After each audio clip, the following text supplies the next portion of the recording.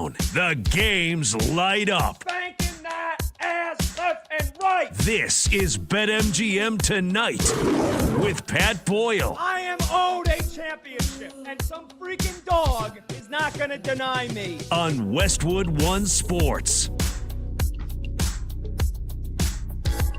Hey, welcome on in to a Wednesday night hump day edition of BetMGM Tonight here on Westwood One Sports. He's Brett Evans. I'm Pat Boyle. And we are brought to you by BetMGM. Make it legendary. Download the app today. Please gamble responsibly. We're with you every Monday through Friday, 6 to 11 p.m. Eastern, and you can watch the show live on YouTube. Just search BetMGM Tonight and hit that subscribe button. You can watch the show live on Twitter at BetMGM Tonight. And you can listen to the program on the Westwood One Sports app, the Odyssey app, SiriusXM Channel 375, and hundreds of local affiliates throughout North America. The talk and text line to join the show is 310-840-4910. You could call, you could text 310-840-4910. Brad, right out of the gate here, we are on no watch. We've got some potential history here on the line as Dylan Cease has made it through 8 no-hit innings right now as the Blue Jays lead the Giants 9-0 in the top of the ninth. Dylan Cease 3 outs away. It looks like the Blue Jays are going to let him finish it off. He's got 8 innings pitched, obviously no hits, no runs, 3 walks, 11 strikeouts. He's thrown 115 pitches. And in case you're wondering, 2 things. 1, yes, Dylan Cease has thrown a no-hitter before. He's going for his second. He threw one 2 years ago, almost to the date, July 25th, 2024, when he was on the Padres. Threw on a no-no against the Nationals. Threw 114 pitches in that one. The other question to answer, yes, there's been 1 no-hitter so far this season, a combined no-no by the Astros against the Rangers back on May 25th, so just over a month ago. That was Tatsuya Imai, Steven Okert, and Alimber Santa who finished it off for Houston. So this would be the first solo no-hitter this year. It would be the second no-hitter of Dylan Cease's career. But, Brad, 114 pitches. I mean, it's not like he's never thrown one before. Do you just let him ride this out here if you're Toronto? Because we've got a bigger debate to get to, no matter how this thing finishes out, as to how we handle starting pitchers nowadays. But as of this moment, I'm not seeing any updates on my phone that they are planning on pulling him. I don't see anybody in the Blue Jays bullpen. Checking social media. Looks like Dylan Cease has a chance to throw a no-hitter here in the next 15 minutes. What a start to this Wednesday night show. Yeah, and the Jays right now are padding their lead as well. It's already up to 10-0 right now as George Springer and Vladdy Daddy went back-to-back with jacks, and they finally got an out with Dalton Varsho flying out to left. But, thank goodness that Dylan Cease has got to get a chance, got to get the opportunity to close this sucker out and maybe log the second no-hitter of his career. And he's a guy that is firmly entrenched right now in the AL Cy Young conversation. We're going to have a little bit more of a debate and breakdown on some of the awards in the AL and the NL a little bit later on tonight's program. But, the odds for him at BetMGM, if he were to polish this sucker off, are probably going to slice on down. He was at decent plus money earlier in the day to take home that coveted honor, but he could be, the ultimate favorite if he does log this no-no. Against a somewhat downtrodden San Francisco team. The Giants have been playing better. They've been hitting better. But today, their bats absolutely ice cold. They're by the bay at Oracle Park. So Dylan Cease get it done. 115 pitches, back in the 1960s and 70s. It'd be like, that was just a random Tuesday for our 4th or 5th starter. Bob Gibson would be like scoffing at that. He goes, man, I would just do that in batting practice on a random day during the week in between starts for a guy that consistently went 150, sometimes 175, maybe upwards of 200 innings or pitches in an inning in a game, I should say. Nolan Ryan, of course, famously had like a 200 pitch game at one juncture in his career. So, the magic number that we always talk about, 100 pitches. Oh, God, if our guy goes by and his arm, it's just going to self-destruct. It's going to melt instantaneously. If he goes 101, 102 pitches, we can't hold that line. We can't, play with our food and risk major injury to such a young, talented arm. But this is Dylan Cease. A veteran's been around the block. He's got a number of 100-pitch games. He's already eclipsed 110, I think, in at least one start earlier this season. So a $115 with history on the line, heck yeah, he should get every chance and every opportunity to finish this sucker off. So, yes, we are only 3 outs away from a true no-hitter spun by a single pitcher, the first one possibly of this season. So I can't wait for the final 3 outs to ultimately roll out here there by the bay, and hopefully he will make history in short order. Yeah, 310-840-4910 if you'd like to join for the no-hitter watch. Dylan Cease, 3 outs away, and as Combs puts in our show chat here, and I got it on now as well, he's on the bench. Nobody's talking to him. I did see somebody briefly come over and talk with him. They had a sweatshirt on, so I don't know if that was an assistant coach or a Blue Jay player that isn't in the starting lineup today. But now they're showing him he is on the bench, as stoic as you could possibly be, awaiting one more out to get back on the mound. There's 2 outs in the top of the 9th. Blue Jays up 10-0. And again, Dylan Cease going for his second career no-hitter, second no-hitter this season in baseball, first solo no-hitter here in 2026. And you mentioned how great of a season Cease is having. This is, when you look at this year that he's having here, and this is his first with Toronto. Remember, he was big acquisition in the offseason for the Blue Jays, pitched the last couple of years for San Diego, guy that started his career with the White Sox and always had that all-star potential. And I believe he was an all-star in 2022. That was his best season of his career when he made 32 starts and had a 2.20 ERA. Since then, again, flashing of the brilliance. He's got the strikeout stuff, but he hasn't had an ERA under 3.4 in the 3 years since. This year, he's looking like an all-star. He's looking like one of the best pitchers in baseball. You mentioned he's in the race for the AL Cy Young Award, a 2.56 ERA coming into this game with 148 strikeouts in just over 100 innings. So one of the best strikeout artists in baseball, top 3 in Major League Baseball. So not a big surprise that it's Dylan Cease who's doing it. Again, he's thrown a no-no before. So can he finish it off? I would say the fact that a lot of the times you're in this position for the first time, Brad, you would think, all right, the nerves might get to him. He's already done it before. Right. What's a second no-hitter to a guy that's already thrown one? So this really would be the cherry on top of what has been one of the best first halves in baseball for any pitcher across Major League Baseball. It would be history for him again. And you mentioned it would thrust him right near the top, if not to the top, of the Cy Young Award race in the American League. And as I say that, we've got the final out in the top of the 9th, and Cease is coming out to try to finish off this no-hitter. Yeah, and let me give you the updated odds currently at BetMGM. This is real time, folks, because these have adjusted somewhat significantly here over the course of the afternoon as this start by Dylan Cease has unfolded on the brink of history, 3 outs away from really the first true no-hitter of this Major League Baseball season. Your boy Cam Schlittler is still the leader of the AL Cy Young race at plus 125, but Cease before the start today was at plus 275 on BetMGM.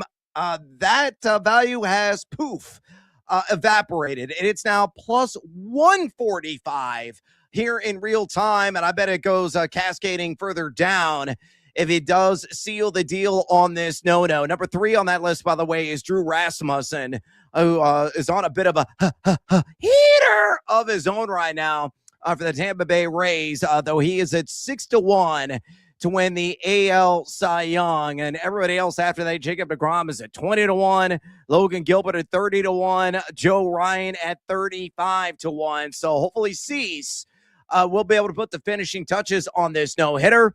And we'll give you instantaneously the odds update on our friends there at BetMGM. I think he's probably going to jump your boy Schlittler to have that lead in the AL Cy Young race. It really is a start-by-start basis. These odds that we have seen just, flying all about and changing in a snap of a finger, 2 shakes of a lamb's tail. And this is just another case here with Dylan Cease on the brink of history. I mean, well, look, don't get me wrong. Throwing a no-hitter is incredible. It's history. It's, there's been a couple hundred of them in the course of Major League Baseball history. Actually, let me look that up. I know there's only been 24 perfect games? Yeah, 24. That's right. 24 official perfect games in Major League Baseball history. 327 no-hitters thrown in Major League Baseball history, including both the regular season and postseason. So here we go. Cease is out, and he's looking to make it 328, looking to make it the second of his career. He's 3 outs away, and he's got the top of the Giants' order to deal with. So Helio Ramos is the first one to greet him, and he immediately throws a first pitch strike. But look, isn't that a bit of an overreaction? Like, don't get me wrong, no-hitter's great. Cease, he's having a great year. But and I believe what you're saying, Brad. If he finishes off this no-hitter, he probably becomes a Cy Young favorite just because of one start. Oh, and the no-hitter's gone. It's gone. Yep. Gives up a base hit to Ramos. Base hit up the middle to Ramos, and there you go. The no-hitter is gone. So, hey, we got 11 minutes of our show all juiced up and hyped up about Dylan Cease and a no-hitter, and he made it 3 outs away. But there you go. Helio Ramos gets a base knock to begin the inning, and that's going to be it for Cease. 118 pitches, I believe, is the final tally. Just shy of his second career no-hitter, but, I mean, an incredible start nonetheless. Look, whether or not he threw the no-hitter or not, again, we're talking about one start. Him and Schlittler have made about 17 or 18 starts each. So one, even if it was a no-hitter, that would just, that alone, one performance, one start propels him to the top of the odds. Like, the baseball writers at the end of the year, are they going to say, well, Schlittler might have had a better ERA, might have more strikeouts, might have more wins, or might have more innings pitched, but hey, Dylan Cease threw that no-hitter. He's the Cy Young. Like, isn't that kind of crazy, don't you think? Oh, yeah, it's 100% crazy. There's no question about it. But, I mean, you look at prisoners of the moment, and, oftentimes in sports, we certainly are. Whatever grabs the headlines, can sway opinion in the snap of a finger. And that could be the case today with Dylan Cease, but, maybe the next start he goes out there and he absolutely gets shelled, he gets rocked, gives up like 7-8 earned runs, and all of a sudden the pendulum swings back the other way. So, that's something, take with the entire mine of salt, not just a grain of salt, but the entire mine of salt when you're thinking about wagering on some of these awards markets, because, when those standout performances do occur, whether you're a pitcher vying for the Cy Young, maybe a hitter vying for the MVP, or possibly, let's say, the home run title, you could bet on that as well right now at our friends at BetMGM. Whatever happens that night that garners, all the attention that's out there, that's a big, bold, and blackface on the headlines on your screen. People then, just instantaneously go to the sports book and they wager on that player, and they do become the prisoner of the moment. Sometimes it can pay off. Sometimes can absolutely blow up in your face. Now, Cease obviously did not seal the deal, secure the final 3 outs of the game. As Helio Ramos did get that single up the middle, but still an outstanding performance nonetheless, with the 8 innings pitched, the 11 strikeouts, the 1 hitter over that duration. Hopefully, the bullpen's not going to absolutely melt, and he's going to get an easy win as well. I mean, he got a 10-run cushion here, but he's still going to be in the conversation as we get to the dog days of the summer with your boy Cam Schlittler. It's really a 1A, 1B race right now to win that coveted honor in the AL Cy Young. So Schlittler may have the advantage in WAR, may have the advantage because he is a New York Yankee, so he's got the New York market. They're the front runner right now in the wild card race in the AL, with the Rays leading the division. But ultimately, I think Cam Schlittler will probably get it. But if Cease just continues to mesmerize and post consistent quality starts down the stretch, It's going to be a pretty split ballot, I would imagine, for the AL Cy Young honor. So this thing is long from over.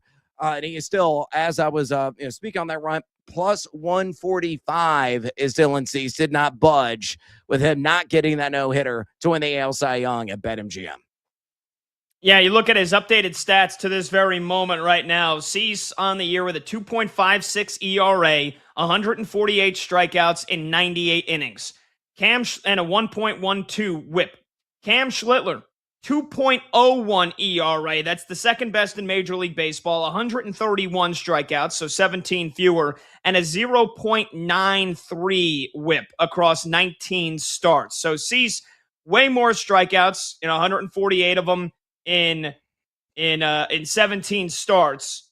Which, how many innings is he up to on the year? Again, 98 and a third and 148 strikeouts. Schlittler, meanwhile, he's up to 112 innings with 131 strikeouts. So again, outside of the K department, Schlittler is dominating. I mean, he's far superior in every category. So I just, if you want to talk about prisoner in the moment, the fact that he started today, it was a plus 250, and now he's plus 145. Yep. His odds have halved, and he's nearly the favorite for the Cy Young. I think that's crazy. But again, a near no-hitter. The Blue Jays bullpen does finish it off. They win it 10-0.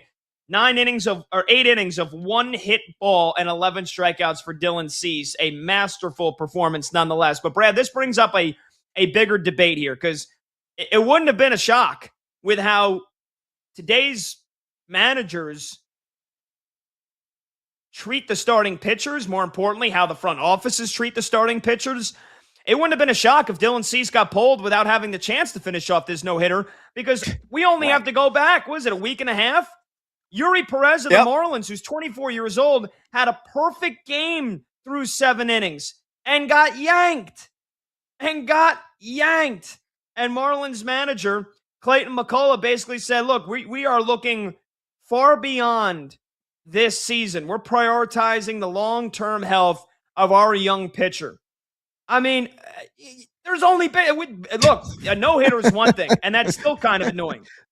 Right. Yuri Perez had a perfect game. We've only seen 24 of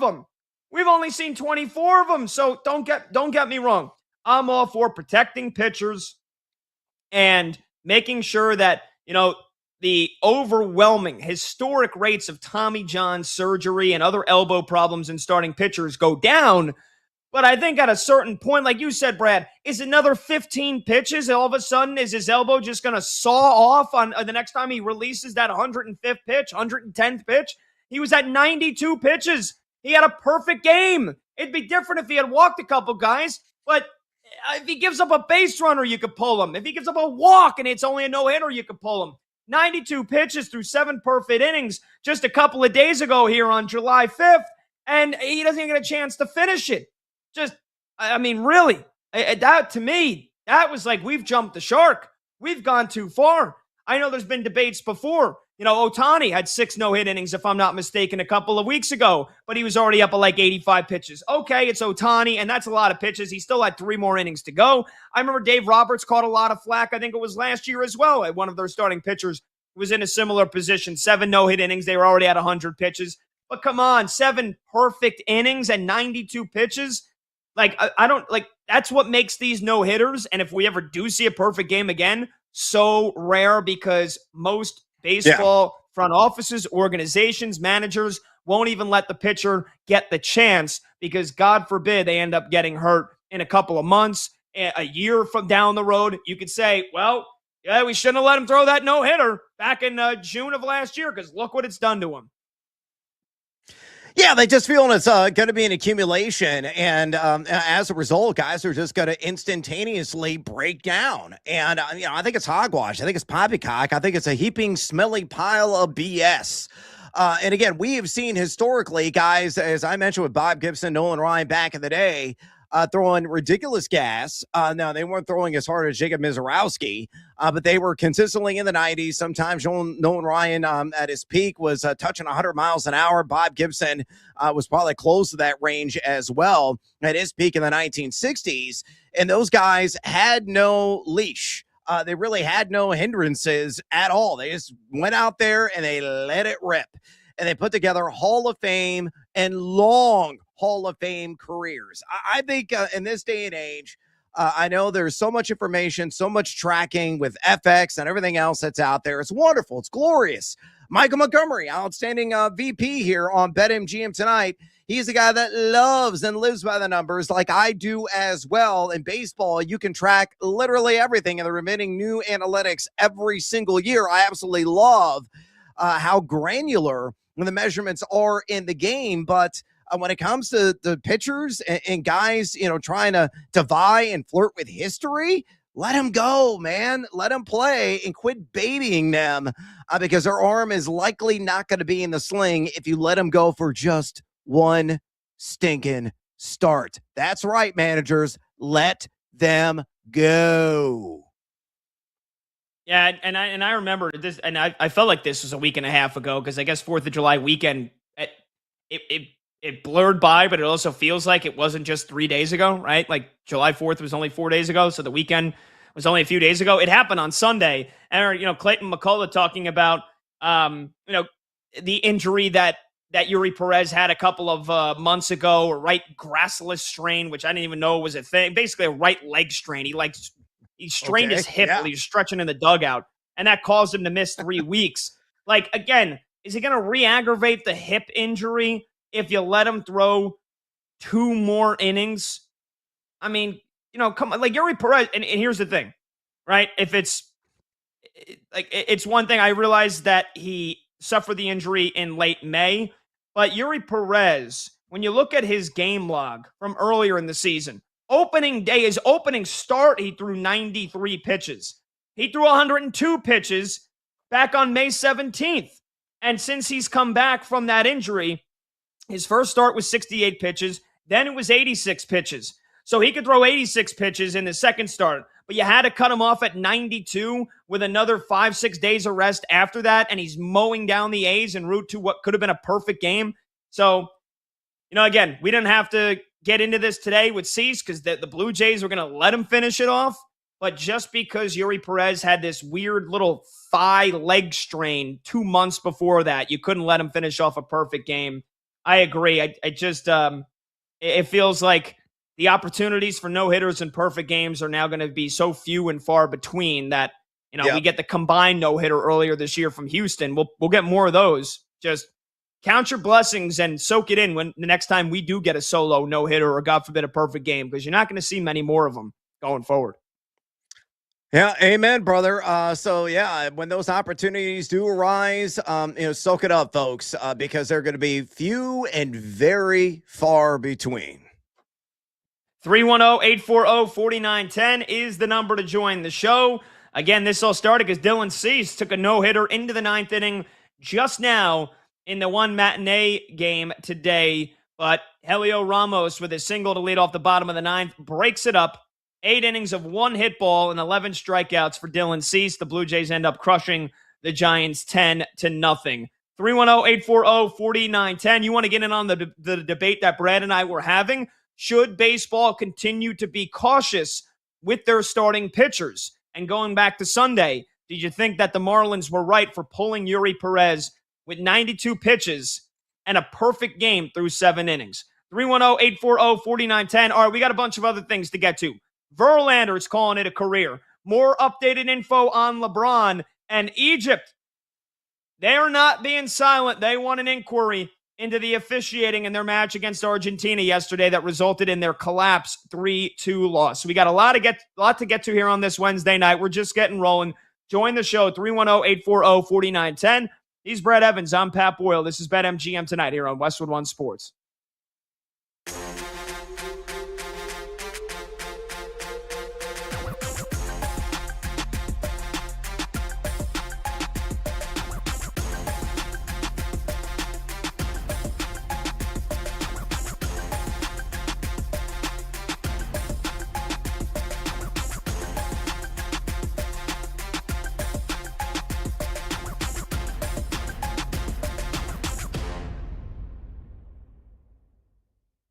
Philly is the spot. Go. play as a part of a true championship caliber lineup when Embiid is healthy. A true championship caliber lineup with Maxey and Brown and Edgecombe and, again, caveat being that he's healthy, Joel Embiid. But if he doesn't choose to go to Philly, what does he really think he has a chance to win in Cleveland or Miami? Let's be honest with each other here, LeBron. You're not winning a championship in Cleveland or Miami. You're just going there for the vibes, for the narrative, for the storybook ending, for the rainbows and unicorns, for the farewell tour, all of that. That's the only reason you're going to Cleveland or Miami at this point. If the real top three, as Shams just said, are Cleveland, Miami, Philly, there's only one of those three options that gives you a legit shot at making a run to a title in your final year. And it has to be Philly. And if he doesn't choose the Sixers, we all have to ask the question, does he really care? Or does he just want to have some fun in his last year and ride off into the sunset? And if all he wants to do in his final year is just have a little fun and ride off into the sunset, then what's the point of it anyway?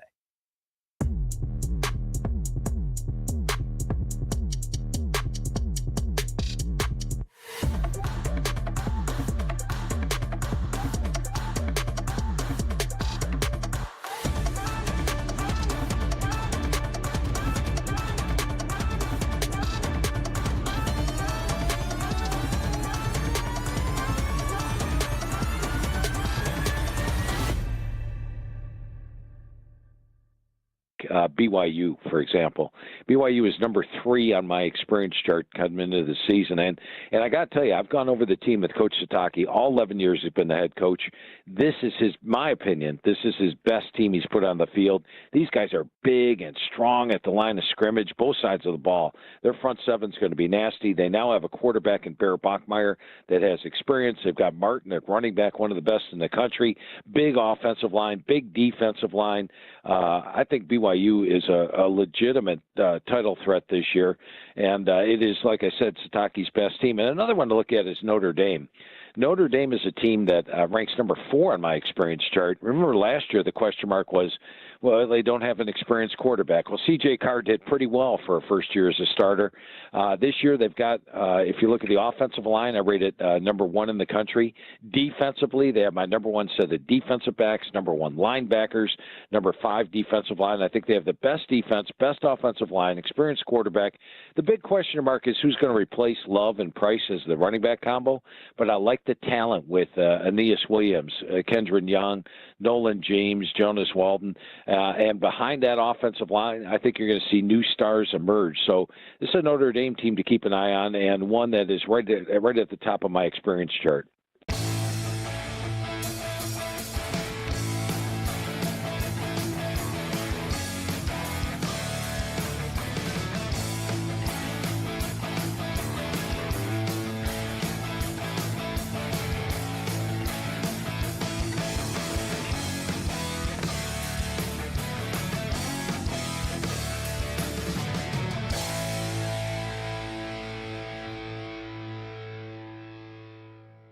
Talked about this the first time. Without Caitlin Clark, there is no 19 million people tuning in for a WNBA game on a Sunday afternoon in the middle of June. There isn't. I'm sorry. That's no disrespect to every other player in the league, and there's a lot of good players in the WNBA.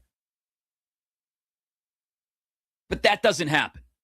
And if that doesn't happen, then you don't get the new TV contracts. And if you don't get the new TV contracts, you don't get the revisions to the CBA that allow you to get paid what you justly and rightly deserve based on the money you're generating for the league. Without Caitlin Clark, none of that happens.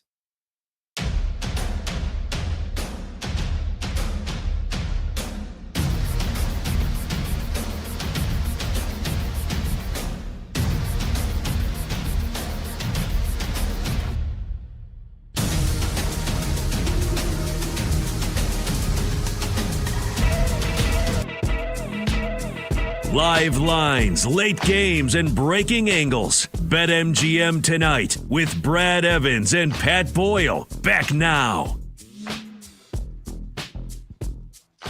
Alrighty, welcome on back.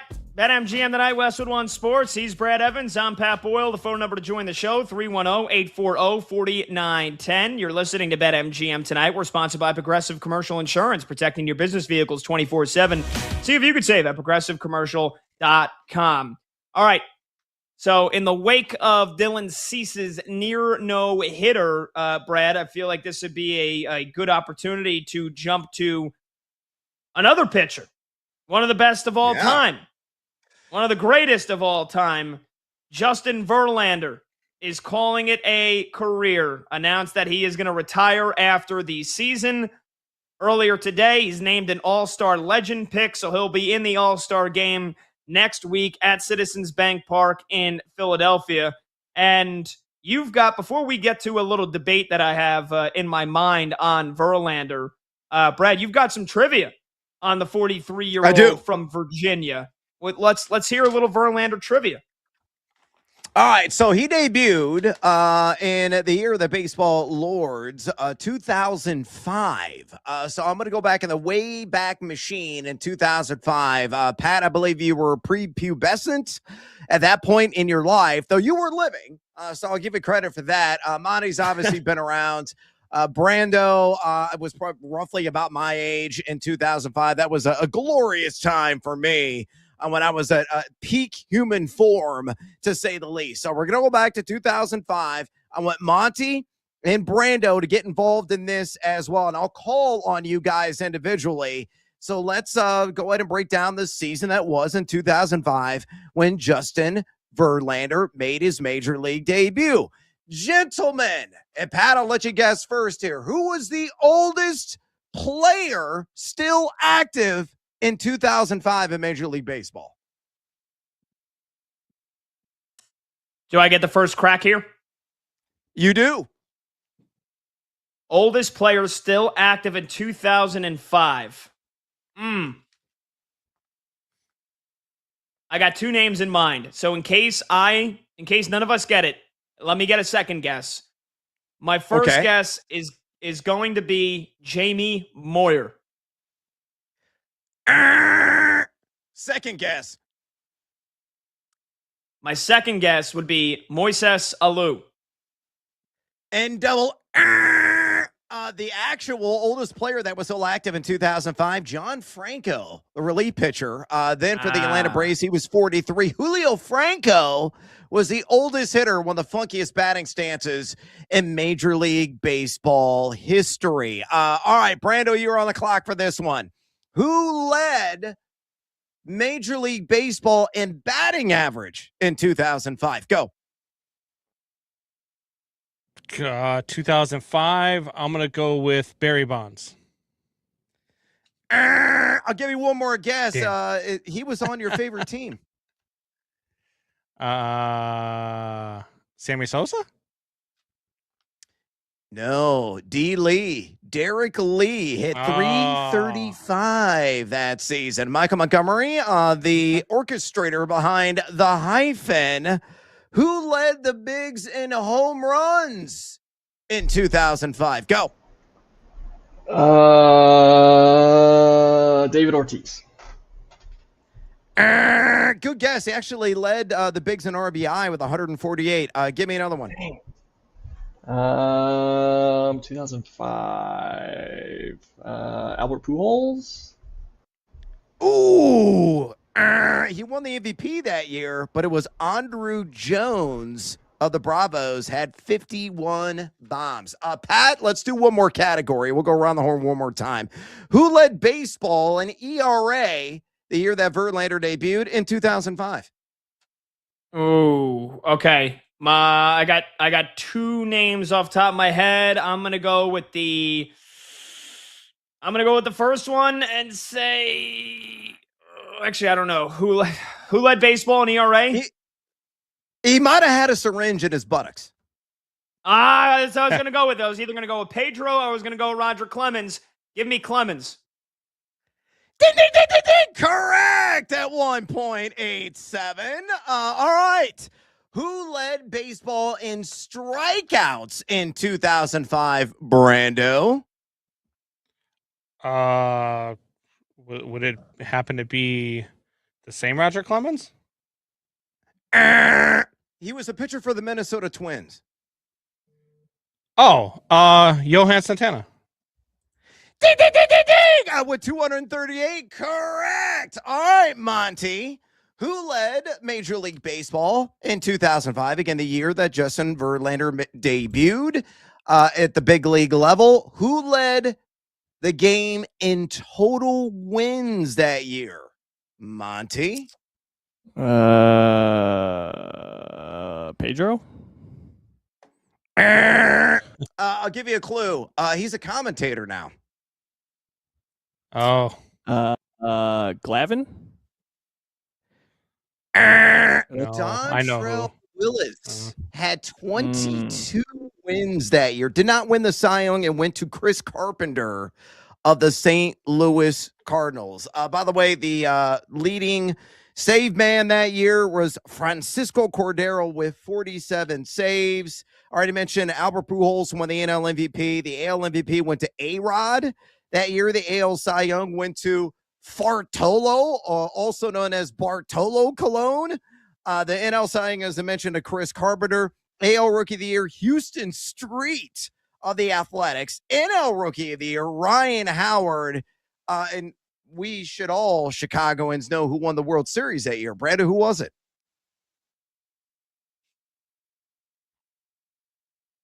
I'm sorry, what was the question one more time? Who won the World Series? Who won the World Series in 2005? You know this as a Chicago. Yeah, I know. It's the Chicago White Sox. Do you remember who the MVP was of that World Series? Yeah. Well, oh God, I don't know if I remember who the MVP was, but was it Scott Podsednik? No. Oh, good guess. Monty, do you know who the MVP was for that White Sox World Series team in 2005? I do not. I'm pretty sure that never happened.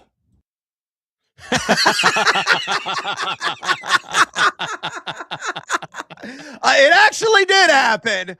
The Pope can verify it. Pat, do you have any idea who the World Series MVP of the Chicago White Sox was in 2005? I don't even know if he was on the team, and I'm just going to say it. AJ Przinsky? No. Jermaine Dye, gentlemen. Yeah. Was your World Series MVP. There you go. Trivia around Justin Verlander and making his major league debut in 2005. Back to you, Pat. Very good. Yeah, so 21 years later, calling it quits. I just want to, quick debate here. We can go around the horn. Combs, Monty, if you guys want to weigh in. Yes or no in 3 seconds or less, or yes or no, and maybe give a brief reasoning why you think yes or no. Is Justin Verlander one of the top 10 greatest pitchers of all time? I say yes. 8th in Major League Baseball history in strikeouts, 3,554. 3 no-hitters, tied for second all-time in MLB history.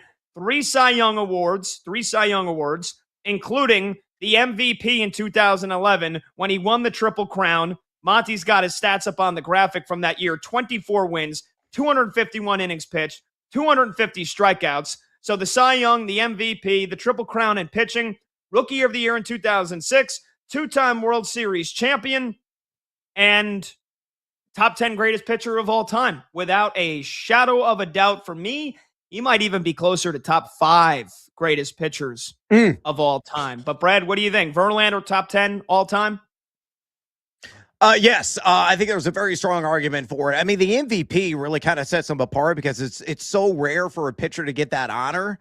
And who knows when we're going to see the next pitcher hoist that kind of hardware, especially with the Cy Young award that's doled out every single year. Getting lost on Baseball Reference, like his Hall of Fame standards are just off the stinking charts. The average Hofer has a Hall of Fame standard score of 50. His is at 56. And every other measurement that's out there, it's definitely well above the average for a Hall of Fame level pitcher. So, yeah, he's a first ballot Hall of Famer and a guy that I think is going to be in the conversation. And he would certainly get my vote to be top 10 starting pitcher of all time. and a guy that's absolutely owning it off the field as well. Hi, Kate Upton. Oh, yeah. That's right. And let's go to Combs. Combs, 10 seconds or less. Is Justin Verlander one of the 10 greatest pitchers in baseball history? Yes or no? Absolutely not. Top 20, not top 10. Wow. That's rough. That's a hot take. We'll debate later. We will. Monty, 10 seconds or less. Verlander, one of the 10 greatest pitchers of all time. Yes or no? I think so. Okay. He thinks so. I got beef with Monty. I got beef with him. Because he's throwing. We got Let's Go Streaking coming up next. Monty is he's a hater. I thought he was on my side. Everything Colby Marcio said about you yesterday is false, Monty. I'll explain why I got beef when we come back. We'll do some streaking. And also, question for you. You can call, you can text 310-840-4910. Is Justin Verlander one of the 10 greatest pitchers of all time as he sets for retirement at the end of this season? And I think the big question is, does he pitch again the rest of this season? He's on the 60-day IL right now, for those of you wondering. He only made one start. It was one of the first games of the year, and he's been battling a hip and hamstring injuries ever since. So he's on the 60-day IL. He's the Legends pick for the All-Star game, not going to pitch in it. The question is, do we see Verlander pitch one more time in his career? But also, is he one of the top 10 greatest pitchers of all time? You can call, you can text 310-840-4910. We're going to go streaking when we come back. He's Brad Evans. I'm Pat Boyle. This is BetMGM tonight on Westwood One Sports.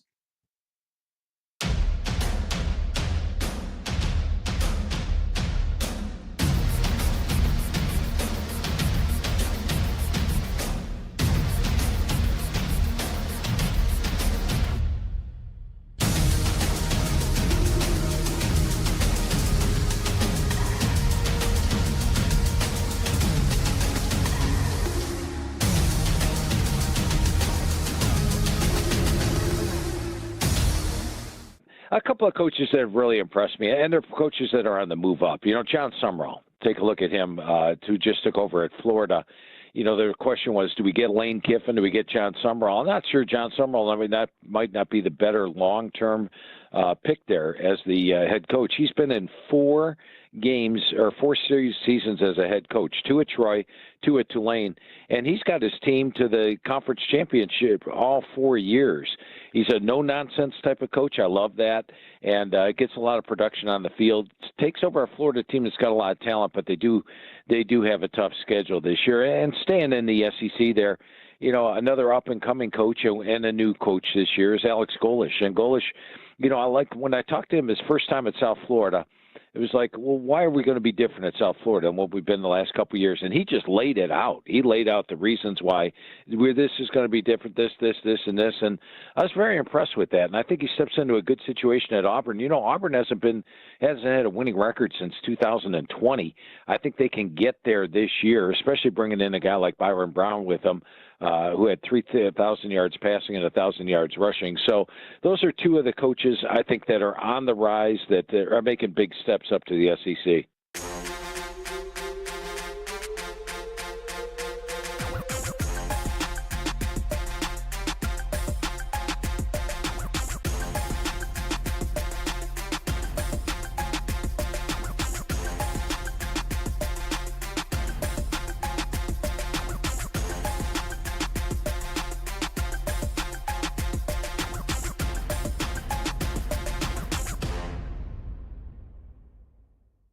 There's a team that made a big stride in the transfer portal. I don't know if it's going to be playoff stride, but a big stride, you'd have to look at Oklahoma State. And Oklahoma State's a team that last year was just absolutely miserable. They had one of the worst seasons ever. They're at 1-11 in conference play. They were minus 134 yards per game. And what they did is they went out and basically brought in North Texas's offense, which was potent last year. They bring in Drew Restamaker at quarterback, Caleb Hawkins, a 1,400-yard rusher, the receiving core from North Texas last year, and a bunch of we've got about 30 players coming in from North Texas, and of course, head coach Eric Morris. So I think you'll see a big jump from them.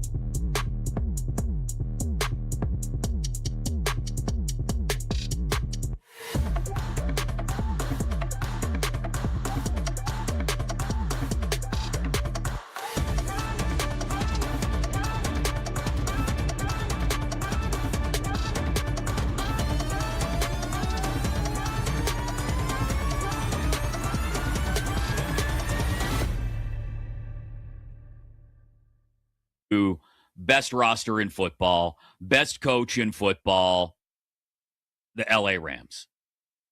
They're the favorite to win the Super Bowl for a reason. And not like a slight favorite.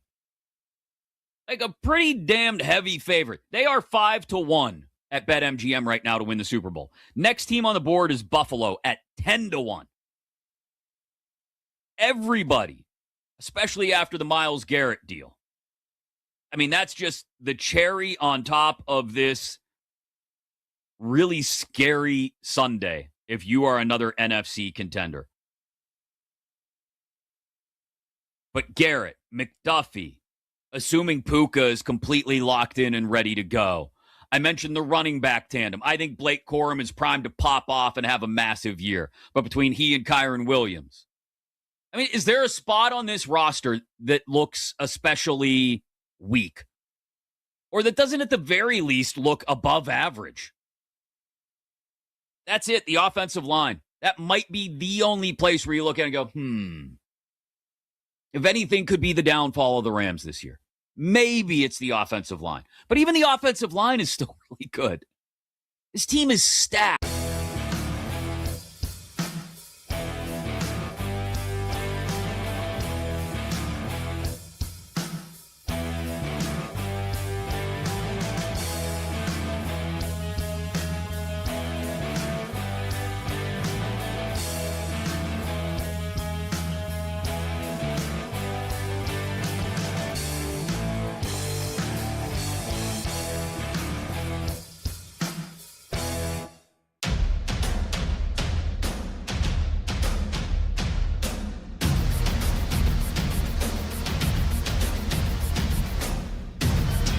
Red Zone Energy, real-time reaction. BetMGM tonight with Brad Evans and Pat Boyle rolls on. Welcome on back, BetMGM tonight, Westwood One Sports. He's Brad Evans, I'm Pat Boyle. The phone number to join the show is 310-840-4910. Looking to take your MLB action to the next level this season? Boosted odds are here to crank up every pitch, swing, and home run. BetMGM is hooking you up with your very own MLB Odds Boost token. Just add any MLB bet to your bet slip, activate your Odds Boost token, and lock it in. If your bet hits, you're cashing out with an even bigger payout. All righty. Brad's historic streak came to an end last night. Thank you, Willie Abreu. 15 in a row. The record is solidified, but we'll see when it will be broken. I'm the longest active streaker. And before I get to my beef with Monty, why don't we go ahead and rip it here? It's just past 6:45 p.m. Eastern. Let's go streaking! We won a game yesterday. We win one today, that's 2 in a row. We win one tomorrow, that's called a winning streak. It has happened before. We're good streaking! Yeah! Alrighty, you guys know how we roll by now at this segment. Let's go streaking. We go around the crew. Everybody picks one player that they think will correctly get a hit. I'm the longest active streaker now. 5 in a row. I'm going for 6 in a row. Brad had his record-setting 15 consecutive game streak broken last night. He's looking for a fresh one. Combs, 2 days in a row without getting a hit. He's looking to start a new streak. And Monty is at 2, looking to make it 3 in a row. I'll get to why I got beef with Monty in a second, but I'll start us off here. Give me Shohei. Give me Ohtani. Sometimes you get that and you get nervous. I'm looking. I'm like, ooh, I don't really love any of these matchups. I had one in mind. I had Matt Olson, and then I was like, oh, damn, that game's going to have already started by the time we do Let's Go Streaking. So why not just go to the GOAT? Give me Ohtani tonight against the Rockies. Gabriel Hughes making his first ever big league start tonight for the Rockies. And Shohei led off the game with a home run last night. He had a home run against the Rockies on Monday. I don't need a homer. I just need a hit. Give me a little single from Shohei to get me to 6 in a row.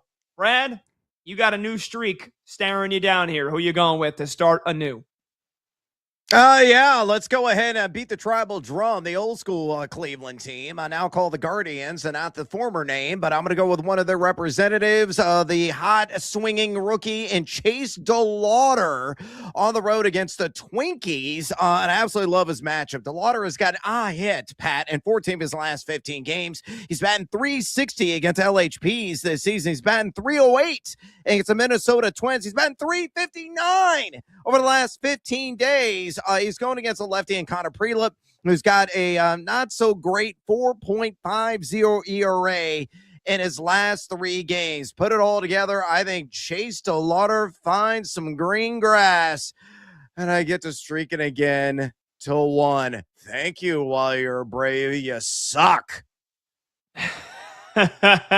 All good things must come to an end. Let's go to Combs. I mean, hopefully his negative streak comes to an end. He's staring down the 3rd straight over. Combs looking to start a new streak. Who you going with, brother?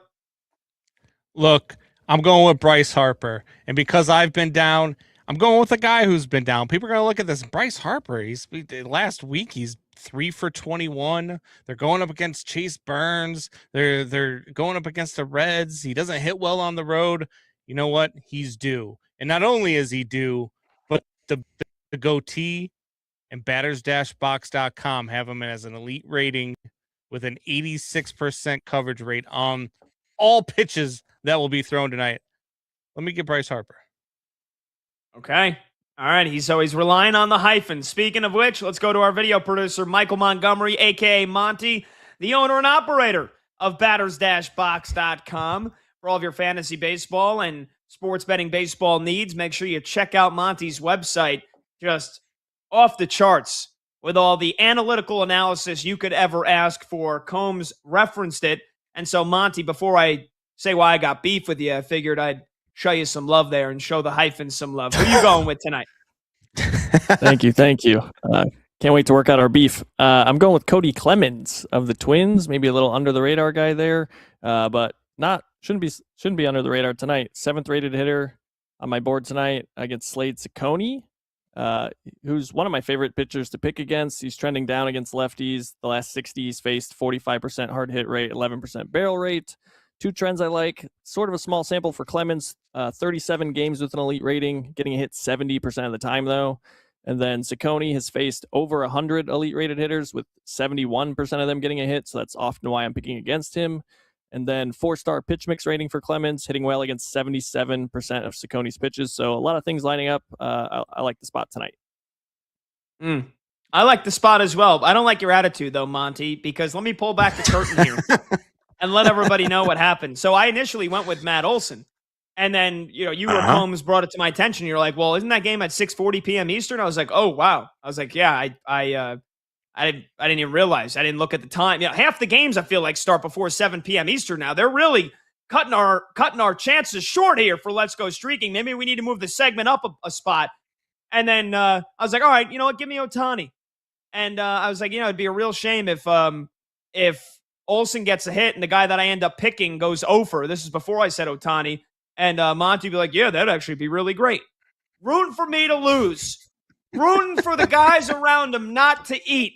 Monty, you got anything to say for yourself? I'm only at 5. Don't worry. I'd be nervous if I were you too. I'm going to catch your streak, but I'm only at 5. You're basically publicly rooting for me to lose. Terrible. I'm a competitive guy. I'm like MJ in The Last Dance, man. That's just how it is sometimes. Oh. Okay, if you don't like it, you don't like it. Well, yeah, I don't like it. I take that personally. You know what, Yeah. Brad? I'm looking at our records since we started this segment. Monty is 42 for 52. I'm 41 for 53. So I am catching up on Monty for the season-long crown for the percentage. All right, we'll talk some football when we come back. This is BetMGM tonight on Westwood One Sports.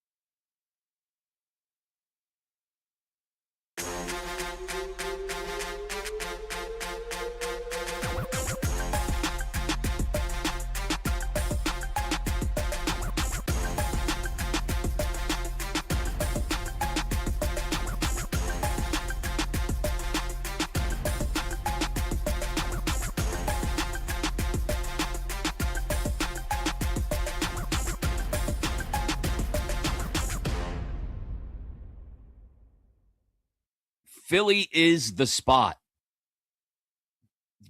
Go. Play as a part of a true championship caliber lineup when Embiid is healthy.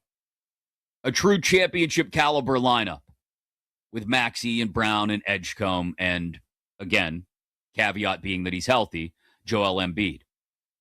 But if he doesn't choose to go to Philly, what does he really think he has a chance to win in Cleveland or Miami? Let's be honest with each other here, LeBron. You're not winning a championship in Cleveland or Miami. You're just going there for the vibes, for the narrative, for the storybook ending, for the rainbows and unicorns, for the farewell tour, all of that. That's the only reason you're going to Cleveland or Miami at this point.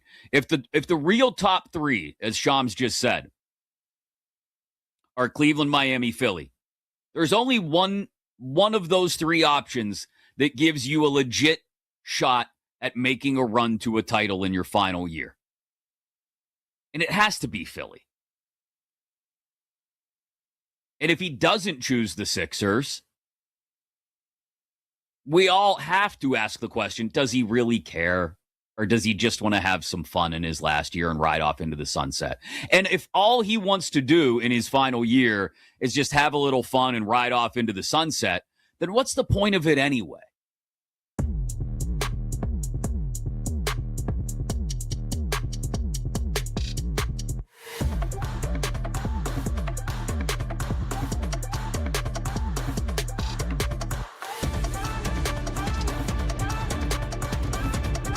Day shuts down. The games light up.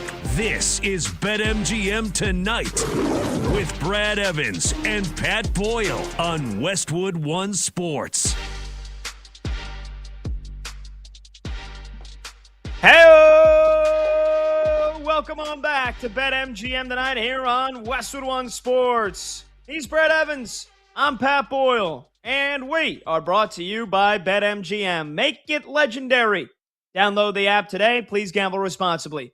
Hour number 2 of this Wednesday night extravaganza kicks off right now, and you can watch the show live on YouTube. Just search BetMGM Tonight and hit that subscribe button. You can watch the show live on Twitter at BetMGM Tonight, and you can listen to the show on the Westwood One Sports app, the Odyssey app, SiriusXM, Channel 375, and hundreds of local affiliates throughout North America. The talk and text line to join the show, 310-840-4910. Fun first hour. We were on no-no watch as we came on the air as Dylan Cease headed out to the mound for the 9th inning with a no-hitter intact. He was looking for his second career no-hitter. It got immediately broken up to begin the 9th inning by Helio Ramos. Still an incredible performance, one that has launched him right next to Cam Schlittler of the New York Yankees as the two favorites for the AL Cy Young Award. And then we got into Justin Verlander retiring at the end of this season. He only pitched one game. It was in the first week of the season. He might not pitch again the rest of this year with the Detroit Tigers, but I say he's a top 10 pitcher of all time. One of the greatest pitchers that we've ever seen in the history of the game. Certainly one of the greatest pitchers I've ever watched.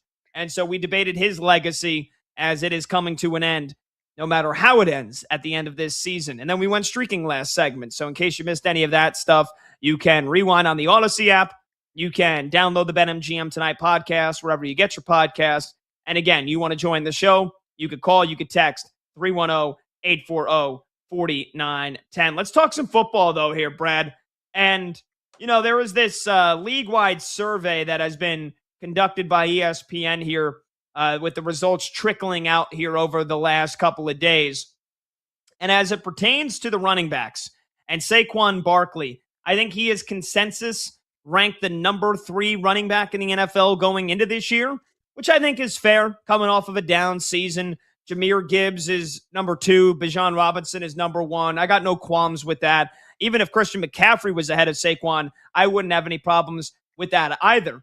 But, you know, a quote that continues to be making the rounds today is that you have an anonymous NFL coordinator, shocking, they're anonymous, but an anonymous NFL coordinator saying that Saquon Barkley, quote, tends to need things perfectly set up for him. End quote. And that's a bit harsh on the surface. Yeah. But I'll ask, Brad, what running back doesn't need things? Maybe not perfectly set up for them, but at least what running back doesn't need things set up for them? Because let me remind you how terrible the Eagles' offensive line was last year. And it was the same offensive line basically as 2024 when they won the Super Bowl, and Saquon had one of the greatest running back seasons you could ever imagine. But also, Jalen Hurts had a down year. A.J. Brown had a down year. And, Kevin Patullo, who was a moron of an offensive coordinator and was one and done in Philly. If I had to guess who that coordinator was that said that about Saquon, it would probably be Kevin Patullo. And now they've got a new offensive coordinator coming in here in Sean Mannion. And Saquon widely expected to have a bigger impact in the Eagles' passing game here this year. But yeah, it's no surprise Saquon had a down year last year. I don't know, Brad, is that comment too harsh that Saquon tends to need things perfectly set up for him? Or do you think that's fair?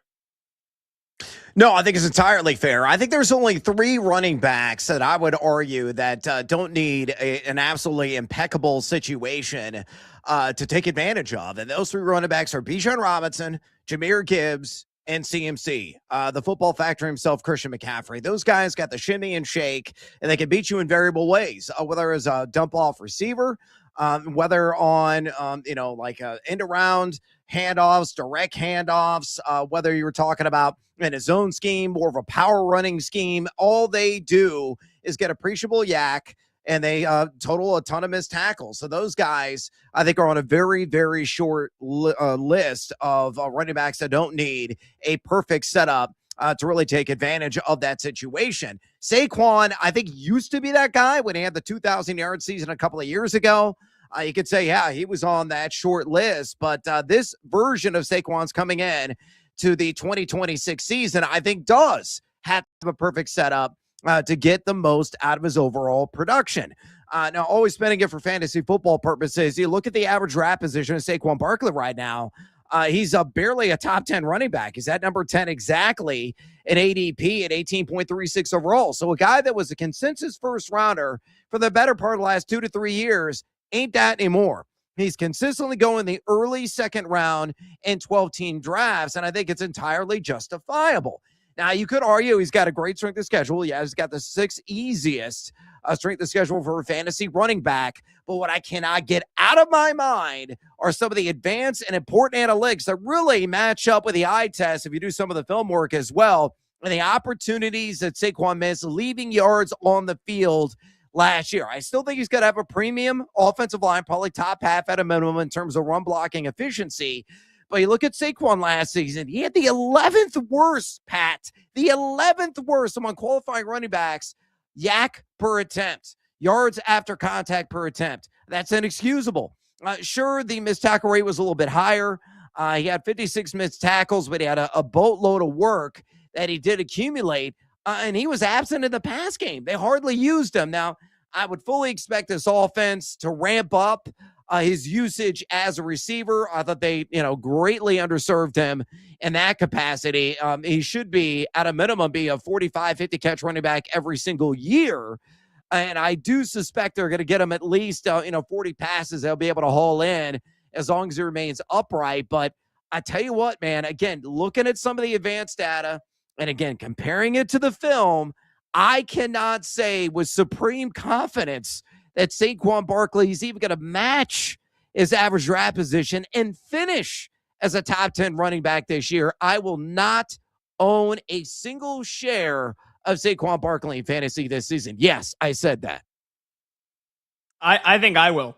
And I think he's going to have a big bounce back season. I think, again, you put a lot of running backs behind that Eagles offensive line and in that Eagles offense last year, and just about every single one of them would have struggled. Even Bijan Robinson, even Jahmyr Gibbs, CMC, I don't care.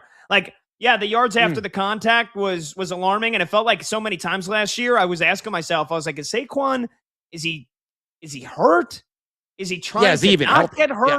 It almost looks like he was playing it very safe. I'm not going to risk trying to get an injury here. It's a long season, coming off of the long season that they had last year, winning the Super Bowl, Saquon having an amazing year. But again, I was looking back at some of the numbers, and you mentioned the analytics, the deeper than the stats. Against the Giants, where it looked like he was finally like, all right, that's the Saquon from last year. First touch of the ball game, 65-yard touchdown run, and he hit 21.7 miles per hour. That was as fast as any run that he had in 2024. So I think that, people are maybe asking throughout last year and at the end of last year, oh, is Saquon, it's a guy that's almost 30 years old now, running back shelf life, not that long in the NFL. Is he starting to lose it? Is he starting to hit that cliff? No, I think it was a perfect storm. I think that, again, everybody across the board on that Eagles offense collectively took a step back. And when the pass game wasn't working, the run game became very predictable. The play calling was as vanilla and predictable as it could possibly be. Kevin Patullo, again, how much of a moron that guy is. Like, I'm not an NFL coordinator.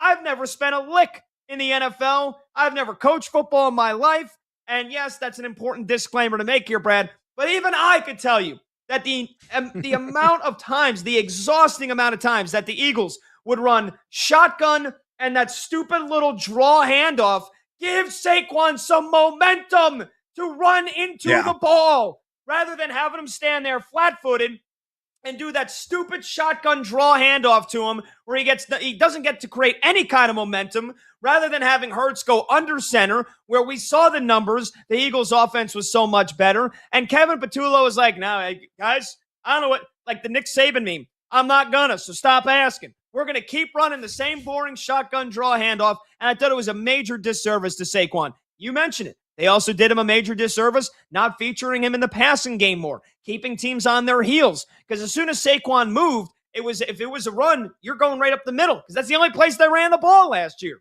So I think he's due for a big bounce back year because I don't think Sean Mannion, the new offense coordinator, can be any worse than Kevin Patullo was. I think Hurts is going to have a big bounce back season. And we know that A.J. Brown is no longer on this team. So is it addition by subtraction? I'm not sure that that's the case, but there is not going to be a receiver that is making a distraction if he doesn't get 10 to 12 targets per game. So I think all those factors combined, Saquon will have a big bounce back year. I would be fine taking him in the first round of a fantasy draft. I would be fine taking his season-long over. Again, a guy that in the last couple of years has proven he can stay healthy, where he was frequently injured with the New York Giants. I think Saquon's going to have a big bounce back year this year, and I'd be snatching him up if I'm number 9 or number 10 overall in my fantasy draft. Yeah, you're going to be a man of one, and you're going to be all alone on that island. So have fun. And I would love to have a guy like you in my league because I played a lot of auction or salary cap formats. So, I go ahead and start the bidding. Saquon Barkley, $25. And I'm one of those imbeciles that automatically jumps the bid up to what I think it should be ballpark where it goes. So if somebody throws that Saquon Barkley at 25, I'll jump it immediately at 35 or 40. To get people to bid because a lot of people go, one more dollar, 41, 42, 43, going once, going twice. I would love to have somebody like you in that kind of format because I would steal all your money because you're going to be overspending on the services of Saquon Barkley. Now, you could be right. Maybe Sean Mannion is going to feature him a little bit more. Maybe they get creative with this offense. I just cannot get out of my head how awful he was in terms of beating that first man and the yards after contact per attempt. He has got to get to that magic number, probably 40, 45 receptions, and maybe he will. But the other downside with this Eagles offense is Jalen Hurts. I think he severely regressed last year. The adjusted completion percentage, a lot of the completion percentage numbers verify that belief.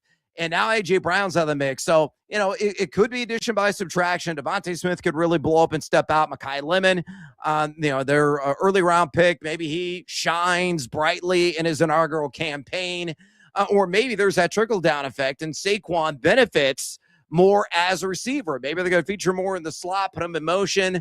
They have got to get creative because right now they're not playing chess. They've been playing checkers. So Sean Mannion, make sure you get in the lab and cook up some meaningful plays for Saquon Barkley because otherwise Pat is going to be living in the gutter in his fantasy league all season long. Well, I'm not, like I said, I'm not going to jump to draft Saquon 5, 6, 7, 8 spots. What's his average draft position? I think we were talking about it before the segment. 14? Close to 15. So you're talking early second round in round 2. But if you are that high on Saquon, let's say hypothetically, Pat, you're in a 12-team league. You are gifted the number 12 picks. They got back-to-back in a traditional snake draft. You're going to spend one of those 2 picks, 12 or 13 overall, on Saquon Barkley in a single quarterback league? Yes or no? Yes, without a doubt. Without a doubt. Okay. I'm expecting a big bounce back season. So you also don't think Jalen Hurts is very good. So let me ask you a broader question here. Do you think the Eagles are a playoff team this year if you don't like their quarterback's chances and you don't think the running back is as highly rated as perhaps I do? Yeah, I think they're going to be a playoff team. Are they going to win the division? I think that's definitely up for debate. I think Dallas is going to be damn good, man. I think Dallas is, dramatic improvements in defense are really going to unleash that team. And they're going to have what I feel is the best offense in that division. Washington's going to be the dregs of the keg, and your beloved New York Giants are going to be somewhere in the middle. But I think Dallas is taking the division, though I do believe Philadelphia will be a wild card team. They do have the 12th easiest overall strength of schedule. My buddy Mike Clay there at ESPN's got the Eagles projected for 11 wins this season. I'm buying that. They're probably going to be a 10 or 11 win team. But again, I still feel Dallas is going to best them by a single game. Jerry Jones, this could finally be your year. And if it's not, well, you're just going to get more and more wrinkly by the day, which you certainly are. 310-840-4910. Are you buying into a big bounce back season for Saquon Barkley this year? I say yes, and I'm looking at average draft position here for fantasy football, Brad. I'm sorry. I'll you could be the first one to point it out and make fun of me if I'm wrong. Amari Hampton's got no business going in front of Saquon. I think James Cook shouldn't be going ahead of Saquon, and I even think Jonathan Taylor, with the biggest question mark that Daniel Jones is, no matter what Jonathan Taylor's usage rate is, I don't think he should be going in front of Saquon Barkley. That's how highly I think of Saquon. That's how highly I think of Saquon this year. Okay, I'm going to take A, B, and C. Omari Hampton, Jonathan Taylor, and then who else did you throw out? And I just watched PCA go yard, by the way. Cubs up 1-0. Who was the third running back you threw out there? James Cook. James Cook.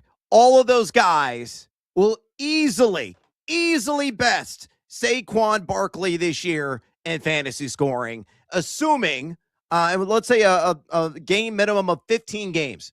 All those guys play at least 15 games. Saquon Barkley is going to be the bottom of the totem pole. We need to get some side action on this. Give me some odds. Wow. Okay. Yeah, I need you in my fantasy league. We got to put together a fantasy league for our show. We'll get everybody in the pool, everybody in the mix. We'll throw in some cash. We'll have some bragging rights. Maybe we'll put a steak dinner on it. And you have to take Saquon Barkley.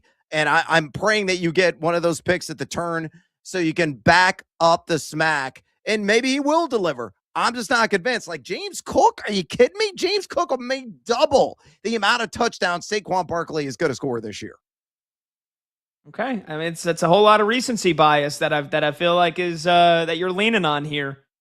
I just feel like it's a whole lot of recency bias. I feel like Saquon is probably going to be somewhere in the middle of 2024 and 2025, which would be a pretty damn good season considering he ran for 2,000 yards in 2024. Last year, 1,140. You split the difference on that. That is just over 1,500 rushing yards. That is the type of season I'm expecting from Saquon Barkley. Really quickly, just because I mentioned him, and we have some headlines on him as well here. Daniel Popper from The Athletic, he was reporting that the pairing of Amari and Hampton, Chargers running back going into year number 2, and their new offensive coordinator, Mike McDaniel, quote, could lead to fireworks, end quote. We saw what Mike McDaniel was able to do with Devon Achane and the Miami Dolphins over the last couple of years here. And we know that Jim Harbaugh likes to run the football. Amari and Hampton had himself a very promising start to his rookie season last year. And then he ended up getting hurt and missed, 7 straight games. Only ended up playing in 9 games total. finished with 545 rushing yards and 4 touchdowns, just shy of 200 receiving yards and a touchdown. So, Brad, judging from what you were debating with me, I think you're thinking Omarion Hampton is going to have a big-time breakout year this year with Mike McDaniel calling plays for the Bolts. He's got a banger of a season, guys. And he's a guy that I'm going to go all in on. Now, I have a keeper league, and I acquired his services in that auction format, I think, for like 24 smackaroos. So he is going to be on my keeper team heading in my draft this season. But every other draft that I'm in, because I play in like 8 to 10 fantasy leagues every single season, I'm going to try to get as many shares, the antithesis of Saquon Barkley, Omarion Hampton, as I possibly can get. Again, with the eye test, with the advanced analytics measurements as well, he was off the charts good. He had a missed tackle rate greater than 20%. He was top 12 in yards after contact per attempt. Again, bottom 12 was Saquon Barkley. They made investments in that offensive line. I think it's going to be a top 10 run blocking unit. I think it's going to be an improved defense. I like the Chargers tremendously this season to really show up and show out. And again, you got Mike McDaniel. Say what you want to say about his stewardship as a head coach, but he is a brilliant offensive mind. I hate how he wears his sweats with one leg up. I think it's kind of silly in general. But the guy just, when he's got a clipboard in hand, the headset on, he can dial up plays that work, especially for the running back position. So Omarion Hampton's going to be heavily featured as a pass catcher. He may catch 50-plus balls this year. He's going to score at least a dozen touchdowns. And I think he is a dark horse candidate to win the rushing title in the AFC. Yes, put me on record for saying that.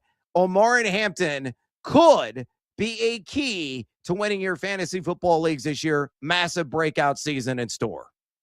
I like Omarion Hampton. I think that's a lot. That is a lot of hype, a lot of expectations. Solely, not maybe solely, but a big reason being that Mike McDaniel is coming in here, and we saw what he could do with Miami. Maybe that is a product more of Devon Achane just being a stud running back than he's good. Just directly translating to Omarion Hampton being one of the top 5 running backs this season, if not top 3 running back. But I like it. It's a bold take. You think I have a bold take for saying that Saquon's going to bounce back and look closer to the 2024 Saquon than last year? We'll see who's right. 310-840-4910, the number to join the show. You could call, you could text. Who do you think has the bigger season? Are you a fan of Omarion Hampton with the Chargers? Do you think Saquon's due for a big bounce back year?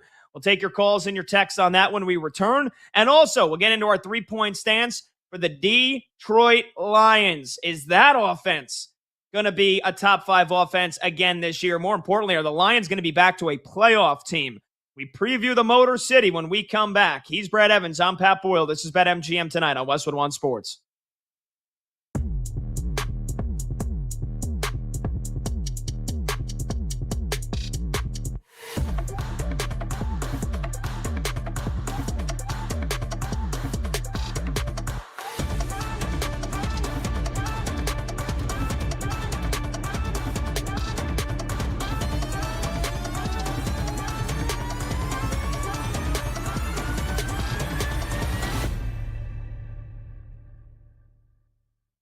BYU, for example. BYU is number 3 on my experience chart coming into the season. And I got to tell you, I've gone over the team with Coach Sataki. All 11 years he's been the head coach. This is my opinion, this is his best team he's put on the field. These guys are big and strong at the line of scrimmage, both sides of the ball. Their front seven's going to be nasty. They now have a quarterback in Bear Bachmeier that has experience. They've got Martin at running back, one of the best in the country. Big offensive line, big defensive line. I think BYU is a legitimate title threat this year, and it is, like I said, Sataki's best team. And another one to look at is Notre Dame. Notre Dame is a team that ranks number 4 on my experience chart. Remember last year the question mark was, well, they don't have an experienced quarterback. Well, C.J. Carr did pretty well for a first year as a starter. This year they've got, if you look at the offensive line, I rate it number 1 in the country. Defensively, they have my number 1 set of defensive backs, number 1 linebackers, number 5 defensive line. I think they have the best defense, best offensive line, experienced quarterback. The big question mark is who's going to replace Love and Price as the running back combo, but I like the talent with Aeneas Williams, Kendron Young, Nolan James, Jonas Walton, and behind that offensive line, I think you're going to see new stars emerge. So this is a Notre Dame team to keep an eye on, and one that is right at the top of my experience chart.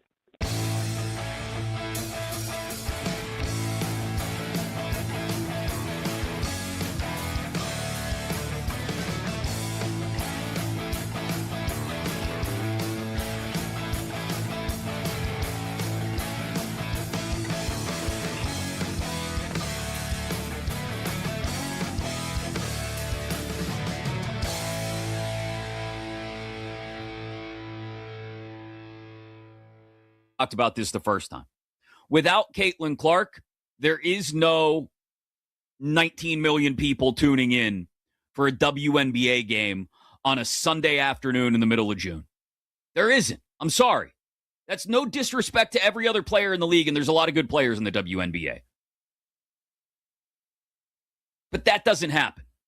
And if that doesn't happen, then you don't get the new TV contracts.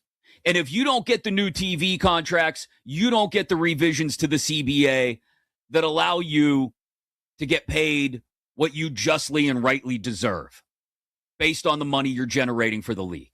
Without Caitlin Clark, none of that happens.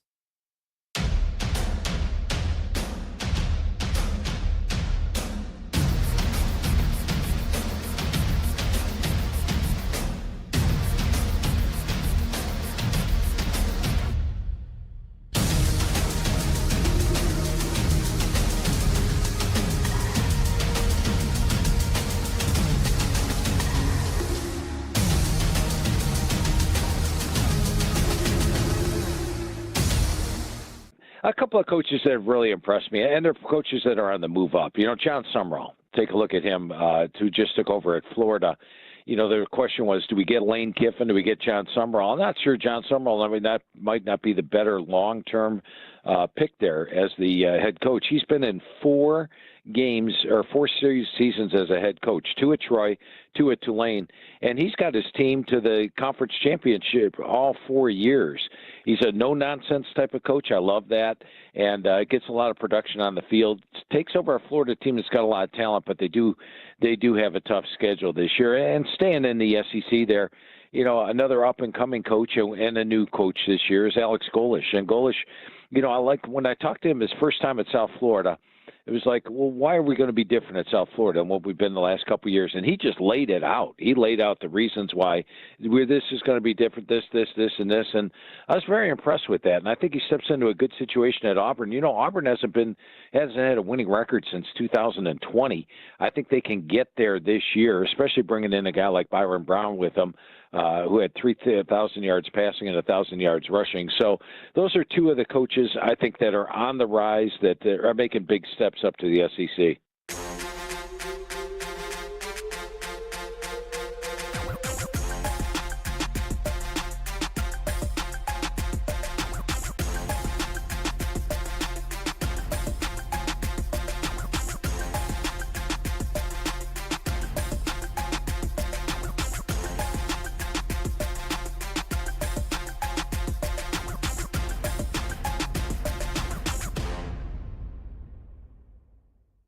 There's a team that made a big stride in the transfer portal. I don't know if it's going to be playoff stride, but a big stride. You'd have to look at Oklahoma State. And Oklahoma State's a team that last year was just absolutely miserable. Lines, late games, and breaking angles. BetMGM tonight with Brad Evans and Pat Boyle. Back now.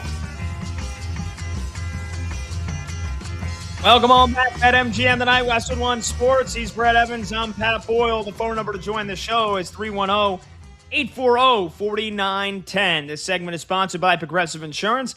Save on commercial auto insurance from Progressive. Get a fast quote at progressivecommercial.com.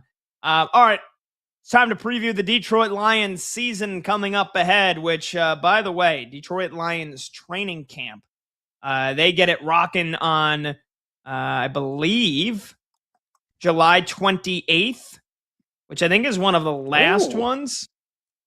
I know that the Seattle Seahawks are the Seahawks are the first with their rookies reporting on the 17th. 9 days from now, we will have a training camp beginning with the Seahawks rookies, and then the rest of them, the veterans, everybody else reports July 24th.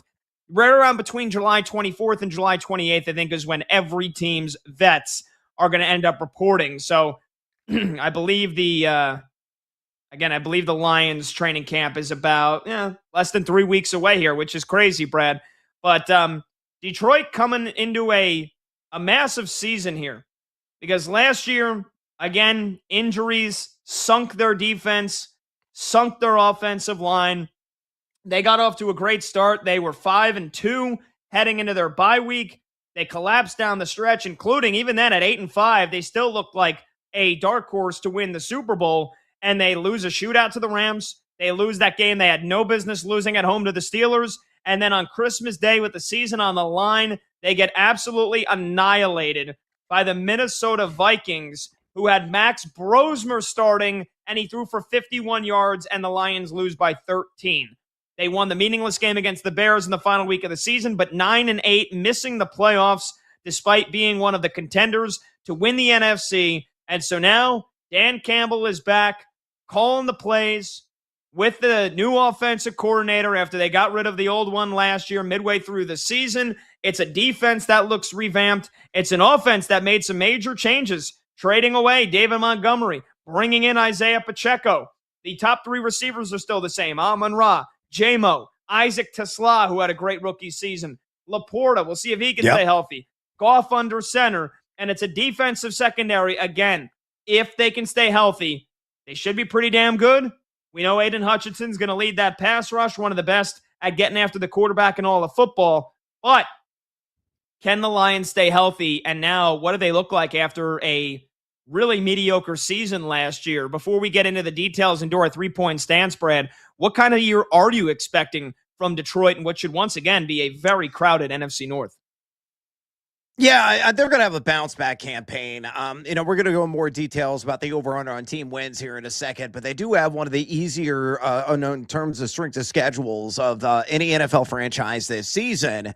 And, when they're at home on that fast track inside Ford Field, they really light up the scoreboard. That operator is sweating and working overtime, to say the least. It's one of the most electrifying offenses in the entire of the NFL, which I never thought I would ever say with a Jared Goff in control franchise, but Goff's been really good. He knows all the intricacies, all the ins and outs of that offense. Amon-Ra St. Brown just accumulates all kinds of catches. Good for like 6, 7, 8 catches every single damn game. J-Mo, Jameson Williams, it was a bit of a roller coaster ride last season, but I thought he took a step forward. His maturation and development overall, and I would expect him to take another step forward this year. I honestly think the key to the offense, it's not Jahmyr Gibbs, who is going to have a banner campaign. No doubt about it. We were talking fantasy football in the last segment. He is firmly in the conversation alongside Bijan Robinson to go number 1 overall in your season-long fantasy draft. I think he's going to have a killer year. A guy that's going to be a legitimate 3-down back. Isaiah Pacheco is going to supplant him probably 6 to 8 times per game. But Gibbs has just got fire in those wheels. And, there's a lot of smoke that comes off the shoes and the cleats every single game with the amount of yardage he gains after initial contact in the open field. It just, takes your breath away, the sprint speed that he possesses. But I think the key to the offense overall is Sam Laporta. I really do. And I'm not saying that because he went to Iowa. That's right, Bunty. He did. Tight end you. But missing Laporta really, I thought, made the offense a little bit more, not one-dimensional, but two-dimensional. And they're more 3D with Laporta on the field. Not only is he an excellent blocker in the ground game, but one of the best sure-handed tight ends in the game overall. If you get back to like an 800-yard, 7-9 touchdown level, I think it will really unlock the full potential of this Lions offense under Petzing overall. So Petzing, I should say, overall. So, I think Detroit is going to be a double-digit win team. They're likely going to be the front runner in the NFC North, but the Bears are going to be breathing down their neck. The Packers are going to be breathing down their neck. I know you love the Packers this season. And I also think Minnesota is going to be better than advertised, man. It is going to be rock 'em, sock 'em, robots in that division, which will probably cannibalize itself this year. Yeah, and that's the thing. The division is going to be so damn good, so damn tough. And as much as I'm not a believer in Kyler Murray working out in Minnesota. Like their defense is still going to be pretty damn good. And Kevin O'Connell, I got a lot of respect for as a play caller and an offensive mind and a head coach.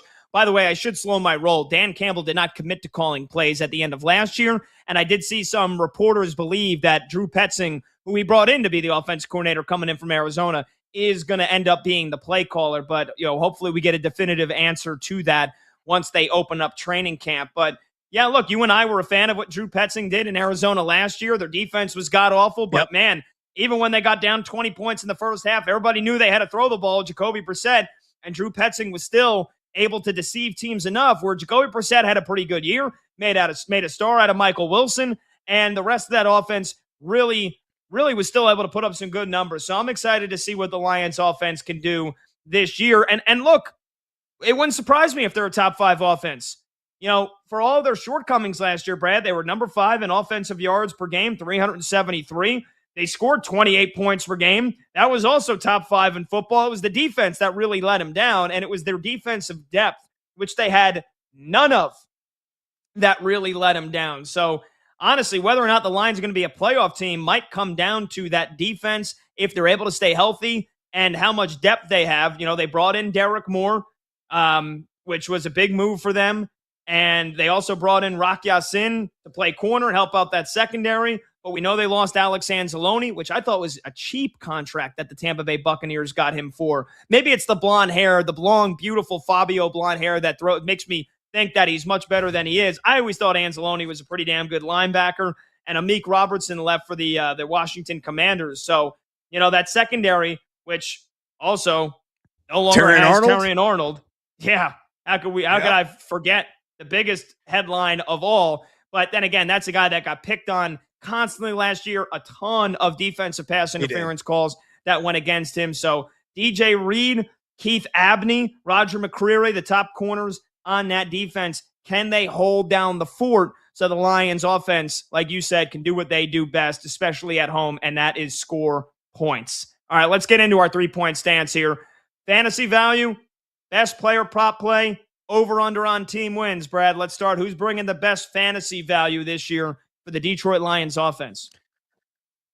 Let's go the beer fuzzy rounds here, fantasy football draft, and go ahead and rev the engine with Isaac Tesla, wide receiver 68, 195.50 average draft position. So again, you're getting him in the wee hours of your annual fantasy football exercise. I know Tesla didn't really do much on the surface last year in terms of the targets per game, only 1.6, but he had 11 red zone targets, and of his 16 receptions that he logged last year, six, a half dozen went for a touchdown. 6'4", so a long drink of water, great high point ability. He's got enough separation, and he's really built the trust inside the red zone with Jared Goff. So he's a guy, I know Sam Laporta missed a large chunk of the season. That's why Tesla really came on strong toward the end, and with Laporta back, maybe he's got to, see some of those red zone opportunities again, but there's legitimate 8, 9, 10 touchdown potential for him. He may not really blast a box score in terms of number of catches overall this season. I think he's going to be lucky to get 50 or 55 grabs with Jameson Williams on roster. And of course, Amon-Ra St. Brown, who is a targets hog. But Tesla at wide receiver 68, a guy you're essentially getting as bench fodder, like a wide receiver 6 or wide receiver 7 in your fantasy draft.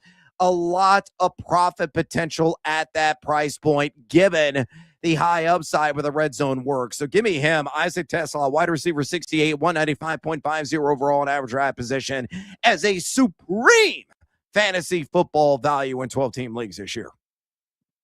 Yeah, I like that. I like Tesla. It felt like he was very trendy for anytime touchdown scorers as well the last couple of weeks of the season, and he came up big with a couple of them. I'm going to go with Jameson Williams.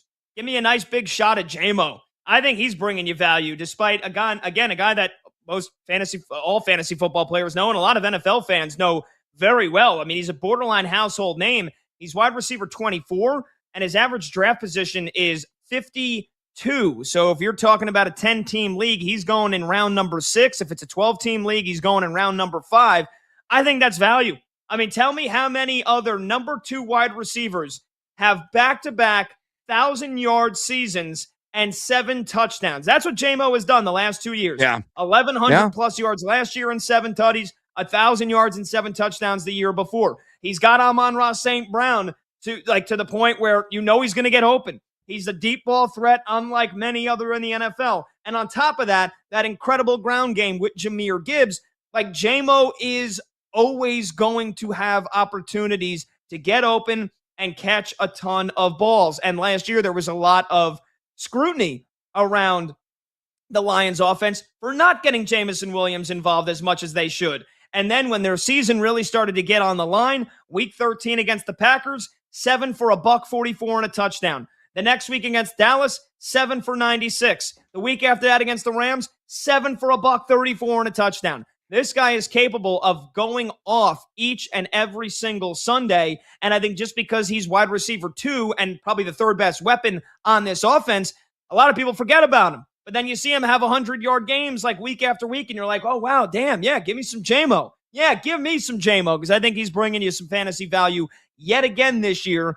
Despite the number of weapons that Detroit has, he is still going to find opportunities, and Drew Petzing has got to be able to draw up plays to get him open. Michael Wilson, who was the wide receiver 2 for the Cardinals, turned into a star because everybody was worried about Trey McBride and Marvin Harrison Jr., and I expect Drew Petzing to have similarly a big year drawing up plays for J-Mo. All right, favorite player prop play of the season for the Lions, Brad, in 2026 for you would be?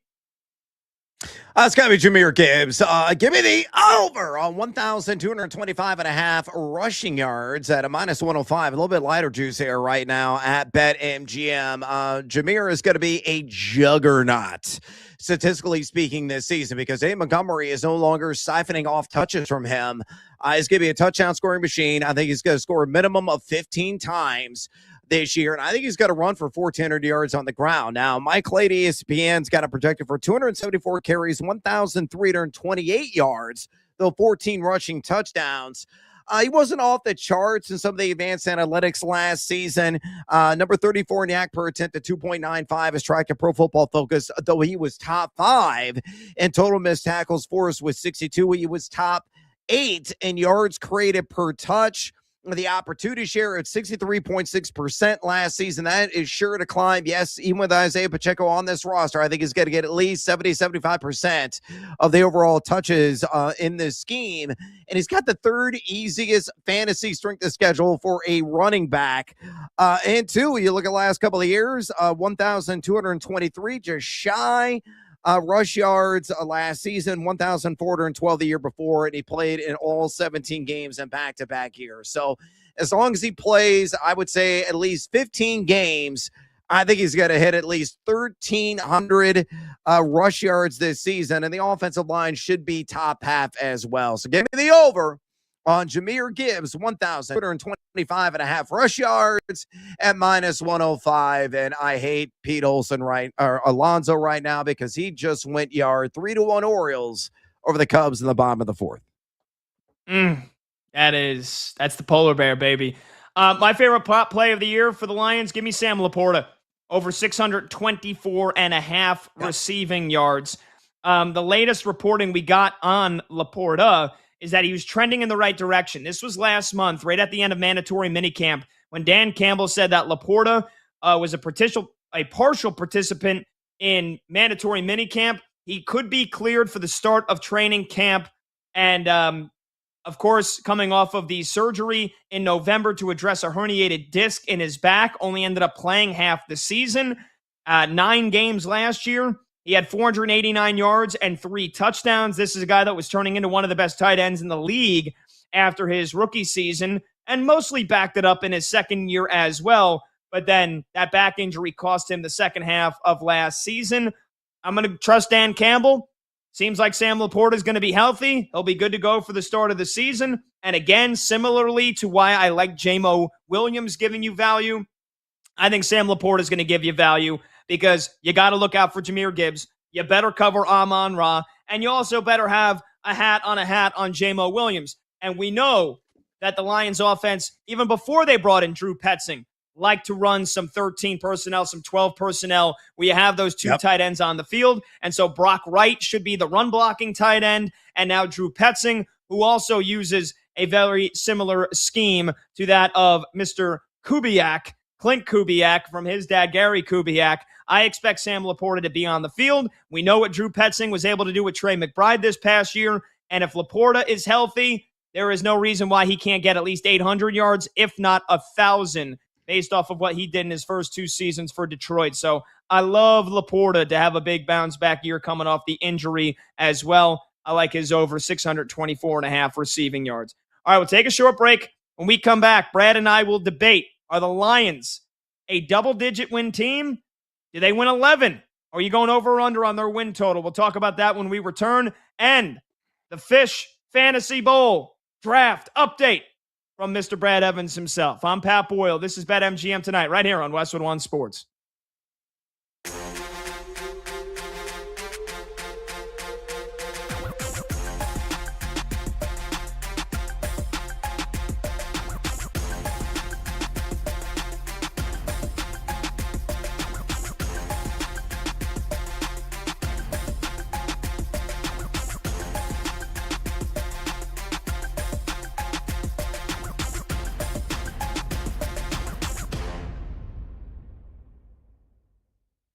Philly is the spot. Go. Play as a part of a true championship caliber lineup when Embiid is healthy. A true championship caliber lineup with Maxey and Brown and Edgecombe and, again, caveat being that he's healthy, Joel Embiid. But if he doesn't choose to go to Philly, what does he really think he has a chance to win in Cleveland or Miami? Let's be honest with each other here, LeBron. You're not winning a championship in Cleveland or Miami. You're just going there for the vibes, for the narrative, for the storybook ending, for the rainbows and unicorns, for the farewell tour, all of that. That's the only reason you're going to Cleveland or Miami at this point. If the real top 3, as Shams just said, are Cleveland, Miami, Philly, there's only one of those 3 options that gives you a legit shot at making a run to a title in your final year. And it has to be Philly. And if he doesn't choose the Sixers, we all have to ask the question, does he really care? Or does he just want to have some fun in his last year and ride off into the sunset? And if all he wants to do in his final year is just have a little fun and ride off into the sunset, then what's the point of it anyway?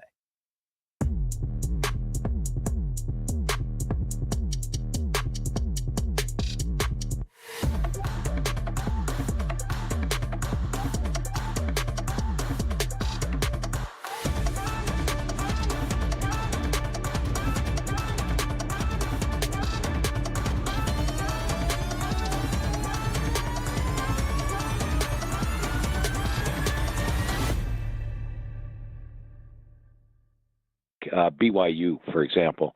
BYU is number 3 on my experience chart coming into the season. And I got to tell you, I've gone over the team with Coach Sataki. All 11 years he's been the head coach. This is my opinion, this is his best team he's put on the field. These guys are big and strong at the line of scrimmage, both sides of the ball. Their front seven's going to be nasty. They now have a quarterback in Bear Bachmeier that has experience. They've got Martin at running back, one of the best in the country. Big offensive line, big defensive line. I think BYU is a legitimate title threat this year, and it is, like I said, Sataki's best team. And another one to look at is Notre Dame. Notre Dame is a team that ranks number 4 on my experience chart. Remember last year the question mark was Well, they don't have an experienced quarterback. Well, C.J. Carr did pretty well for a first year as a starter. This year they've got, if you look at the offensive line, I rate it number 1 in the country. Defensively, they have my number 1 set of defensive backs, number 1 linebackers, number 5 defensive line. I think they have the best defense, best offensive line, experienced quarterback. The big question mark is who's going to replace Love and Price as the running back combo. But I like the talent with Aeneas Williams, Kendron Young, Nolan James, Jonas Walden. And behind that offensive line, I think you're going to see new stars emerge. So this is a Notre Dame team to keep an eye on, and one that is right at the top of my experience chart.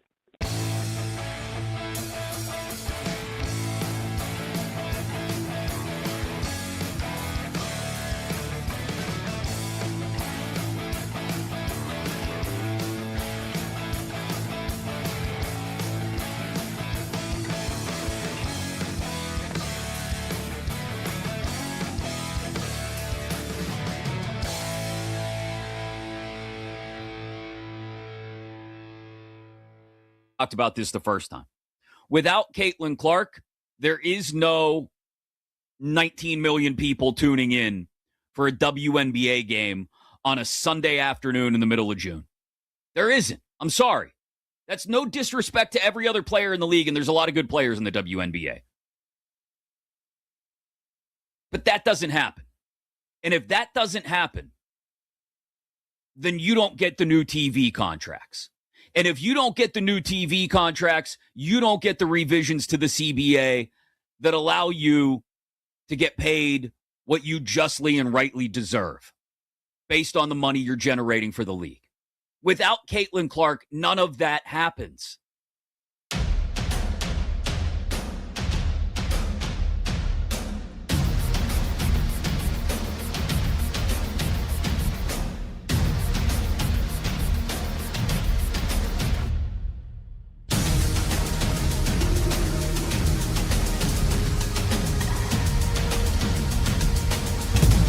Zone Energy, real-time reaction. BetMGM tonight with Brad Evans and Pat Boyle rolls on. Alrighty, welcome on back. BetMGM tonight, Westwood One Sports. He's Brad Evans. I'm Pat Boyle. Phone number to join the show, 310-840-4910. We'll get you some baseball scores and some scoreboard updates at the top of the hour because we're going to talk some baseball as well as we are just a few days away from the All-Star break, the biggest headlines going into the Midsummer Classic and the trade deadline not far behind. But let's finish up our three-point stance here on the Detroit Lions, where we go through every team in the NFL. We're more than halfway through now that we're at Detroit. They were the 17th pick in the draft.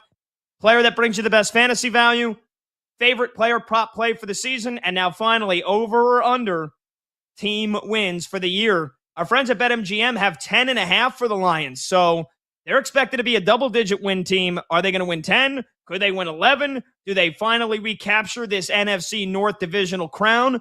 Brad, how boisterous are you on the Lions? Are you going over or under 10.5 wins for Detroit? Oh, we're going to sneak with the over. I think they get exactly 11 wins this season. Mike Clay at ESPN's got them projected for 12, believe it or not, giving them a 66% or greater win probability in 13 games. I think that's a wee bit aggressive, but I do believe they're going to win at least 11. They do have the easiest overall strength of schedule of any NFL franchise, according to Clay. So that's a major plus on their side. A top 10 offensive unit, top 10 defensive unit, even down Terry and Arnold could be addition by subtraction. So put all together, all I need is 11 wins. I think they get exactly that. So I will take the over, though unfortunately at minus odds. Yeah, I'm going to go with the under here, and it's got nothing to do with Dan Campbell. It's got nothing to do with Goff or Jahmyr Gibbs or that. I just don't believe in the defense still. I don't. And, again, I think their offense could be top 5. I think their defense is once again going to be bottom half of the league. You mentioned the strength of schedule. They get to play the Saints at home, the Cardinals on the road, the Dolphins on the road. They get to play the New York Jets. So they play the AFC East. And yes, they play New England and Buffalo, but just as easily they play the Jets and the Dolphins. Again, Cardinals, that should be an easy win. They get to play the Titans at home. There's a lot of gimmies on this schedule. Here's the thing. Their division's tough. And as much as I complain about them, or maybe as I'm a hater on them, Brad, I do think they probably split with the Bears. They'll probably split with the Packers at best, and they'll probably split with the Vikings, like 3-3 in the division. So, again, if they get the gimme wins that they should, they beat the Titans, they beat the Dolphins, the Jets, the Cardinals, the Saints, that gets them to 8. But then they've got some other tough games there. And so for me, it comes down to I'm not a believer in this defense. Aiden Hutchinson is great. I think their secondary, they did some major restructuring. I can't rely on Kirby Joseph to stay healthy. I can't rely on Brian Branch to stay healthy. 10-7, yeah, I could see it. I'll go right under. I think they could be a wild card team, but I don't think 11 wins. Where you're talking about, you're in the elite of the elite. I just don't see the Lions getting there because of this defense. We got about a minute here, Brad. Really quickly, give us an update on the Scott Fish fantasy draft here. You had 2 more picks today. Yeah, PPR against Superflex. I'm picking in the 11th spot in a 12-team draft. I went first round with CeeDee Lamb, then followed with CMC. Then I had to take a quarterback, and I took your boy Jackson Dart, the G-Men, and then I stacked him. And this is high risk, high reward with Malik Neighbors. Too risky? What are your thoughts on that? Oh, boy. Yeah, look, I was freaking out earlier in the year, earlier this summer on Malik Neighbors, having to have the second surgery and, maybe not healthy starting training camp. But it seems like that concern has kind of died down here over the last few weeks. At the end of June, he was apparently at the 80% mark in rehab process. So we'll see. Hopefully we get a definitive update in the next week or two on whether or not he's going to be ready to start training camp. But yeah, I that is high risk, high reward. I love me some Jackson Dart with what he can do running it. And Malik Neighbors, if he's healthy, he's a top 5 receiver. So I like it. You're going big blue. Going big blue right. Rounds 3 and 4. I'm a big fan of that. All right, we'll take a quick break. We'll talk some baseball. When we return, get you a scoreboard update. He's Brett Evans. I'm Pat Boyle. This is BetMGM Tonight.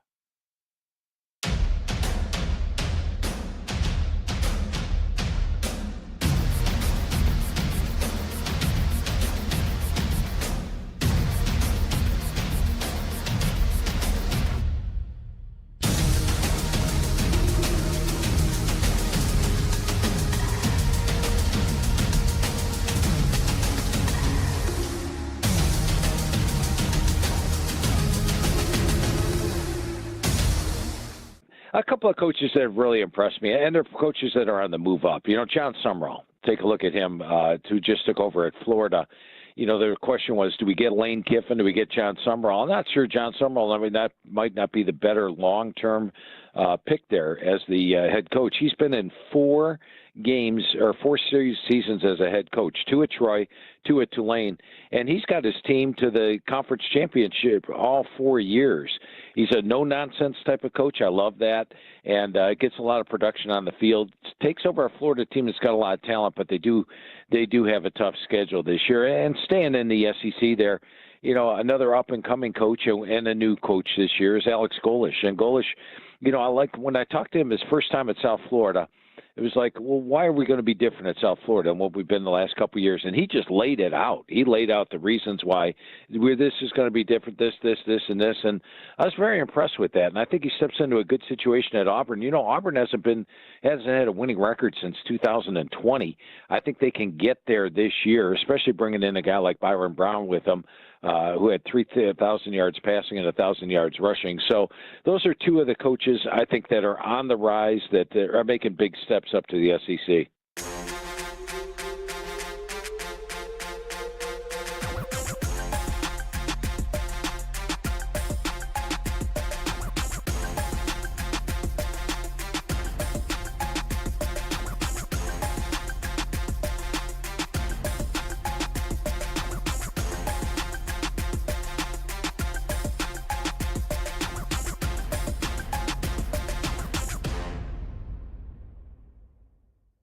There's a team that made a big stride in the transfer portal. I don't know if it's going to be playoff stride, but a big stride, you'd have to look at Oklahoma State. And Oklahoma State's a team that last year was just absolutely miserable.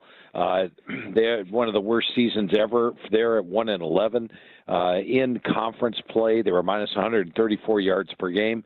And what they did is they went out and basically brought in North Texas's offense, which was potent last year. They bring in Drew Restamaker at quarterback, Caleb Hawkins a 1,400-yard rusher, the receiving core from North Texas last year, and a bunch of we've got about 30 players coming in from North Texas, and of course, head coach Eric Morris. So I think you'll see a big jump from that.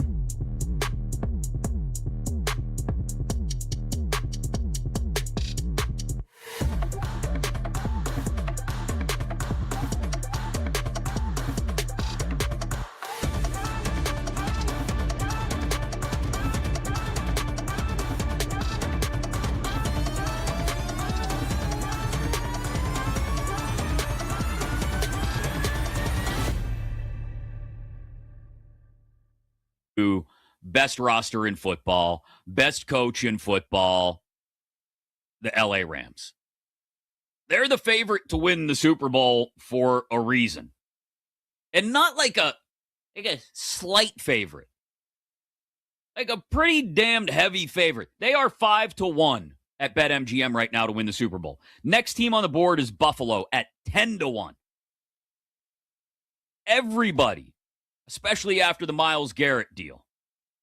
I mean, that's just the cherry on top of this really scary Sunday if you are another NFC contender.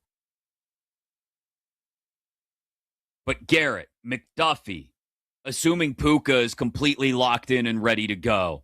I mentioned the running back tandem. I think Blake Corum is primed to pop off and have a massive year. But between he and Kyron Williams, I mean, is there a spot on this roster that looks especially weak?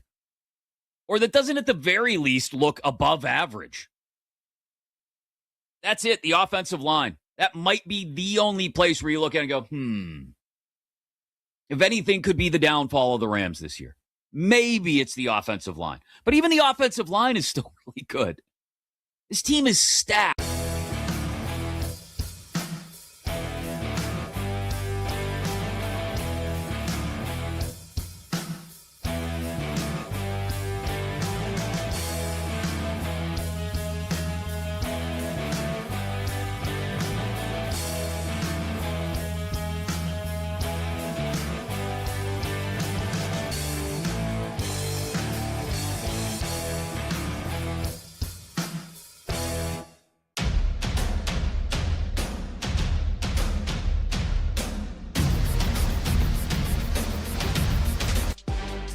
The day shuts down. The games light up.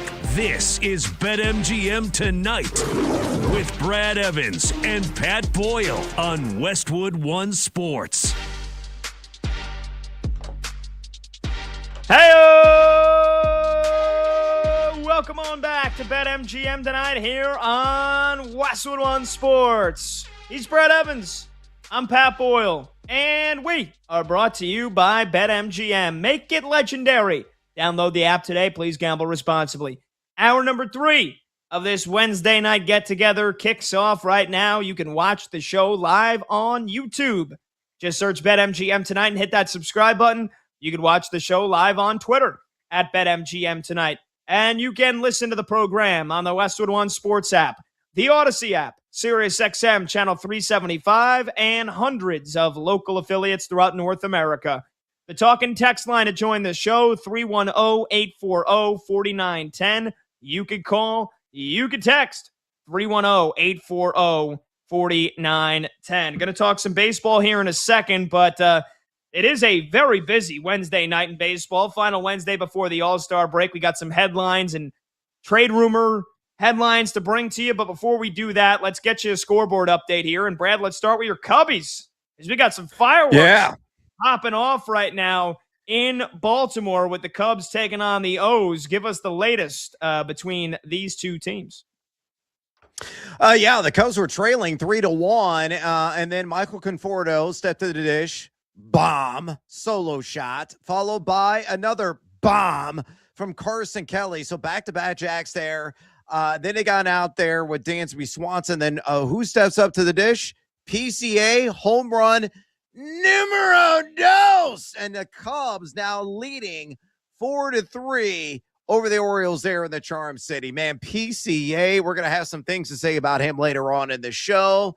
MVP, He's very much in the conversation. He is just unloading on the competition for the better part of the last like 5-6 weeks. Oh yeah, I mean he has turned into a bona fide, undoubted superstar before our very eyes this season. Despite the bit of a slow start, yeah, he's on a freaking heater right now. Can I interest you in a perfect game watch here, Brad? Yes. We started the show. Yeah. We started the show at the climax of No Watch with Dylan Cease, who went into the ninth inning with 115 pitches and had a no-hitter against the Giants, and then gave up a leadoff single to Helio Ramos and came out of the game. By the way, afterwards, I think Cease's first, I saw the headline on MLB.com. Cease took the no-hitter in the ninth inning. I think the first question he asked reporters after the game was, how many strikeouts did I have, though? So that just goes to show you, dude, he's already thrown a perfect game. He don't care if he throws another one. I find that funny. By the way, he had 11. He's up to 148 now on the season, second best in all of baseball. But we have a perfect game watch going on right now at PNC Park in Pittsburgh. No, it's not Paul Skeens. No, it's not the incomparable Braxton Ashcraft. It's Jared Jones, who's got a perfect game right now for the Pirates going up against the Atlanta Braves. Jared Jones just got the first out in the top of the sixth, and so he has dealt 6 1/3 innings of perfect baseball. Excuse me, 5 1/3, because we're in the top of the sixth. 5 1/3 innings of perfect baseball for Jared Jones against the Braves. That means 16 up so far, 16 down, and not only is he perfect, I mean, my man is racking up the strikeouts as well. 8 Ks in the sixth inning. So we've got a perfect game watch here, Brad, and it's from an unlikely candidate. Jared Jones is now just 10 outs away. He just got the second out in the top of the sixth. 10 outs away from a perfect game for Jared Jones. And boy, we've only had 24 of those in Major League Baseball history. And what's his pitch count here? Because we just had the debacle with Yuri Perez last week or a couple of days ago. Jared Jones looks like he's at 77 pitches through 6 innings. Yep. So, all right, it's going to be decision time here sooner or later. Are they going to let him go for it? Or is manager Don Kelly going to pull the plug before he gets a chance? But now we are on perfecto watch with Jared Jones. That would be something. Yeah, I would bring a lot of excitement to you and I here on the show. I mean, we started off the show with a bang with Dylan Cease, so flirting with that but there would be ticking with the level up is where I'm trying to go with that with Jared Jones, if he can somehow secure the perfecto. But you're right, man. I think the pitch count's got to come into play here. 5 2/3 innings with that 77 pitch count. Racking up the strikeouts. It is a blessing and a curse often when you're trying to get to that perfect game. But now we'll see if the Pittsburgh manager keeps him in and works him late in this game, but more than likely, probably not. They'll probably yank him after like the 7th inning when he gets to like a pitch 105, and they'll let the bullpen come in and screw it up. And in a game, nothing but donuts in terms of scoring. If that were the case, I would hope, I would sacrifice whatever is possible and needed to the baseball gods to ensure that the Pirates lose the game and deny Jared Jones from trying to chase history. Yeah, again, he's at 7, and nine to go. 9 outs to go. 6 perfect innings for Jared Jones on 77 pitches. So you got to assume if he keeps the perfect game through the 7th inning, I mean, what's the max amount of pitches he throws next inning? Even if you have like 1 10-pitch at bat where he gets the guy out. I mean, 93, 94 pitches at most. More likely that it's like 90, 92, which is the exact same spot Yuri Perez was at on Sunday, and the Marlins pulled him to prioritize his long-term health. Now, let me just make this a note here with Jared Jones. So he started the year, if I'm not mistaken, on the injured list. Coming back from, I believe it was Tommy John. Let me double check that because I remember in the beginning, I remember in May when he made his season That sounds debut, right. and he was one of their, he was like Paul Skeens before Paul Skeens was Paul Skeens. He was one of their top pitching prospects. And so I believe Jared Jones, let me see, right elbow contusion. No, that was a couple of, so he had a previously surgically repaired elbow and missed all the 2025 season. And yes, torn UCL. So I believe he was coming back from Tommy John. So he made his season debut on May 29th. And Combs confirming, yes, UCL surgery. I mean, it's I can see it. I can see it. A guy that made his season debut on May 29th. One of their top prospects when they got him, when he came into their system. And here's a fun fact, Brad. He has yet to throw, before this game, he had yet to throw more than 5 innings in any start. The max number of pitches he had thrown was on 81. June 27th. He threw 81. I feel like we're not going to see this perfect game come to fruition. The next inning might be his last inning no matter what. You got a guy coming off a torn UCL, off of Tommy John. This is only like his 8th start of the year. He hasn't thrown more than 81 pitches in any game this year. He's at 77, and he's got a perfect game through 6 innings. We might have another perfect game cut short in the span of 4 days because, God forbid, we let a guy throw 20, 25 more pitches in a start. I can already see this happening. I'm not even getting excited here, Brad, because I can see it. I can see it now. Jared Jones going to get yanked after the 7th inning. They're not going to let him throw 100, 105 pitches with the potential for the 25th perfect game in baseball history. I'm really going to freak out when this happens in another, 20 minutes from now. So just prepare. I know you feel the same way as me, but I'm going to freak out once he gets pulled in the next inning or so with a perfect game potentially still intact.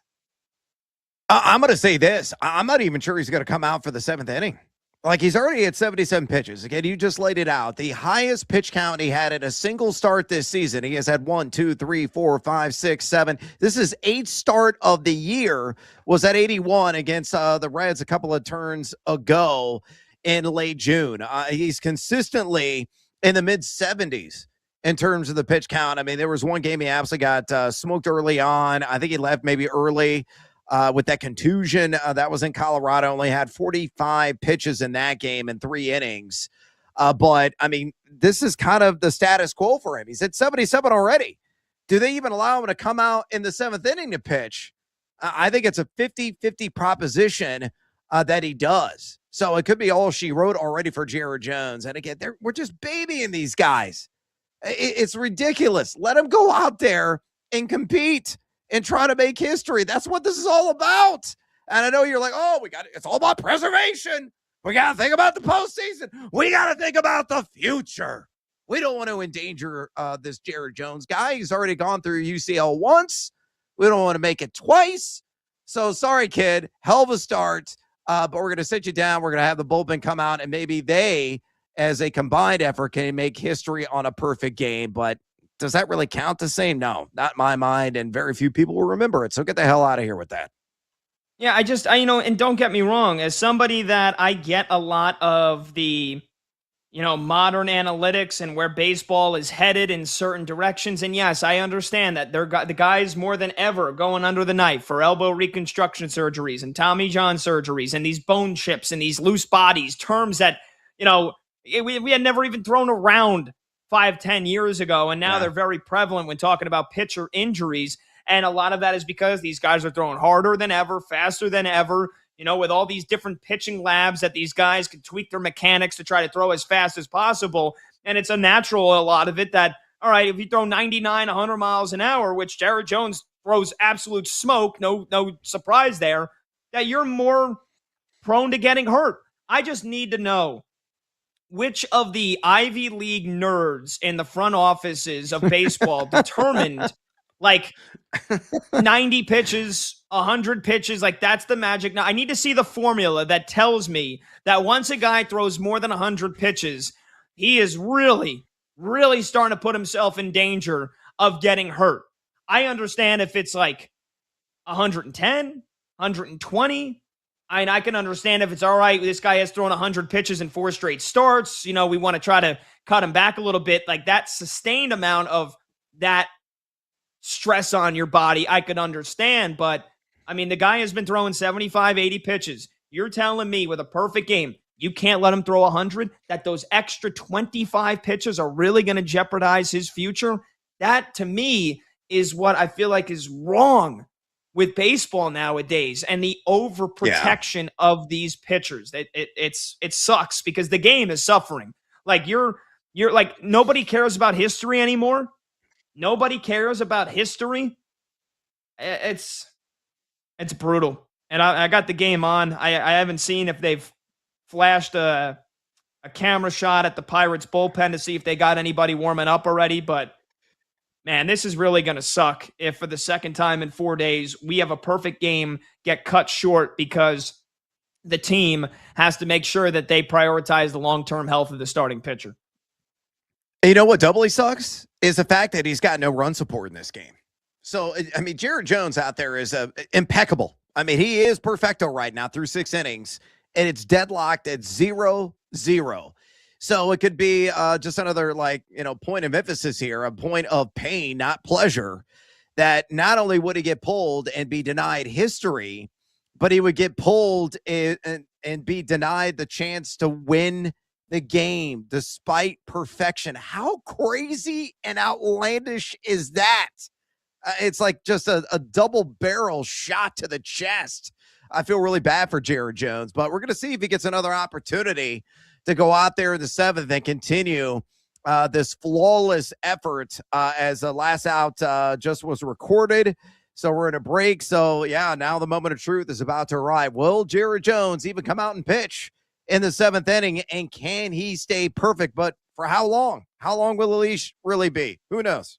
You might be right. He might not be coming out for the 7th. I saw they flashed a shot of him in the dugout right before they went to commercial break. And he dapped up 2 guys in the dugout. Now, again, neither one of them, I think, was manager Don Kelly. He's done. But because again, you let him pitch the 7th, and let's say he throws 9 pitches, and he's at 86. Then it's like, all right, then you put yourself really in a jam. So it's like the Pirates know what's happening here. Like they realized what's going to lie ahead. He gets through a quick inning here, and he's at 85, 86, 87 pitches through 7 innings. Then it's like, oh, you really can't let him go 2 more innings? So they're going to get ahead of it now, and I think he's getting pulled. And Combs says in our show chat he got pulled. Unbelievable. Unbelievable. I told you.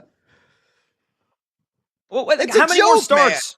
Man. How many more starts, though, does he need to get stretched out here? Like if this is 3 weeks from now, if this is July 29th, is he able to go 90 pitches? Would he be able to, at that point, are we making a decision after 8 innings? If this is a month from now, is he able to go 100 pitches? Like, there's no real science behind it, man. There's no real formula. And don't get me wrong. This ramp up, Pat. It's taken too long. Like, he made a season debut on May the 29th, and understandably, the kid gloves are on. He went forward to 3rd innings pitch, and he actually had 77 pitches in that game against the Twinkies. But you look after that, he had 1, 2, 3, 4, 5 consecutive starts in the month of June. 5 innings, 4 innings, 4 innings, 3 innings, 4.2, 74 pitches, 75 pitches, 75 pitches, 45, as I mentioned, at Colorado.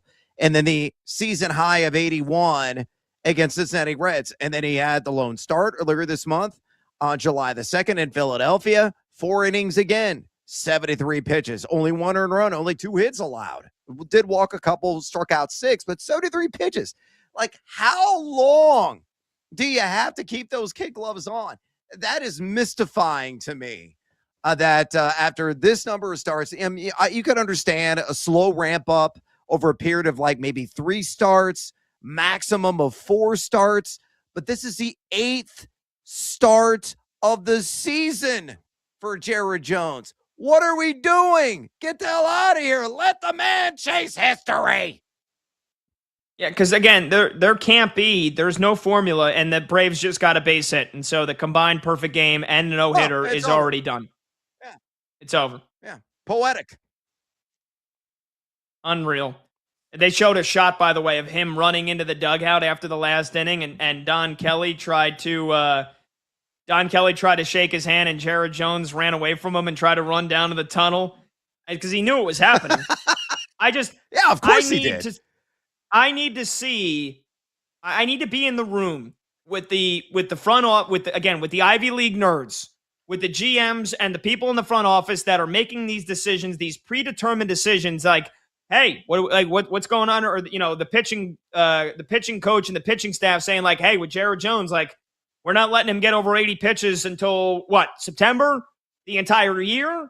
Like, because the team doctor studies show that in the first year after Tommy John, if a guy throws more than 80 pitches, you're at this much more percentage chances of re-tearing your UCL or suffering long-term damage. Like, there can't be any kind of empirical formulas or data or science right now that's backing these decisions other than like GM saying, we're just going to take a shot here. We're going to take a guess. And I don't know, he probably shouldn't throw more than 80 pitches because, God forbid.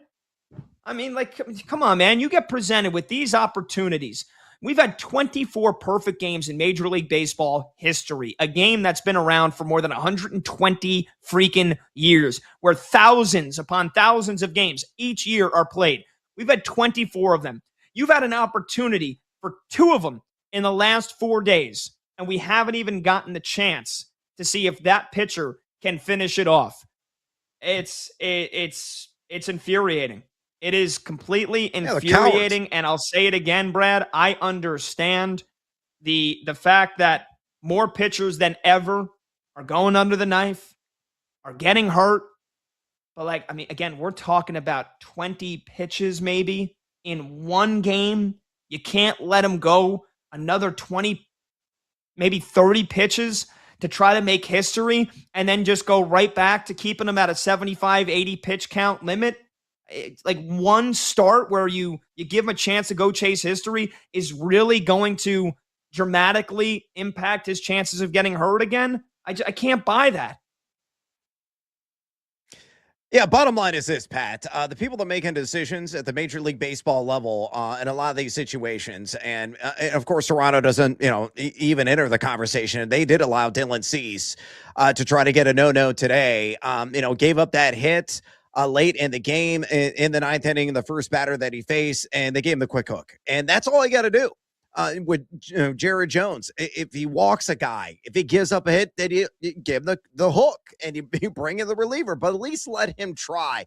All these managers keep doing in the bigs is, here are the keys to the car, go out and drive on the highway. It's totally fine, but don't go above 55. All right, that's what the speed limit is posted.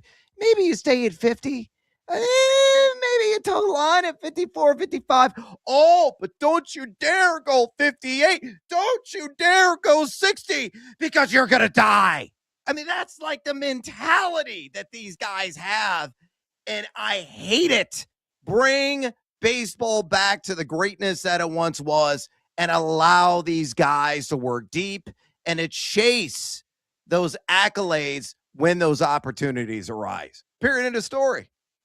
Yeah, I mean, and I like your metaphor. I think just to even take it a step further, it's not even like they're telling him to go slow because he's out here cranking 98, 99 miles an hour on his fastball.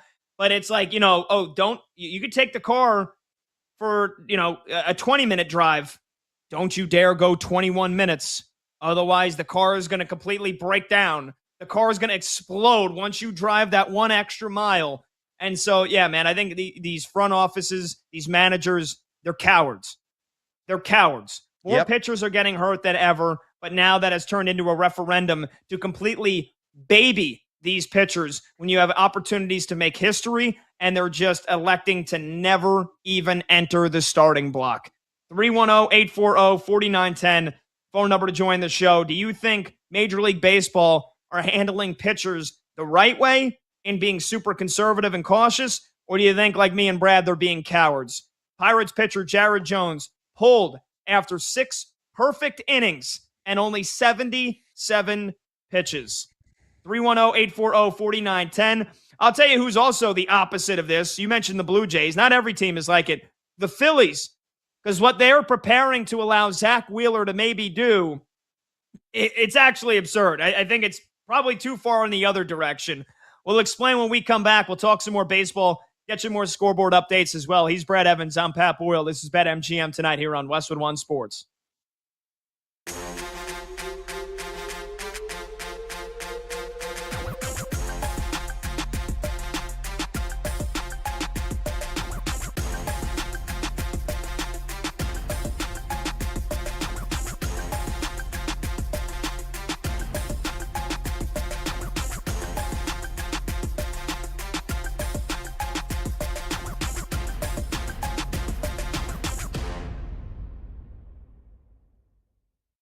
Philly is the spot.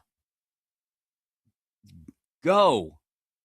Play as a part of a true championship caliber lineup when Embiid is healthy. A true championship caliber lineup with Maxey and Brown and Edgecombe and, again, caveat being that he's healthy, Joel Embiid. But if he doesn't choose to go to Philly, what does he really think he has a chance to win in Cleveland or Miami? Let's be honest with each other here, LeBron. You're not winning a championship in Cleveland or Miami. You're just going there for the vibes, for the narrative, for the storybook ending, for the rainbows and unicorns, for the farewell tour, all of that. That's the only reason you're going to Cleveland or Miami at this point. If the real top three, as Shams just said, are Cleveland, Miami, Philly, there's only one of those three options that gives you a legit shot at making a run to a title in your final year. And it has to be Philly. And if he doesn't choose the Sixers, we all have to ask the question, does he really care? Or does he just want to have some fun in his last year and ride off into the sunset? And if all he wants to do in his final year is just have a little fun and ride off into the sunset, then what's the point of it anyway?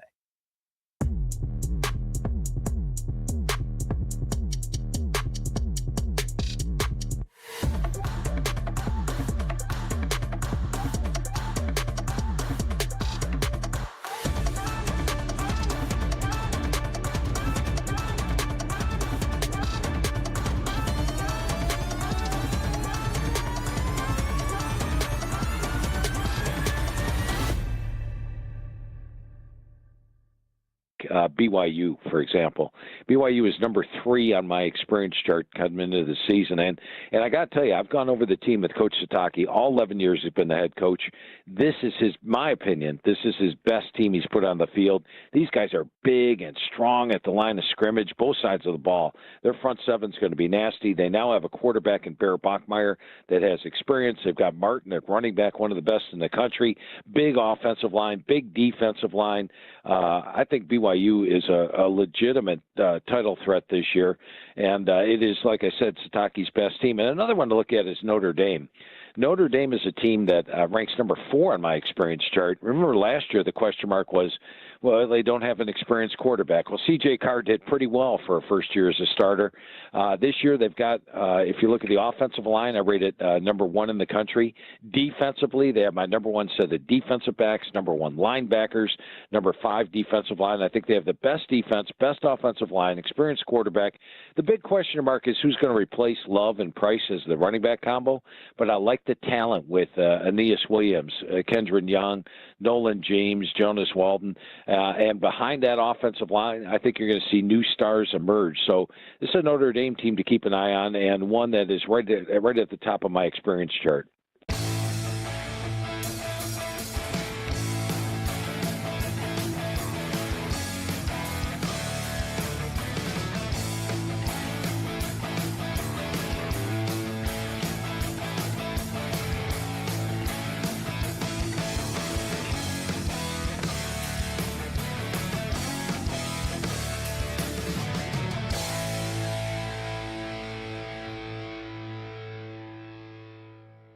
Talked about this the first time.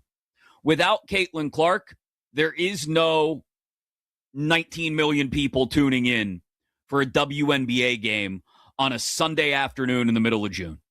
There isn't. I'm sorry. That's no disrespect to every other player in the league, and there's a lot of good players in the WNBA. But that doesn't happen. And if that doesn't happen, then you don't get the new TV contracts. And if you don't get the new TV contracts, you don't get the revisions to the CBA that allow you to get paid what you justly and rightly deserve based on the money you're generating for the league. Without Caitlin Clark, none of that happens.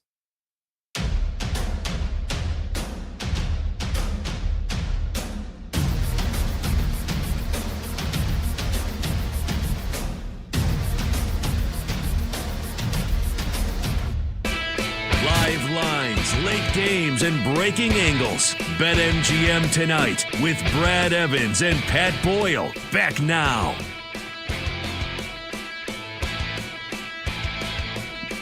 Welcome all back.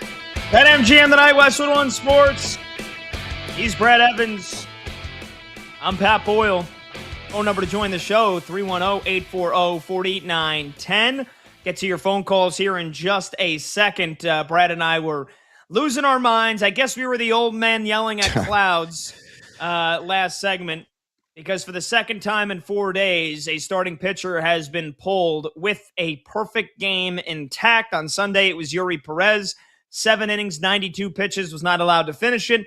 Just now, tonight, Jared Jones of the Pittsburgh Pirates. 6 innings, 77 pitches, a perfect game, and pulled from the ball game. A guy that had UCL surgery last year, made his season debut May 29th, so this is his 8th start, but the max pitches he had thrown in a game this year was 81. Pirates not going to risk potential injury. They're going to prioritize long-term health, and they have stolen an opportunity for a perfect game from us because, man, the guy was freaking dealing. But, Brad, we've got the All-Star game coming up in 6 days. And you and I, we were talking, we came on the air and started the show with Dylan Cease going for a no-hitter. He was at 115 pitches, and the Blue Jays were going to let him finish it. How about what the Philadelphia Phillies are preparing to allow Zach Wheeler to do? This is the exact opposite of what the Pirates and the Marlins have done here in the last couple of days. So Zach Wheeler is going to start on Sunday, first half finale for the Phillies in Detroit. Zach Wheeler said he wants to and would pitch in Tuesday's All-Star game in Philadelphia 2 days later.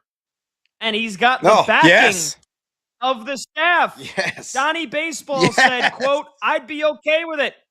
I haven't talked to Dave talking about Dombrowski. Nobody's asked that question. Hypotheticals are always dangerous, but I mean, if guys really want to do something and they feel like they can do it. And then the pitching coach, Caleb Cotham, said, "I trust Zach. Zach knows his body."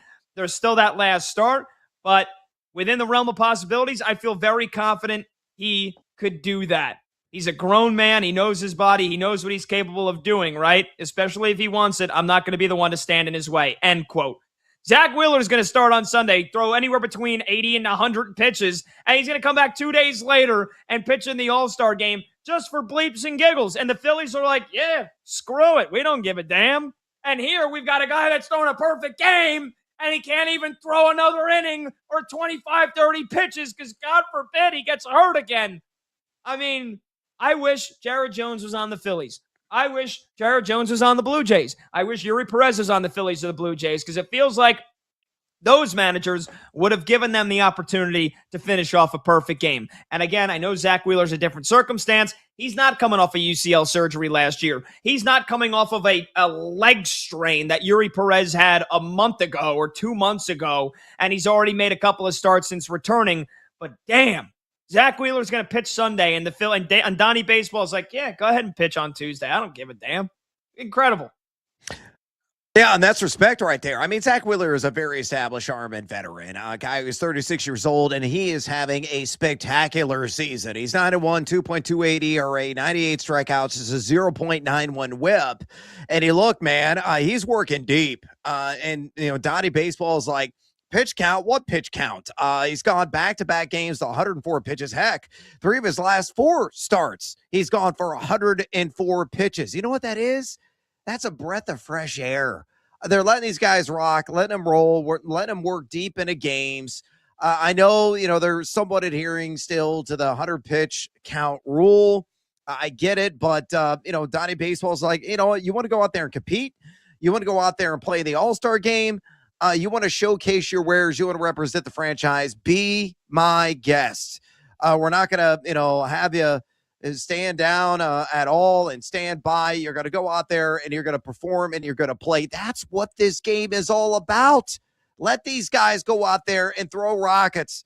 Let them work the arm out. It could fall off, I guess, but it's probably an infinitesimal chance that does occur. So let them go out there, let it rip and perform. And, the fans love it. The players love it, because the bottom line is, when you're playing any professional sport, any sport at any level, all the way down to the league level, you want your guys to go out there and compete every single day. And that's what Don Mattingly is allowing him to do. And fun fact, Pat, I had an extensive Don Mattingly baseball card collection when I was a kid. One of my all-time favorites. I feel like you are not alone in that. I feel like a lot of guys around your age, guys in their 40s, Donnie Baseball was like everything for so many guys. What was it about Donnie Baseball? He just the aura. I mean, don't get me wrong. It was a couple of things. One, the Grand Slam streak that he had was like 8, I believe, which was like all-timer stuff. Like he was doing just ridiculously stuff, stupid things at the dish.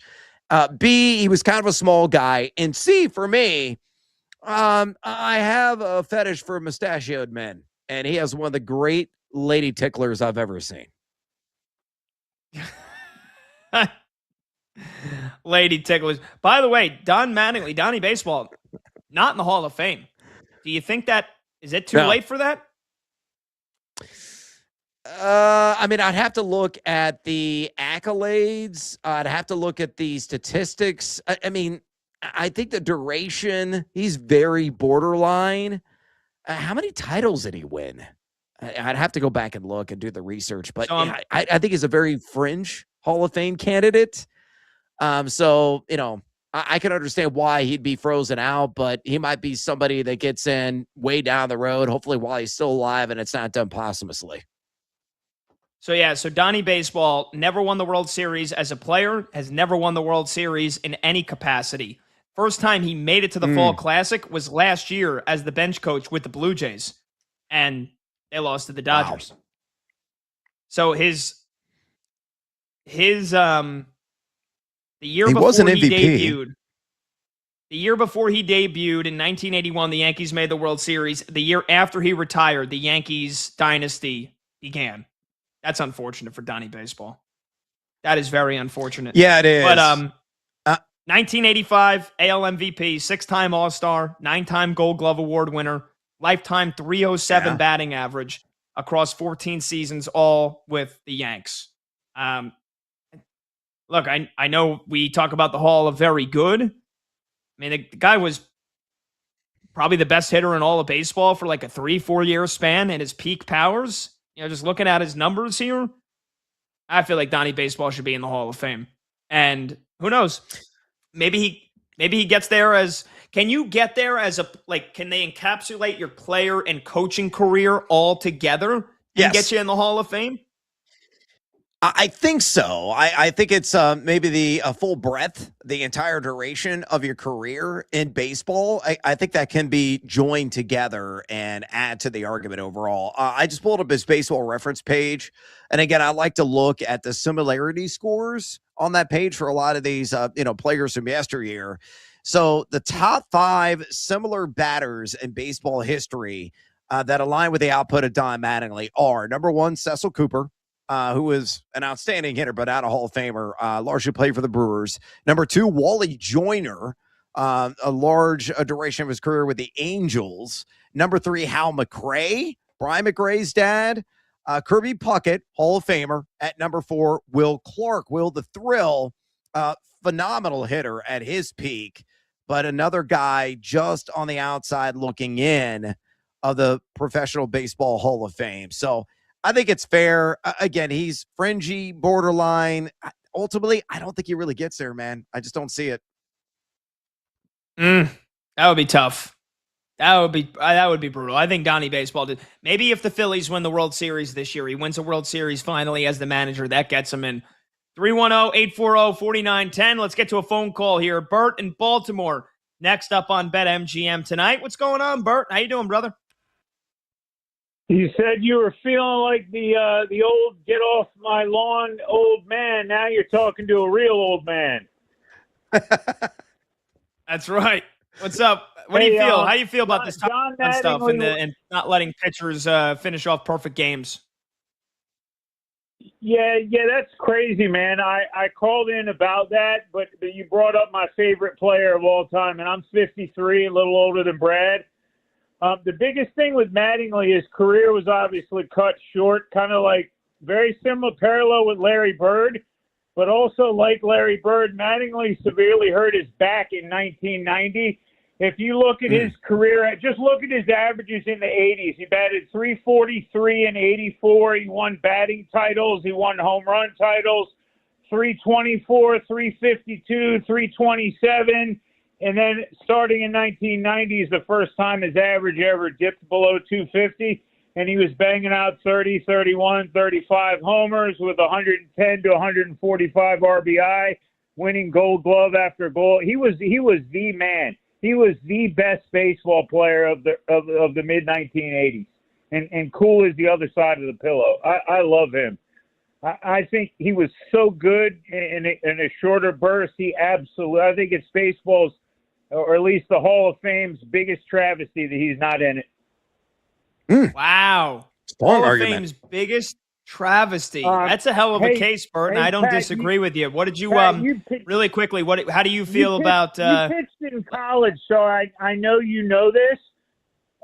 Your quantity of pitches doesn't typically cause a tear of your UCL or the necessity for Tommy John surgery. What's going to happen next? Are the general managers going to start telling the managers, hey, if we see a 2,500 or higher spin rate at a Mizorowski, you're fired. If he hits 100 miles an hour on the gun even once, he's done. Shut him down. We want these guys pitching well below their max spin rate or max velocity rate. No, it's the exact opposite, which is why everybody's getting hurt now compared to back when I was watering my lawn and no one had Tommy John surgery except for Tommy John. That's right. That's right, Bert. Great call, brother. Appreciate the stuff as always, stuff. Man. Thank you. Thank you for your input. Yeah, look, I mean, again, Brad, I never threw harder than 84, and I pitched Division III baseball. But again, the summer where I thought was my best chance of making getting drafted was the summer I spent in the Northwoods League, where I struck out Dalton Varsho. But I'll tell you basically how I have a half-torn UCL, and I know exactly how I did it. In between starts, every day I was long tossing 300, 350 feet, launching the ball as far as I possibly could. And I think that's what basically did it. And I would usually long toss once between starts. I was doing it every day because I was like, if I don't get my velo up to like 86, 87, I got no shot at getting drafted no matter how well I pitch. And so that's what did it to me. It was the overworking. But again, these guys, they're used to throwing in the minor leagues, in college. They're used to throwing 90 pitches, 100 pitches. People get Tommy John. So many pitchers. I wonder what the percentage is of starting pitchers right now in Major League Baseball that have had at least one Tommy John surgery.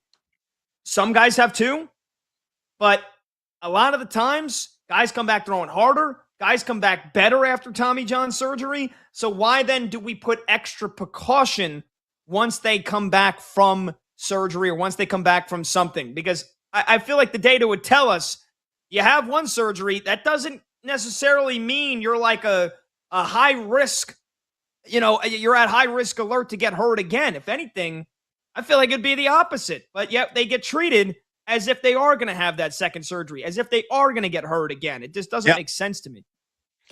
Yeah, it seems like almost an inevitability for a lot of the guys that throw, 95 plus, and there are a number of pitchers that are now throwing straight gas at like 99, 100 plus. Like the stuff that Jacob Mizorowski is doing is unreal. It's unbelievable. It's galactically good and so unique. And him hitting 104 on the gun almost every single start, or at least flirting with it, like 103.4, 103.5, 103.6, and he's doing it at like pitch number 90, 95, 100. Is he a guy that eventually is going to succumb to Tommy John? I mean, I think it's a lot of people think it's a foregone conclusion, but we need more Pat Boyles in the world. We need more Jamie Moyers of the world. I mean, look at Greg Maddux. Greg Maddux early in his career when he came up with the Cubs in like 87, 86, around that time, his peak heat was like 90, 91, 92. That was it. Later in his career, he was with the Atlanta Braves, racking up all those Cy Youngs and working deep into games and ERA titles, and the list goes on with all the accolades and accomplishments that he had. He was doing it with, generally speaking, mid to high 80s stuff. He was just a maestro, a Picasso on the mound. And he was painting corners all the time. It's all about command. It's all about deception. You know how to strike out guys, Pat.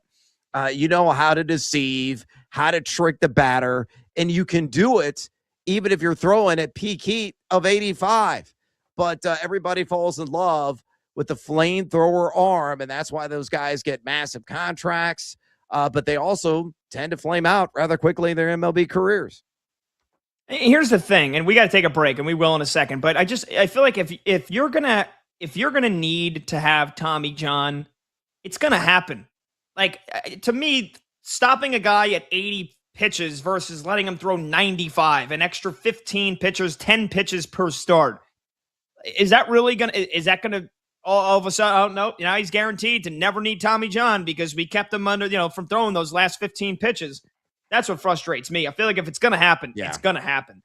310-840-4910 is the phone number to join the show. He's Brad Evans. I'm Pat Boyle. Back with more of your calls and your texts and some baseball scores when we return on BetMGM tonight. This is Westwood One Sports.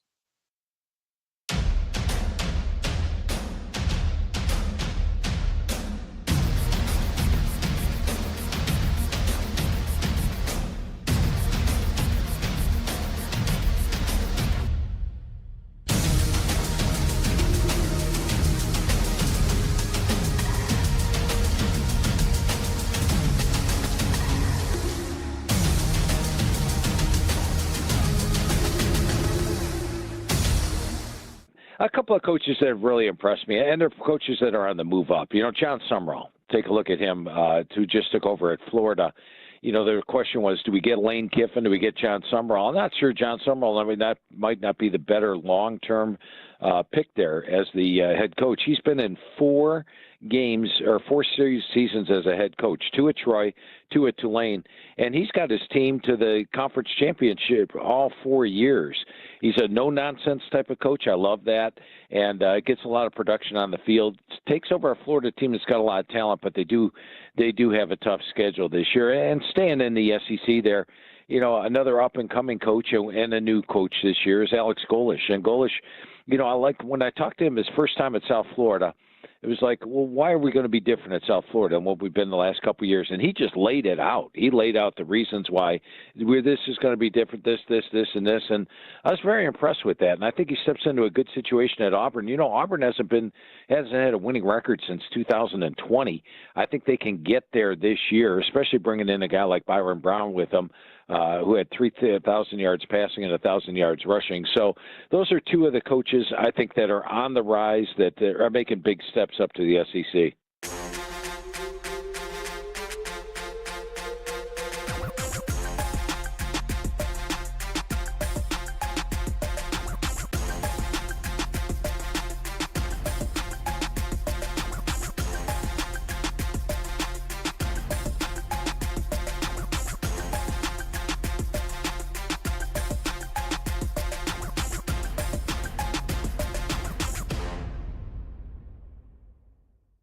There's a team that made a big stride in the transfer portal. I don't know if it's going to be playoff stride, but a big stride. You'd have to look at Oklahoma State. And Oklahoma State's a team that last year was just absolutely miserable.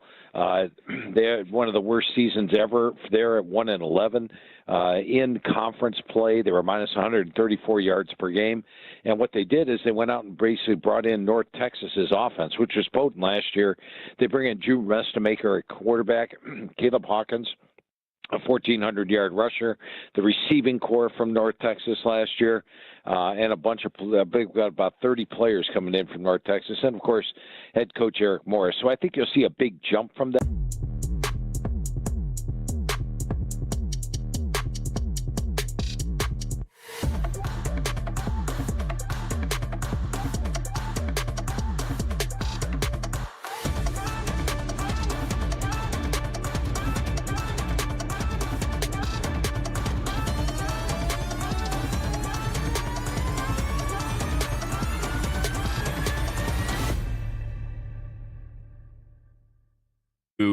Best roster in football, best coach in football, the LA Rams. They're the favorite to win the Super Bowl for a reason. And not like a slight favorite. Like a pretty damned heavy favorite. They are 5-1 at BetMGM right now to win the Super Bowl. Next team on the board is Buffalo at 10-1. Everybody, especially after the Myles Garrett deal. I mean, that's just the cherry on top of this really scary Sunday if you are another NFC contender.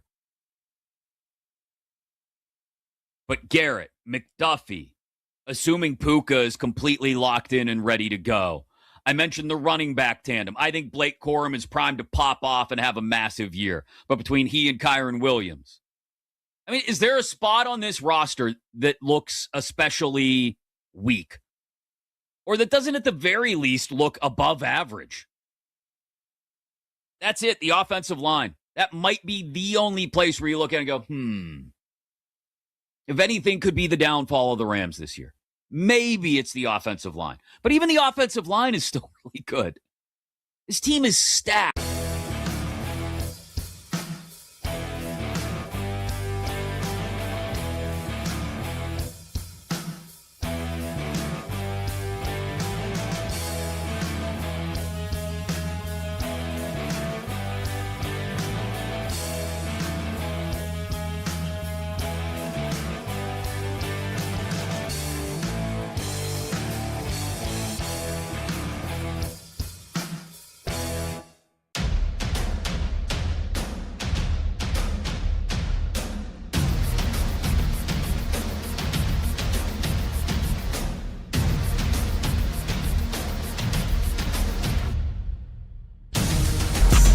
Live lines, late games, and breaking angles. BetMGM tonight with Brad Evans and Pat Boyle. Back now.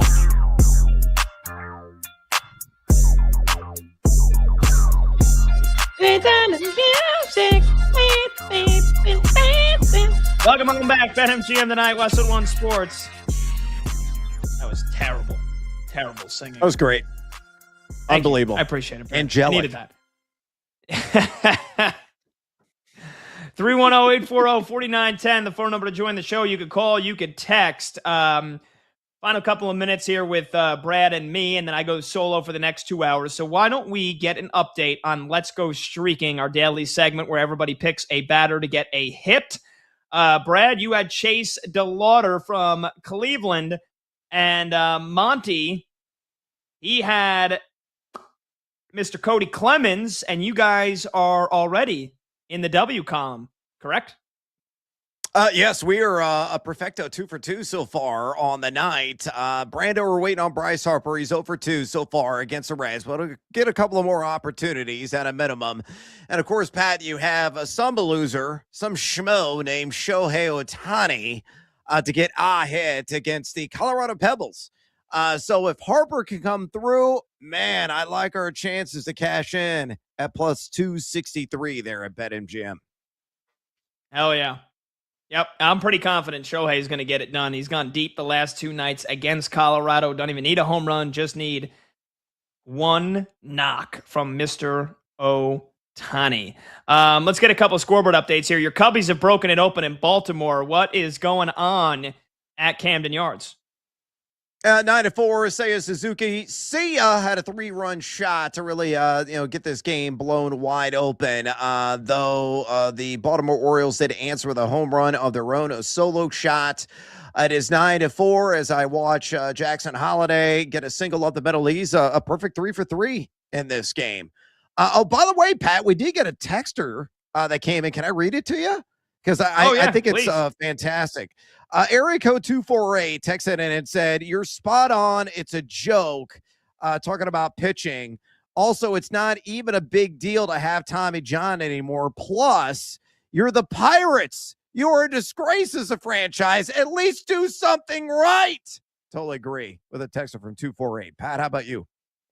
Yeah. Talking about Jared Jones getting pulled with a perfect game after 6 innings and 77 pitches because he had UCL surgery last year and didn't make his season debut until May 29th. I mean, it's not a big deal in the sense that like pitchers come back from it. It used to be Tommy John used to be like a death blow. I mean, geez, how much we've changed since. I know there's pitchers coming up in the big league, minor league systems that like want to have Tommy John. They're like, oh, I might need it. Yeah, please give it to me. Shut me down. I'll come back throwing harder. I'll have like a new lease on life. Yeah, it's not a big deal in the sense that you're out for the rest of the season, but you get to come back next year. That's what happened with Jared Jones. So, yeah, and I think the best point there from our texter is, yes, you're the Pirates. You're a disgrace as a franchise. You have a chance to capture the 25th perfect game in baseball history, and you decide to err on the side of caution. More like cowardice. Yeah, I completely agree. Yep, bingo. A lot of people have strong feelings and takes about this if you're a fan of baseball, so keep them coming. 310-840-4910, the call text line here on BetMGM tonight. Pat, we're all about the interactivity, and we're going to ramp that sucker up as we near football season, which I can't wait for. That is right, and it's looking like a good night, though, for your Cubbies. They win. They'll go to 52-40, 3 wins in a row, 8 out of their last 10. Maybe you can catch the Brewers after all. We'll see you tomorrow at 6, Brad. Take care, brother. Yeah, I pray. Thank you, my man. Mas Tequila. See you tomorrow. Coming up next, a little Wimbledon recap on a busy day. This is BetMGM Tonight.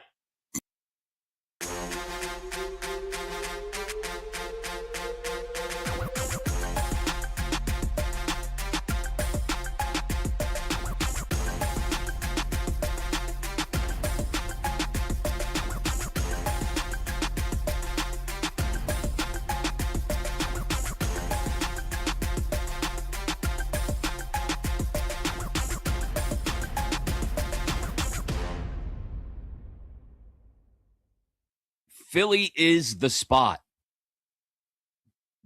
Go. Play as a part of a true championship caliber lineup when Embiid is healthy.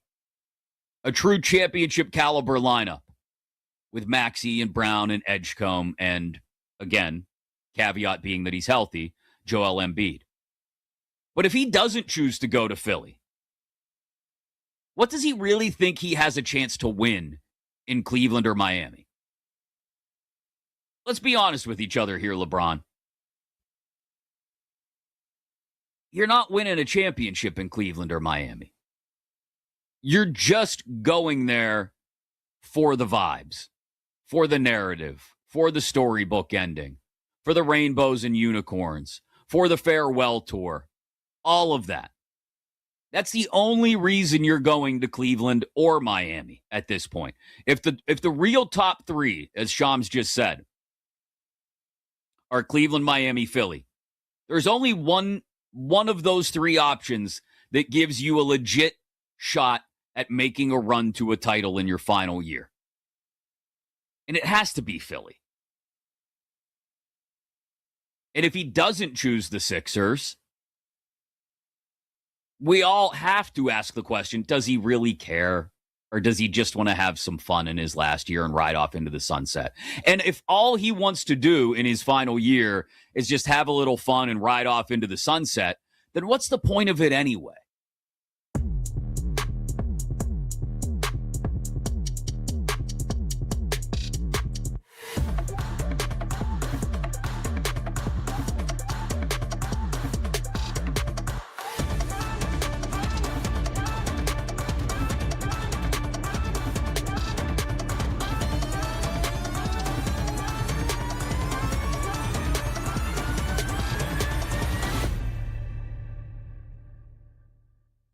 BYU, for example. BYU is number 3 on my experience chart coming into the season. And I got to tell you, I've gone over the team with Coach Sataki. All 11 years he's been the head coach. This is my opinion, this is his best team he's put on the field. These guys are big and strong at the line of scrimmage, both sides of the ball. Their front seven's going to be nasty. They now have a quarterback in Bear Bachmeier that has experience. They've got Martin at running back, one of the best in the country. Big offensive line, big defensive line. I think BYU is a legitimate title threat this year, and it is, like I said, Sataki's best team. And another one to look at is Notre Dame. Notre Dame is a team that ranks number 4 on my experience chart. Remember last year the question mark was, well, they don't have an experienced quarterback. Well, C.J. Carr did pretty well for a first year as a starter. This year they've got, if you look at the offensive line, I rate it number 1 in the country. Defensively, they have my number 1 set of defensive backs, number 1 linebackers, number 5 defensive line. I think they have the best defense, best offensive line, experienced quarterback. The big question mark is who's going to replace Love and Price as the running back combo. But I like the talent with Aeneas Williams, Kendron Young, Nolan James, Jonas Walden. And behind that offensive line, I think you're going to see new stars emerge. So this is a Notre Dame team to keep an eye on, and one that is right at the top of my experience chart.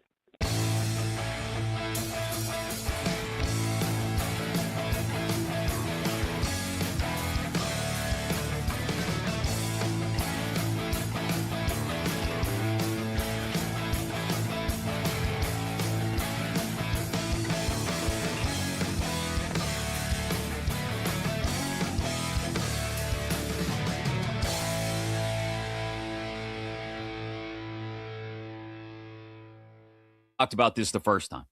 Without Caitlin Clark, there is no 19 million people tuning in for a WNBA game on a Sunday afternoon in the middle of June. There isn't. I'm sorry. That's no disrespect to every other player in the league, and there's a lot of good players in the WNBA. But that doesn't happen. And if that doesn't happen, then you don't get the new TV contracts. And if you don't get the new TV contracts, you don't get the revisions to the CBA that allow you to get paid what you justly and rightly deserve based on the money you're generating for the league. Without Caitlin Clark, none of that happens.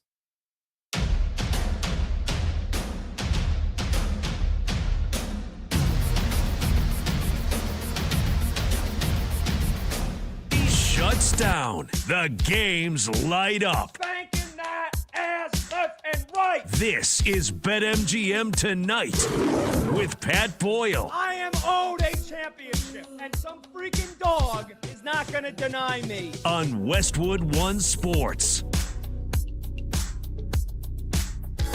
I wonder whatever happened to that stupid Eric Corgi who said the Knicks were going to lose the NBA Finals. Hey-o! Welcome on back. BetMGM Tonight, Westwood One Sports. We just bid adieu to Brad Evans, and that means we got 2 solo hours coming your way, as we do every night, taking you to 11 p.m. Eastern. I'm Pat Boyle. This is BetMGM Tonight, and we are brought to you by BetMGM. Make it legendary. Download the app today. Please gamble responsibly.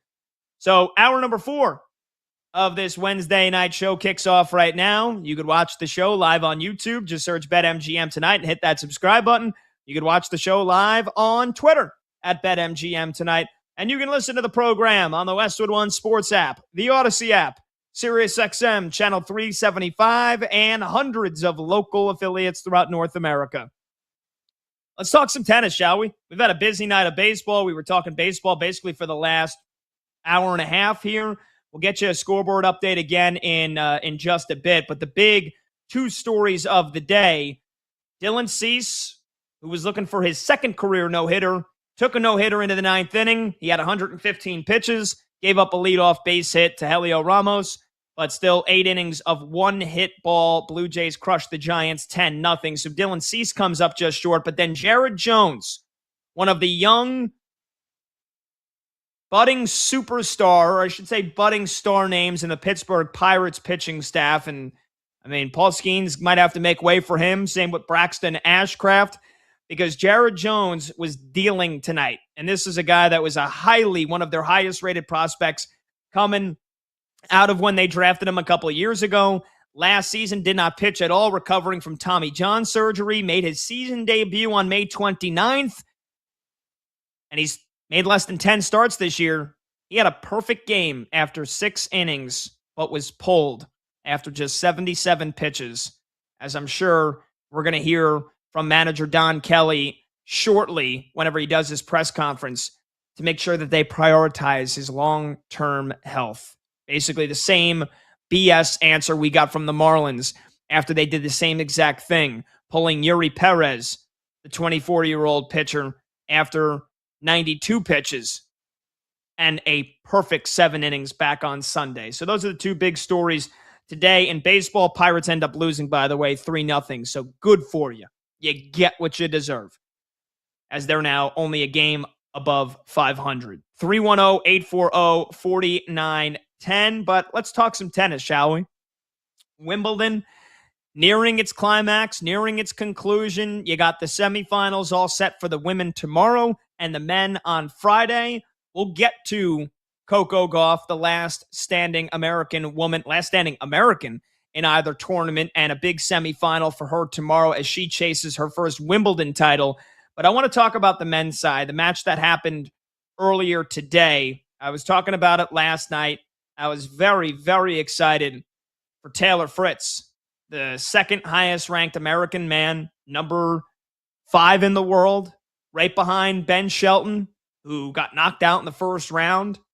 But Taylor Fritz is a guy that has been to a Grand Slam final 2 years ago, lost the U.S. Open final, went to the semifinals of Wimbledon last year, and was favored to win today, would have been favored in the semifinals.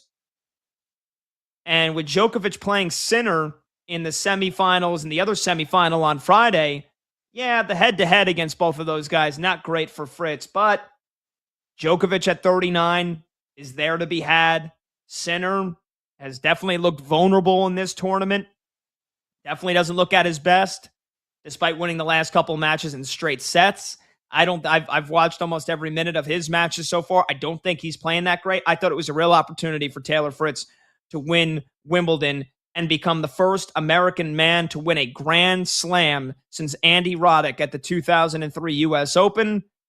But that drought continues. And it'll now be, well, we'll see what happens in the U.S. Open, but it's been 23 years, and it's going to come up on 23 years on the date that Andy Roddick was the last American man to win a major title in men's tennis. And even worse, Taylor Fritz not only lost, but this knee tendonitis that he's been battling for most of this season and had to take 2 months off, basically skip the entire clay season, flared up today. So not only did he get beaten convincingly, but he got, re-aggravated his knee injury, if you will. And now who knows what the next couple of weeks look like for him?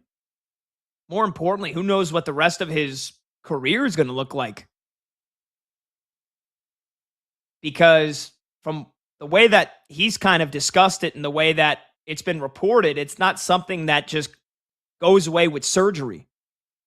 And I'm sure that for those of you that have tendonitis or, arthritic-like pain in any of your joints, you can't just cure it with surgery.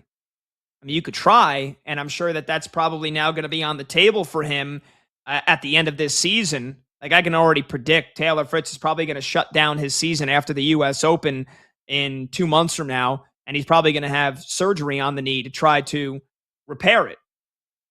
But this is potentially something that might never get better, and this is a guy that was just a short time ago the top-ranked American man in tennis, was probably the best hope to break that drought.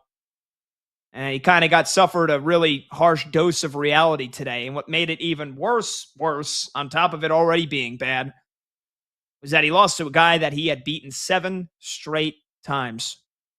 The most recently crowned first-time Grand Slam champion, Sasha Zverev from Germany. He crushed Fritz, 6-4, 6-4, 6-2. And to have that lopsided of a scoreline on grass, if you watch the match, you knew that Fritz was not 100%. Which just sucks, and it's unfortunate because, like I said, he took basically the entire clay season off, played in the French Open, lost in the first round to a fellow American who was not even ranked in the top 90. But then all of a sudden, the grass season started. And in the first grass tournament in Germany, in Stuttgart, Fritz goes to the final and loses in the final.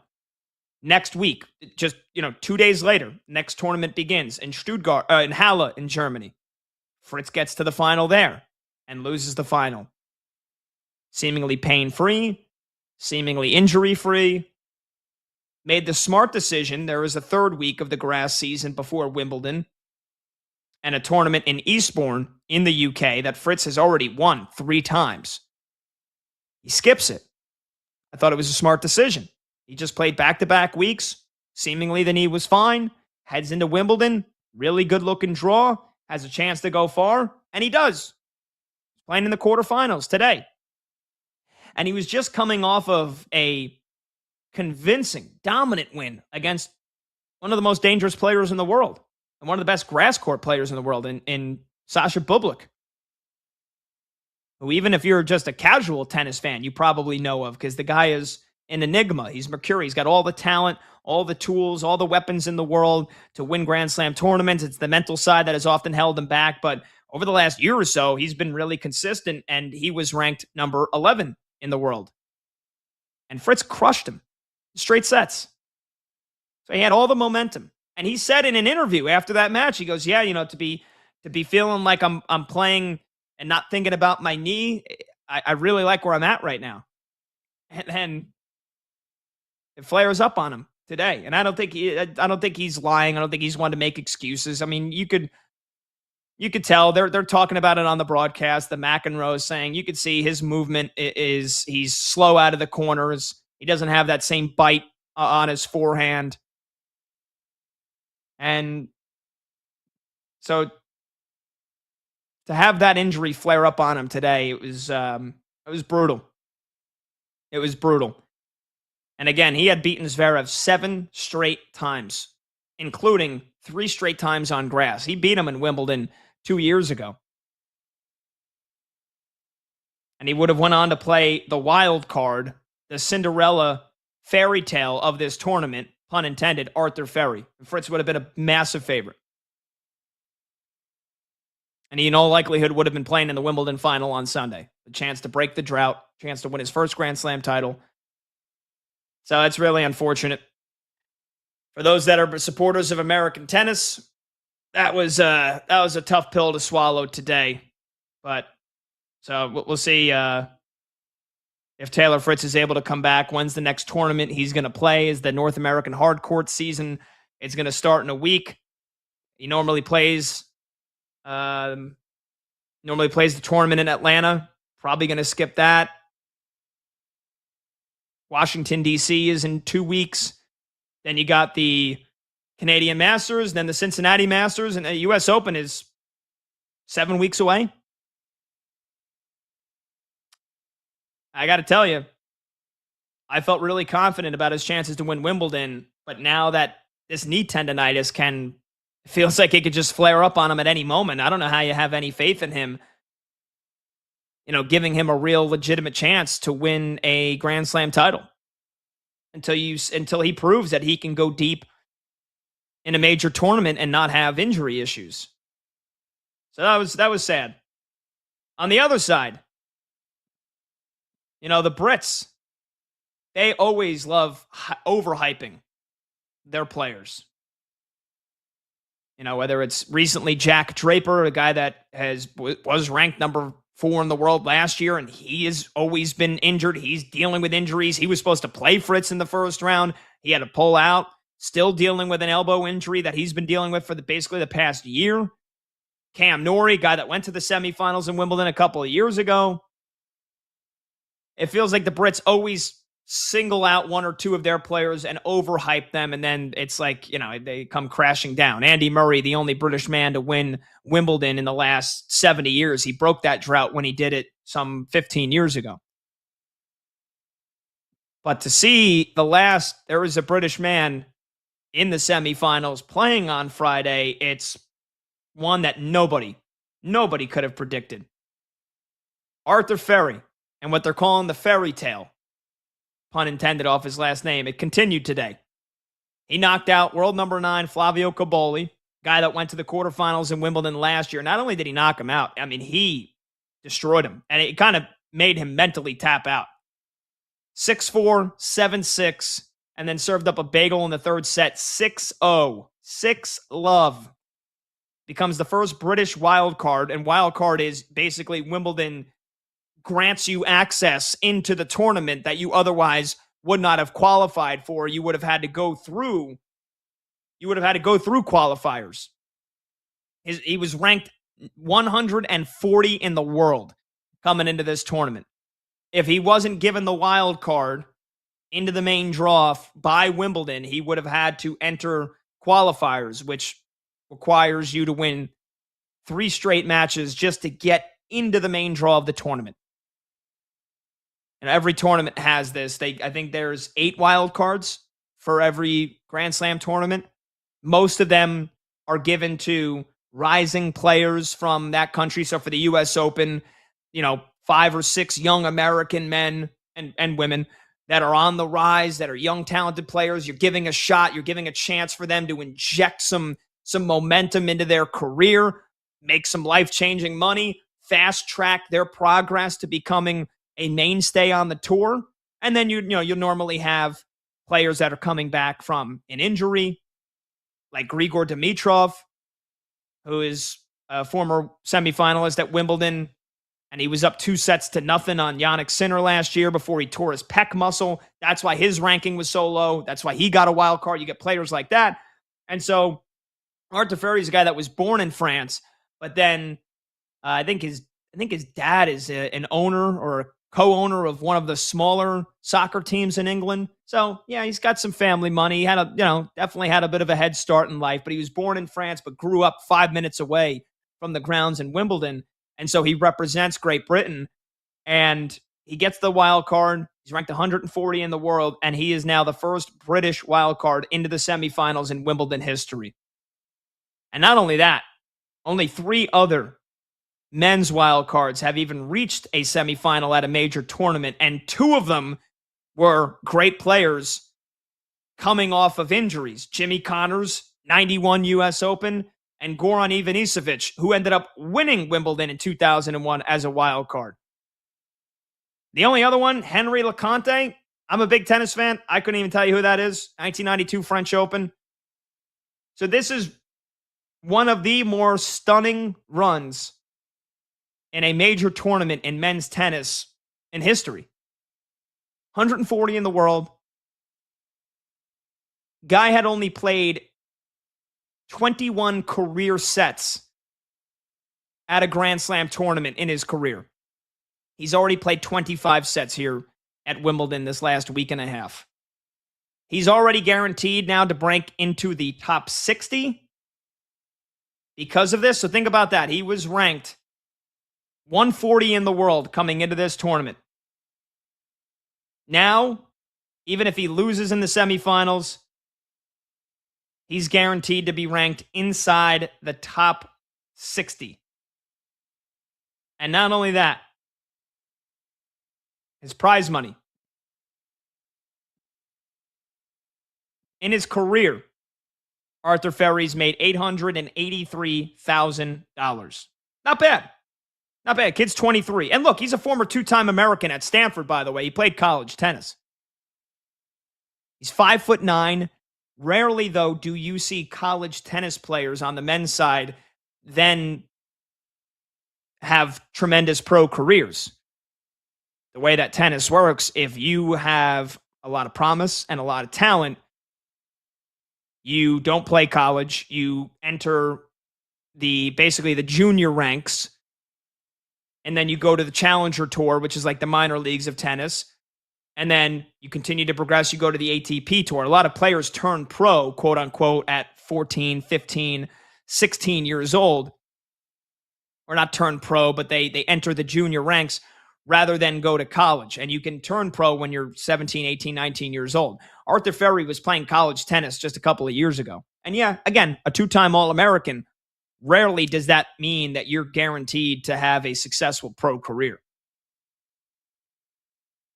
So he's made $883,000 in just a couple of years on the tour or playing professional tennis. But I mean, he's already basically made that much money already in this tournament. He's going to make over $1 million, which is just absolutely absurd. You want to talk about changing your life in the span of a week and a half. That is what Arthur Ferry has done. It's an incredible story. And my apologies, by the way. He was ranked 114 in the world coming into this tournament. Now he's going to be in the top 60. And that's if he loses. And I would assume he's going to lose because he's playing Sasha Zverev, who just won the French Open.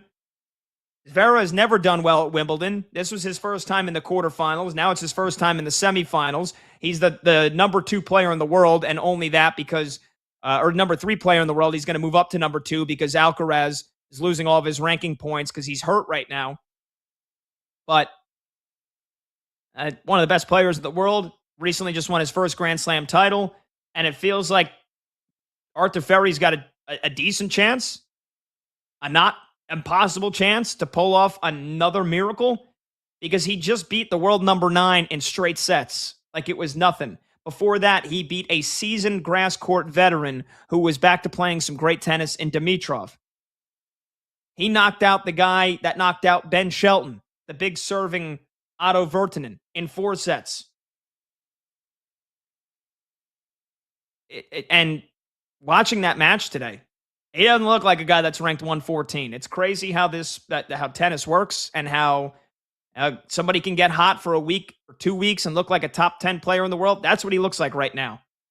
And you'd think on grass, oh, this kid must be 6'3" with a big serve. No, he's 5'9", doesn't have a big serve, doesn't have weapons that blow you away, doesn't have a massive 100-mile-an-hour forehand.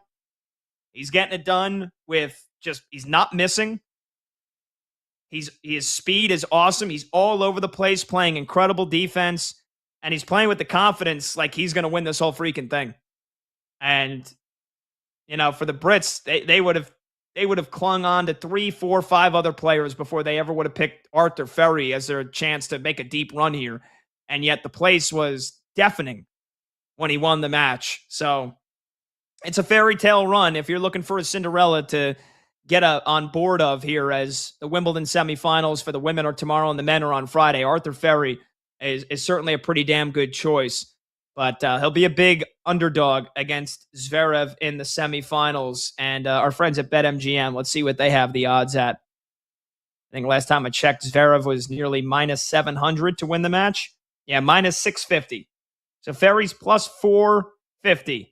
That's a pretty massive underdog for a Grand Slam semifinal. And if I had to make a prediction, I would say Zverev will win. He'll finally end his run because Zverev's got a massive serve. And when he played Kaboli today, Kaboli doesn't have a massive serve. Zverev is about as technically sound as they come. But again, he's not a natural grass court player. So if he can get to the net, make things uncomfortable, who knows? Maybe we have another gigantic upset and you have one of the most unlikely Wimbledon finals that you'll ever see in your entire life.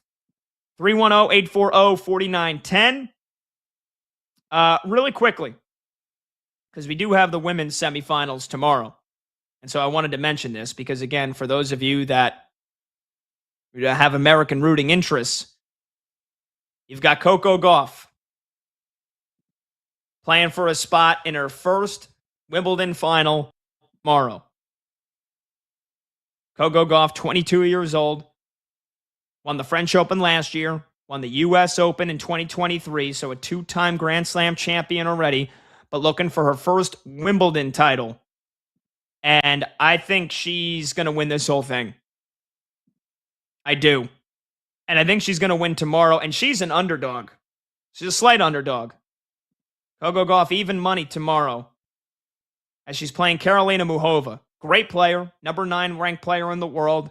Really good game for grass. A lot of slicing, a lot of variety, a lot of creativity. And, disclaimer, like I said, Fritz, I was confident Fritz was going to win. He had beaten Zverev 7 straight times, and then the knee tendonitis flared up. Coco Gauff had beaten the girl she's playing tomorrow, Muhova, 6 straight times. And all but one of them in straight sets.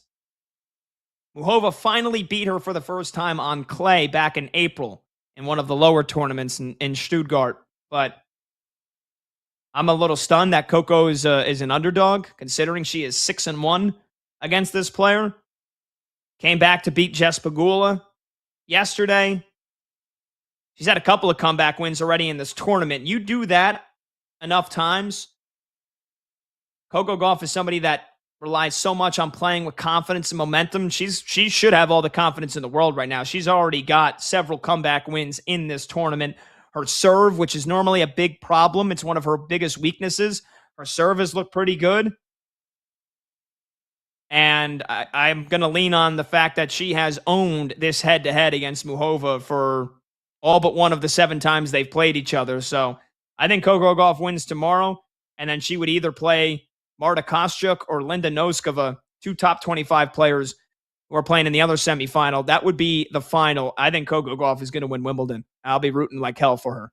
310-840-4910. We'll take a quick break.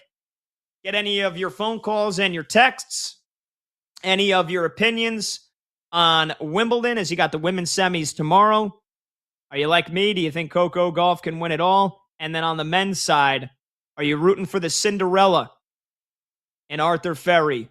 We'll talk more about Djokovic and Sinner. That's a massive showdown on Friday. We'll talk more about that match tomorrow. But any of your tennis calls or texts, we'll take them next. 310-840-4910. When we return, we'll get you some baseball scores. And we've got the FIFA World Cup quarterfinals kicking off tomorrow.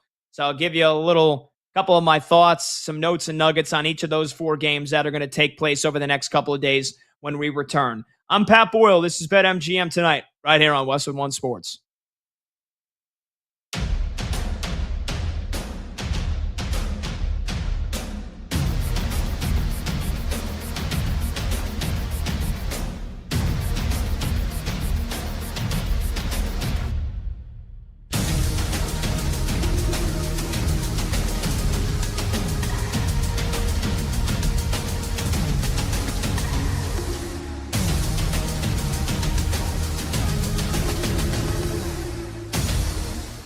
A couple of coaches that have really impressed me, and they're coaches that are on the move up. John Summerall, take a look at him, who just took over at Florida.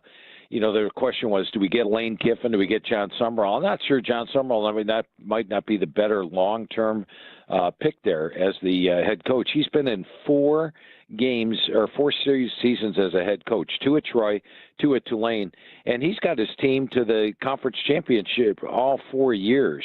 He's a no-nonsense type of coach. I love that, and gets a lot of production on the field. Takes over a Florida team that's got a lot of talent, but they do have a tough schedule this year. And staying in the SEC there, another up-and-coming coach and a new coach this year is Alex Golish. And Golish, I like when I talked to him his first time at South Florida, it was like, well, why are we going to be different at South Florida than what we've been the last couple of years? And he just laid it out. He laid out the reasons why this is going to be different, this, and this. And I was very impressed with that. And I think he steps into a good situation at Auburn. Auburn hasn't had a winning record since 2020.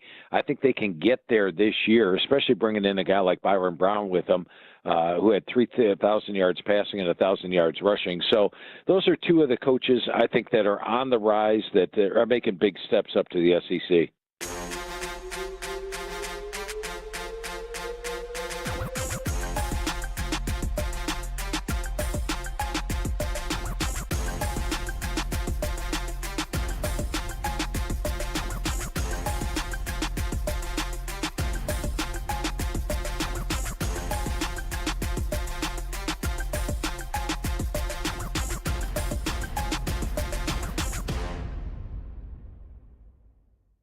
There's a team that made a big stride in the transfer portal. I don't know if it's going to be playoff stride, but a big stride. You'd have to look at Oklahoma State. And Oklahoma State's a team that last year was just absolutely miserable.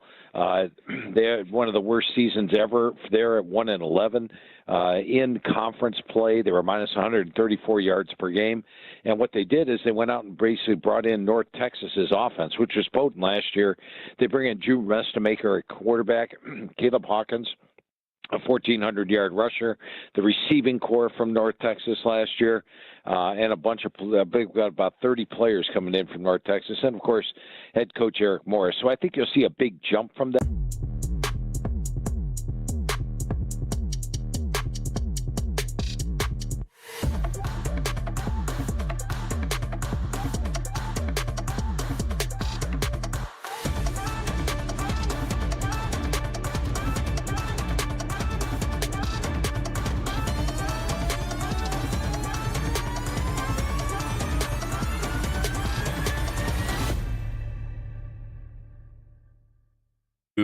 Best roster in football, best coach in football, the LA Rams. They're the favorite to win the Super Bowl for a reason. And not like a slight favorite. Like a pretty damned heavy favorite. They are 5-1 at BetMGM right now to win the Super Bowl. Next team on the board is Buffalo at 10-1. Everybody, especially after the Myles Garrett deal. I mean, that's just the cherry on top of this really scary Sunday if you are another NFC contender. But Garrett, McDuffie, assuming Puka is completely locked in and ready to go. I mentioned the running back tandem. I think Blake Corum is primed to pop off and have a massive year. But between he and Kyron Williams, I mean, is there a spot on this roster that looks especially weak? Or that doesn't at the very least look above average? That's it, the offensive line. That might be the only place where you look at it and go, if anything could be the downfall of the Rams this year. Maybe it's the offensive line. But even the offensive line is still really good. This team is stacked.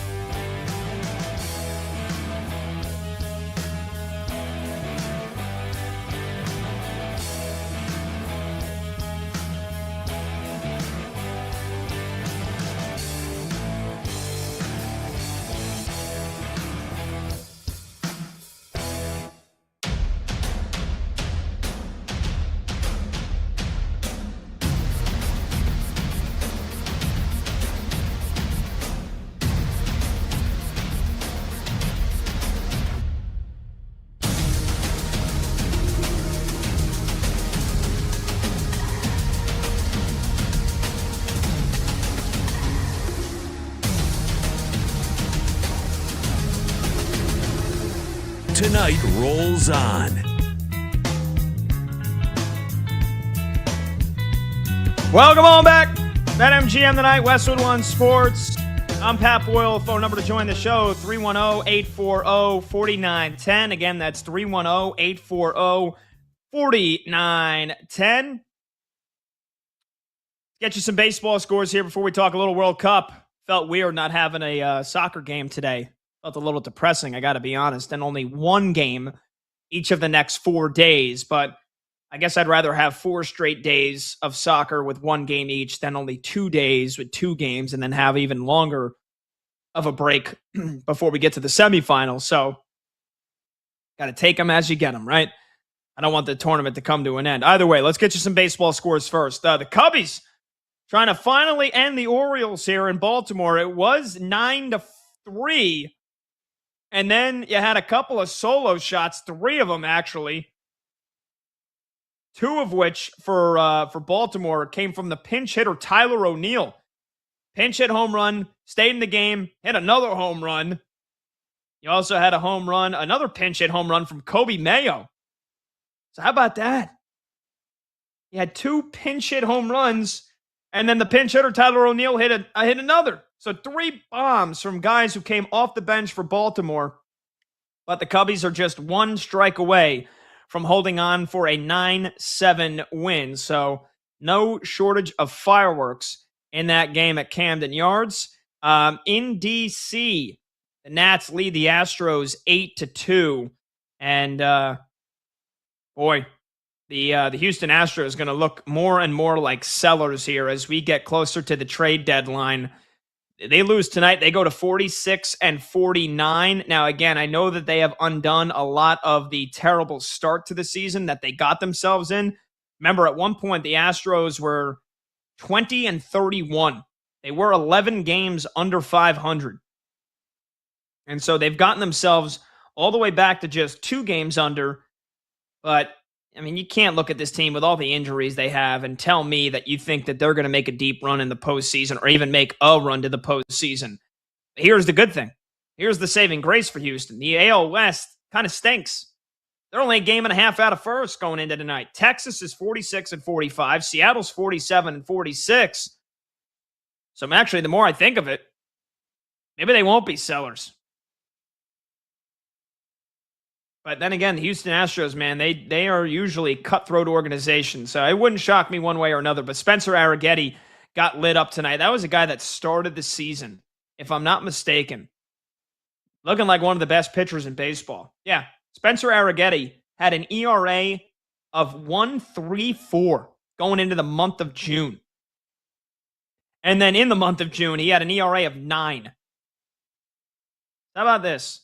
In his first 8 starts of the season, Spencer Arrighetti had only given up 7 earned runs. In his 5 starts in June, he gave up 25 earned runs. The guy once had an ERA of 1.34 not too long ago. His ERA has now climbed to 4.5. Yikes. And he got lit up again tonight. And didn't even pitch to James Wood. I think they've walked James Wood 3 times. It's Lurie Garcia, who's got a home run and 3 RBIs. C.J. Abrams has a home run and 2 ribbies. And the Nats got a tremendous start from Foster Griffin, who's having himself a hell of a season. He's 9-2 with an ERA under 3 and over 100 strikeouts. And I think that was before the start tonight. Yeah, so his ERA is down to 2.77. He's got well over 100 strikeouts now. And the Nationals. Don't kill the Nats. They win this game, they'll be 2 games over 500. All right, let's get you some other scores here. Cubbies held on to win, by the way. That game is now final. They win at 9-7. Rays shut out the Yankees. That Yankees lineup, man. What? Jeez. Disgraceful. Aaron Judge still hurt. Giancarlo Stanton still hurt. Jazz Chisholm hurt.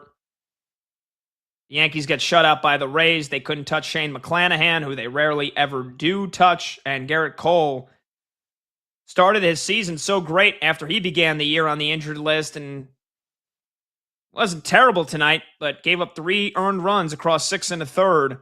And his ERA rises to a 4.04. And it was Jonathan Aranda who killed him tonight. He was responsible for all 3 of the runs, all 3 RBIs. And thank you to Yandy Diaz because he got 4 hits. Yandy Diaz went 4 for 4. Jonathan Aranda drove him in or the bottom of the lineup in every single time. RBI single in the 3rd, RBI double in the 5th, sac fly in the 7th. Jonathan Aranda, all 3 RBIs. McClanahan, nearly unhittable. The Rays beat the Yankees 3-0, extend their lead in the AL East now to, 5 games? Yeah, 5 games. And then a couple of other scores going on right now. The Reds putting a beat down on the Phillies, 11-4 in Cincinnati. Chase Burns wasn't that good. They didn't need him to be. Only 5 innings, gave up 3 runs, only had 2 strikeouts, but they touched up the Phillies pitching, including Alan, I believe it's Alan Rangel from Mexico. And then they got to the Phillies bullpen as well. Ellie De La Cruz has 2 hits, 2 RBIs, 3 runs, and a home run. Sal, I think, and by the way, I think I saw Combs, producer Brandon Combs, say in our show chat that the Reds went back to back to back to back earlier in this game, if I'm not mistaken. Yeah, in the fourth inning. It was Marte. Let me see here. In the fourth inning, it was Marte, De La Cruz, Stewart, and Blade. 4 homers in 1 inning. Now, I don't think it was actually back to back to back to back. It wasn't 4 in a row, but it was 4 homers in 1 inning because Marte was at the 6th spot in the lineup. And then it was De La Cruz, Stewart, and Blade. They went back to back to back. So how about that? Great American Ballpark getting some post-4th of July fireworks. 4 homers in an inning, including back to back to back, and the Reds crushing the Phillies 11-4. And then let's get you one more score here. The battle for first place in the AL Central rages on. It's been a mid-off in that division. The White Sox 47-43, although that's been a big surprise. Cleveland 47-45. They're playing the Twins at 45-47, and that game is 3 apiece right now in the top of the 7th with 1 out. Twins won that game yesterday 3-1. Couple of mediocre starting pitching performances from Prelup and Ciccone, so you've had bullpens battling each other here for the last couple of innings, and so that's a good one to continue to follow. Twins and the Guardians all locked up at 3. The Brewers might actually lose a game. They're in St. Louis. Cardinals have beaten them 5-0 in the top of the 7th, trying to avoid, well, I guess they're playing a 5-game series because they had a doubleheader makeup yesterday, but the Brewers had won 3 in a row. To start this series, the Cardinals finally got off the mat tonight. They lead at 5-0. Their starting pitcher, Michael McGreevy's been excellent. 6 1/3 shutout innings. I think he just came out of the game, so St. Louis has turned it over to the bullpen. But Kyle Harrison, who again, just like basically the entire Brewers pitching staff, had been excellent this year. He only lasted 4 innings and gave up 3 runs. That kid Jordan Walker, man, he just continues to have an unbelievable breakout season part 2. Guy that a lot of people thought was going to be a star in his rookie year in 2023 and then took some massive steps backwards, back up to the big leagues this year, and he is a stud. Jordan Walker had an RBI double in the first inning. He's got 2 hits, 2 runs scored. His average is up near 300. He's got over 70 RBIs and 21 home runs before the All-Star break. So that is a player to continue to keep an eye on. Jordan Walker. Cardinals beating the Brewers 5-0. And then you got D-backs Padres still to come. And you'll have Dodgers Rockies rubber game. Rare opportunity for Colorado to take a series from the Dodgers. If I'm not mistaken, I feel like they play the Dodgers well almost every time they play them. And the Rockies have been about as brutal as you could be over the last couple of years. And I feel like the Rockies have actually won their fair share of games against the Dodgers here over the last few years. Let me see if I can pull up that head-to-head record really quickly here over the last couple of seasons. So StatHead Sports Reference is going to block me, make me pay for that. Thank you. All right, so maybe I was wrong. The Dodgers have actually won 26 of the last 33 games. But I feel like there was maybe a series where the Rockies swept them. Yeah, I guess it was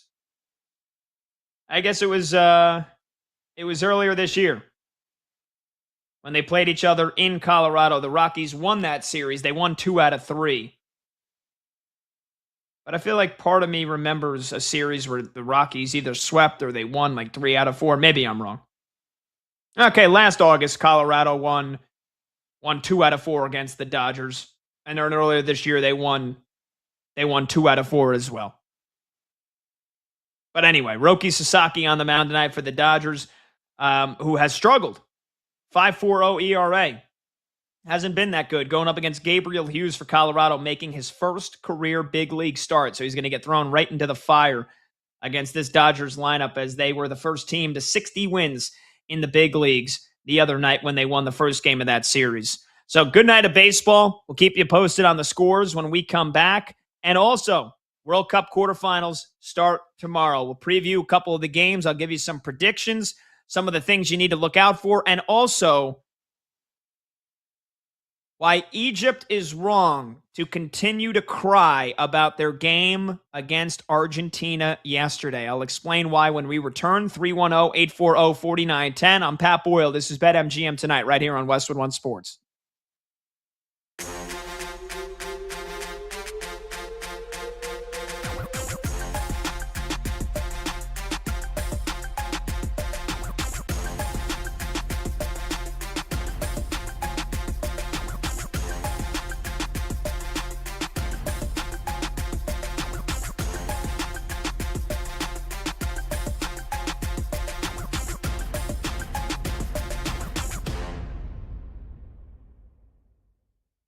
Philly is the spot.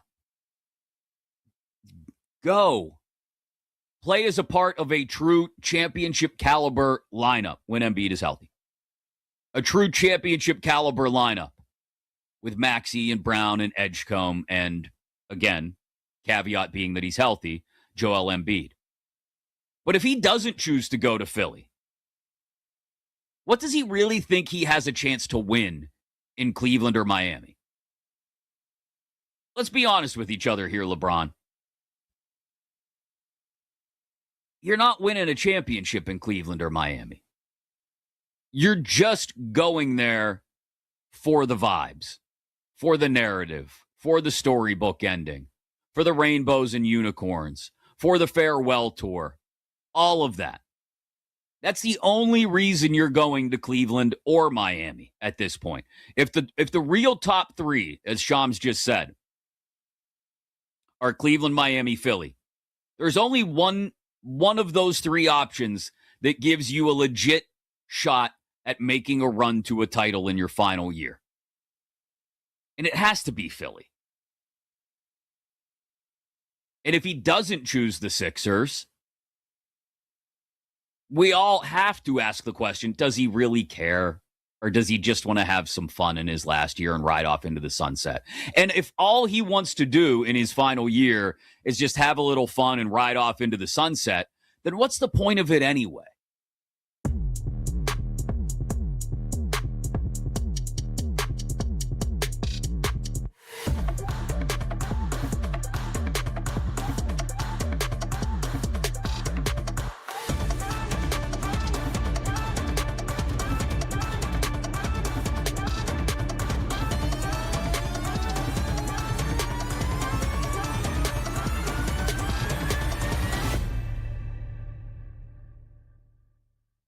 BYU, for example. BYU is number 3 on my experience chart coming into the season. And I got to tell you, I've gone over the team with Coach Sataki all 11 years he's been the head coach. This is my opinion, this is his best team he's put on the field. These guys are big and strong at the line of scrimmage, both sides of the ball. Their front seven's going to be nasty. They now have a quarterback in Bear Bachmeier that has experience. They've got Martin at running back, one of the best in the country. Big offensive line, big defensive line. I think BYU is a legitimate title threat this year, and it is, like I said, Sataki's best team. And another one to look at is Notre Dame. Notre Dame is a team that ranks number 4 on my experience chart. Remember last year the question mark was, well, they don't have an experienced quarterback. Well, C.J. Carr did pretty well for a first year as a starter. This year they've got, if you look at the offensive line, I rate it number 1 in the country. Defensively, they have my number 1 set of defensive backs, number 1 linebackers, number 5 defensive line. I think they have the best defense, best offensive line, experienced quarterback. The big question mark is who's going to replace Love and Price as the running back combo. But I like the talent with Aeneas Williams, Kendron Young, Nolan James, Jonas Walden.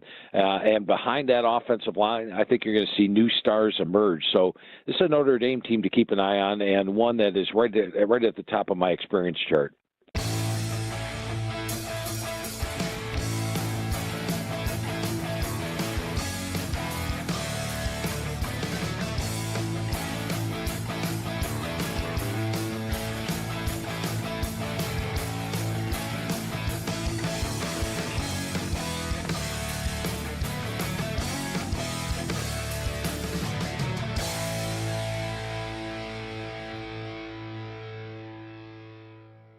talked about this the first time. Without Caitlin Clark, there is no 19 million people tuning in for a WNBA game on a Sunday afternoon in the middle of June. There isn't. I'm sorry. That's no disrespect to every other player in the league, and there's a lot of good players in the WNBA. But that doesn't happen. And if that doesn't happen, then you don't get the new TV contracts. And if you don't get the new TV contracts, you don't get the revisions to the CBA that allow you to get paid what you justly and rightly deserve based on the money you're generating for the league. Without Caitlin Clark, none of that happens.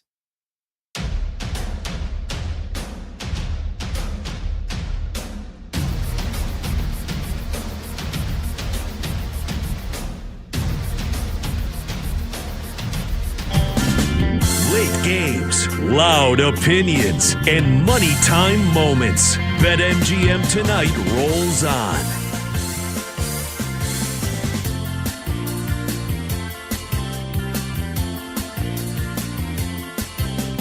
Welcome on back. BetMGM Tonight, Westwood One Sports. I'm Pat Boyle. Phone number to join the show, 310-840-4910. Coming up at the top of the hour, we should have a fiery, juicy segment of Hot or Cold. I already know that me and producer Brandon Combs are going to go at each other. I can't wait, as we almost always do. But look, we've got a show rundown, so I can promise you, we both know some of the topics that are going to be in there, and they're going to create some debate, including, again, coming up at the top of the hour, whether or not Egypt got screwed by VAR in that game against Argentina as they continue. The Egyptian soccer coaches and coaching staff and the federation continues to launch verbal tirades against FIFA. They are refusing to be silent. Do they have a point? We'll do that at the top of the hour. But to introduce the conversation here into some soccer, World Cup quarterfinals start tomorrow. The show goes on, whether or not Egypt likes it or not. And you got a rematch of the semifinals in 2022 to kick things off tomorrow between France and Morocco going against one another. Gillette Stadium in Foxborough, right outside of Boston. This could be a good one.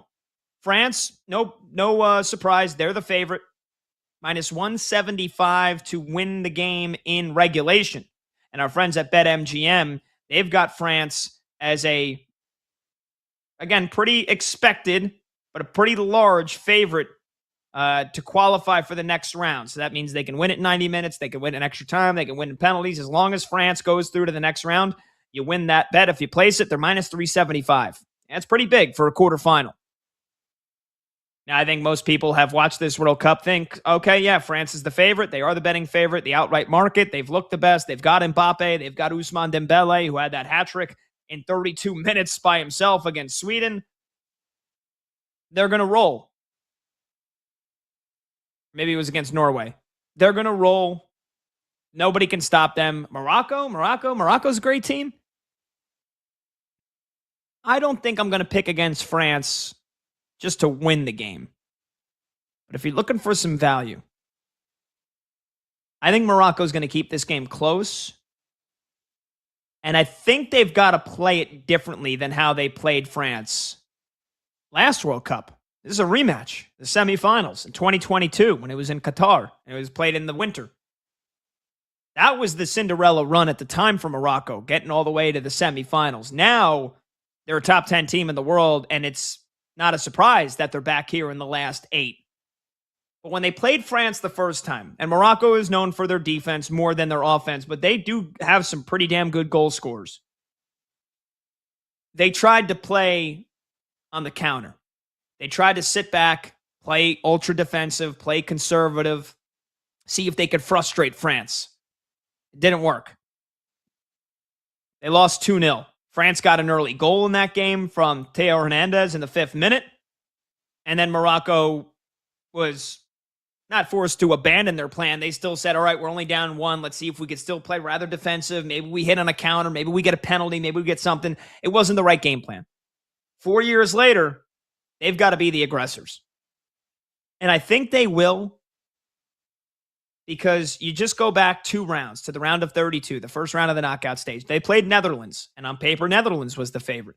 And Netherlands has a great offense. And I think going into that game, you could assume Morocco was going to be a team that sat back, played defensive, relied on their defense, maybe get it to extra time, maybe get it to penalties. And they were the aggressor in that game, to the point where Zlatan Ibrahimovic, who loved his coverage on Fox, loved his analysis, loved him as a player, one of the all-time great players, cocky SOB, but man, backed it up. And he goes, this is, like, I hate the way Netherlands played. They played not to lose. Morocco deserved to win. They were the aggressors. That is how they have to play against France. They can't just say, well, we know France is great. Hopefully we don't make a mistake. We're going to sit back, play defense. Morocco's got to go for it, because I think France's defense has not really been tested. On paper, the France defense just looks just as good as their offense. They shut out Paraguay. They shut out Sweden. They shut out Iraq in the group stage. Really haven't played that great a competition. The best team they've played so far is Norway. In the last game of the group stage, Norway rested their entire starting lineup. This has kind of been a cakewalk here for France. Their group was Senegal, Iraq, and Norway. And again, Norway sat everybody because it was a game that didn't matter. Yeah, they had a chance to win the group, but they were prioritizing keeping their team fresh and healthy, and it's paid off. They're in the quarterfinals. So the best team, Norway's backups, and who? Senegal? Paraguay? Point I'm making, Morocco can make this a tight game. I think this is a 1-goal game at most, and I think Morocco is going to score a goal, because it's almost even money that France is going to pitch another shutout, and I don't think that's going to happen. I think Morocco's too good. I think they're going to find a way to get at least 1 goal. So for them to score, it's almost even money with our friends at BetMGM. That would be the way I play it. But I think you got a tight one tomorrow. I think France is going to be tested. They were tested against Paraguay, and Morocco's better than Paraguay. And I think Morocco they have a solid defense, but I think they need to be aggressive, need to be the attacking team. And if they do, maybe, just maybe, we see a big upset. I would still probably pick France to win it, but I think Morocco, this is going to be a tight one tomorrow. All right, we'll do hot or cold when we return. We'll preview the other games as we move along here. I'm Pat Boyle. This is BetMGM tonight on Westwood One Sports.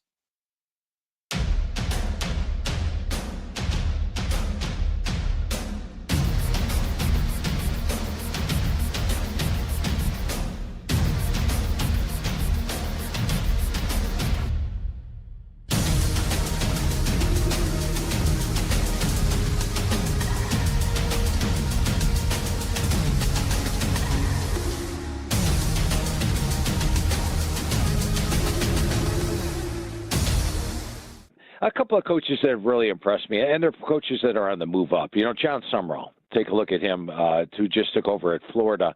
The question was, do we get Lane Kiffin? Do we get John Summerall? I'm not sure John Summerall, that might not be the better long-term pick there as the head coach. He's been in 4 games or 4 seasons as a head coach, 2 at Troy, 2 at Tulane, and he's got his team to the conference championship all 4 years.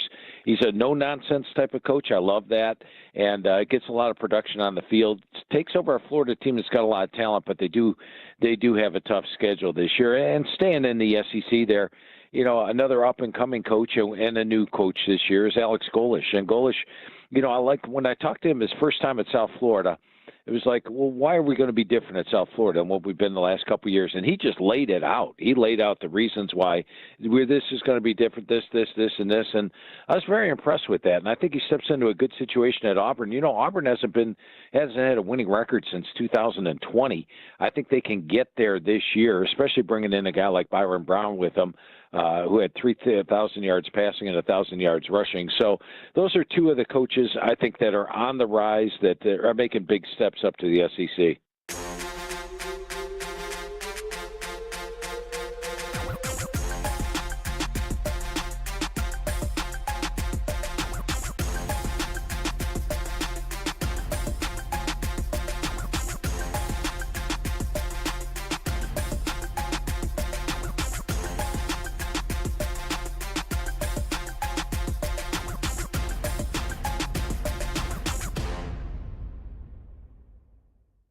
There's a team that made a big stride in the transfer portal. I don't know if it's going to be playoff stride, but a big stride, you'd have to look at Oklahoma State. And Oklahoma State's a team that last year was just absolutely miserable. They had one of the worst seasons ever. They're at 1-11 in conference play. They were minus 134 yards per game. And what they did is they went out and basically brought in North Texas's offense, which was potent last year. They bring in Drew Restamaker at quarterback, Caleb Hawkins, a 1,400-yard rusher, the receiving core from North Texas last year, and a bunch of we've got about 30 players coming in from North Texas, and of course, head coach Eric Morris. So I think you'll see a big jump from that.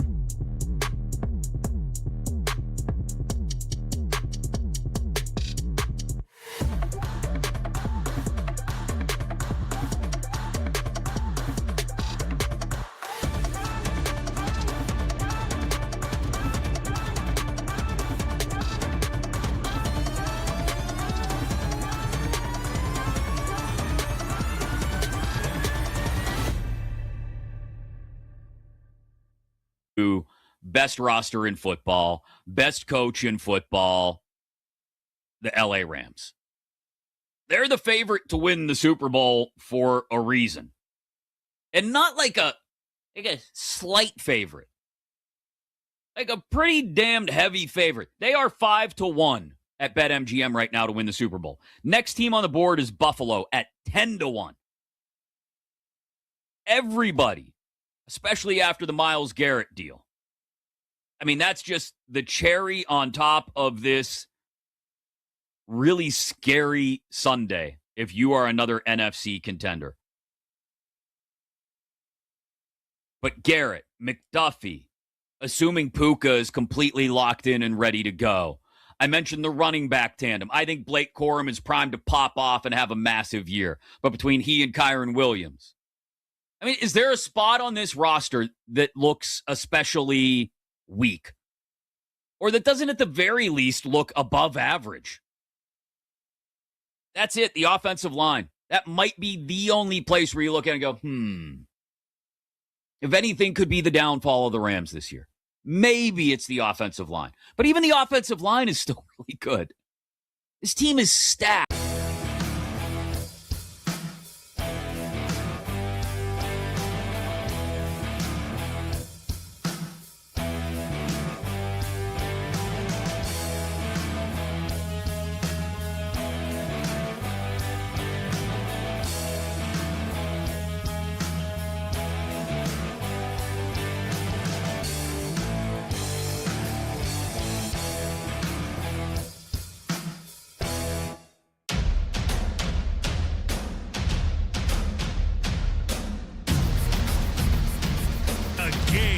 Light up. Banking that ass left and right. This is BetMGM Tonight with Pat Boyle. I am owed a championship, and some freaking dog is not going to deny me. On Westwood One Sports.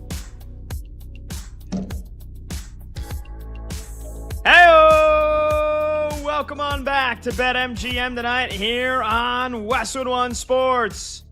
I'm Pat Boyle, and we are brought to you by BetMGM Tonight.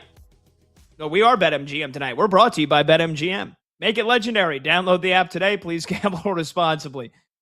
Hour number 5, fifth and final hour of this Wednesday night program, kicks off right now. A lot of the times the 5 hours fly, and I feel like I'm wheeling and I'm dealing and I'm not messing up on any words. And then other times, you have that little slip up. It happens.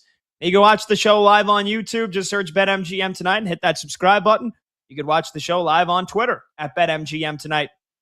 And you can listen to the program on the Westwood One Sports app, the Odyssey app, SiriusXM Channel 375, and hundreds of local affiliates throughout North America. We've touched on a lot so far, smorgasbord of topics on what has, truthfully it's a bit of a slow sports day, but, we keep the content coming, baby. Me and Brad, we're giving you some great opinions, debating whether or not Justin Verlander is a top 10 pitcher of all time as he is set for retirement. I think we're going to get back into that debate in just a bit. Talking FIFA World Cup quarterfinals starting tomorrow, talking a little bit of Wimbledon, and then the two big baseball stories outside of Verlander tonight. Dylan Cease took a no-hitter into the 9th inning and lost it. And then Jared Jones of the Pirates had a perfect game after 6 innings with 77 pitches and got yanked to prioritize his long-term health. Damn shame. Second time in 4 days that's happened. Yuri Perez from the Marlins had a perfect game through 7 innings with 92 pitches. He also got pulled because the Marlins and the Pirates, who, by the way, the Marlins are actually having a good season. The Pirates are having an okay season. But in the last 10 years, 2 disgraceful organizations. Now they want to look after their players. You had a chance to make some history. So a lot of topics for you to get into. We normally have open phone lines for you here in the final hour. So if you want to join the show, you can call or you can text 310-840-4910. Again, that's 310-840-4910. I gave you a prediction for France-Morocco, the first of 4 quarterfinals in the World Cup in the quarterfinals tomorrow. I think it's going to be sweaty. I think France will probably edge it out. If I had to give you a score prediction, 2-1 France in extra time. I do think they're going to need more than 90 minutes to seal the deal tomorrow. Get you the rest of my predictions later on this hour, but we always kick off the final hour with a little hot or cold. Let's get producer Brandon Combs into the mix. Combs, what's going on, brother? What is going on, Mr. Pat Boyle? Look, you've said a lot of stuff tonight that I disagree with. Quite a few. We might have to start bringing back beef with Boyle on top of hot or cold. Even though hot or cold tends to turn into beef with Boyle, I think beef with Boyle needs to come back because sometimes I kind of want to throttle you. Yeah, well, I mean, that's, hot or cold has become your hunting ground to try to come after me and my takes, which are always right, by the way. You're always on the wrong side of these takes, but it's a valiant effort every time that you go ahead and give it a go. So, what do you want to start with here? All right, let's start with this whole. I mean, look, the World Cup's going on. It's big, it's huge, and there's a team that is complaining, and I kind of agree with them. Egypt got screwed by VAR in their game against Argentina and have every right to continue to complain. Hot or cold? Yeah, this is cold for me. I mean, I still can't believe that they're crying about this. Now, again, the game was yesterday. It feels like it was longer ago, and that's because maybe, again, social media, there are a lot of people that are desperate for clicks, a lot of people that will say anything for attention.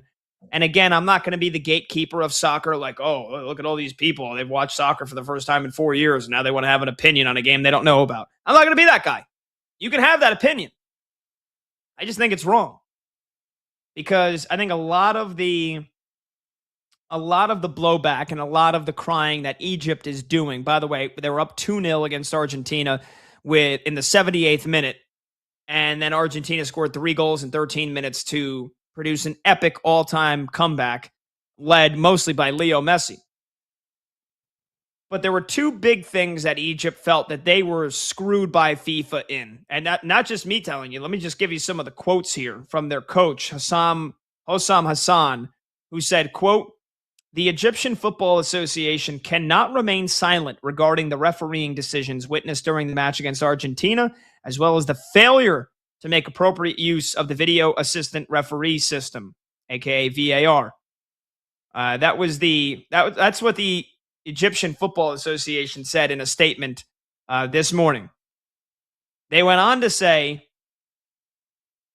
quote, "What occurred during the match has understandably generated widespread frustration among our players, staff, and supporters who expected the highest standards of officiating on football's biggest stage." Then their head coach, Hassan, said after the match, quote, "Perhaps they wanted to keep the world champion in the competition. Perhaps they wanted Messi to stay in the running." Essentially saying FIFA's corrupt. This game was rigged. FIFA was going to do everything it could to make sure that Argentina won that game. And I'm going to say this. Maybe this disclaimer is not needed, but I do recognize Messi as the greatest player of all time. It was nice to see them win the World Cup in 2022. I couldn't give a damn if Argentina won it again. Frankly, I don't really want them to. I really don't. I'm not like I'm rooting against Messi. I don't want him to win. So I guess I am. I mean, I want my prediction to be right. I predicted Spain. That's who I hope wins the tournament, especially because all of my rooting interest, somebody that's half Irish, half Italian, neither of them even made the tournament. I have a little bit of German. They get freaking knocked out by Paraguay. I root for Team USA. They get embarrassed by Belgium. So at this point, I'm a neutral fan. My prediction was Spain.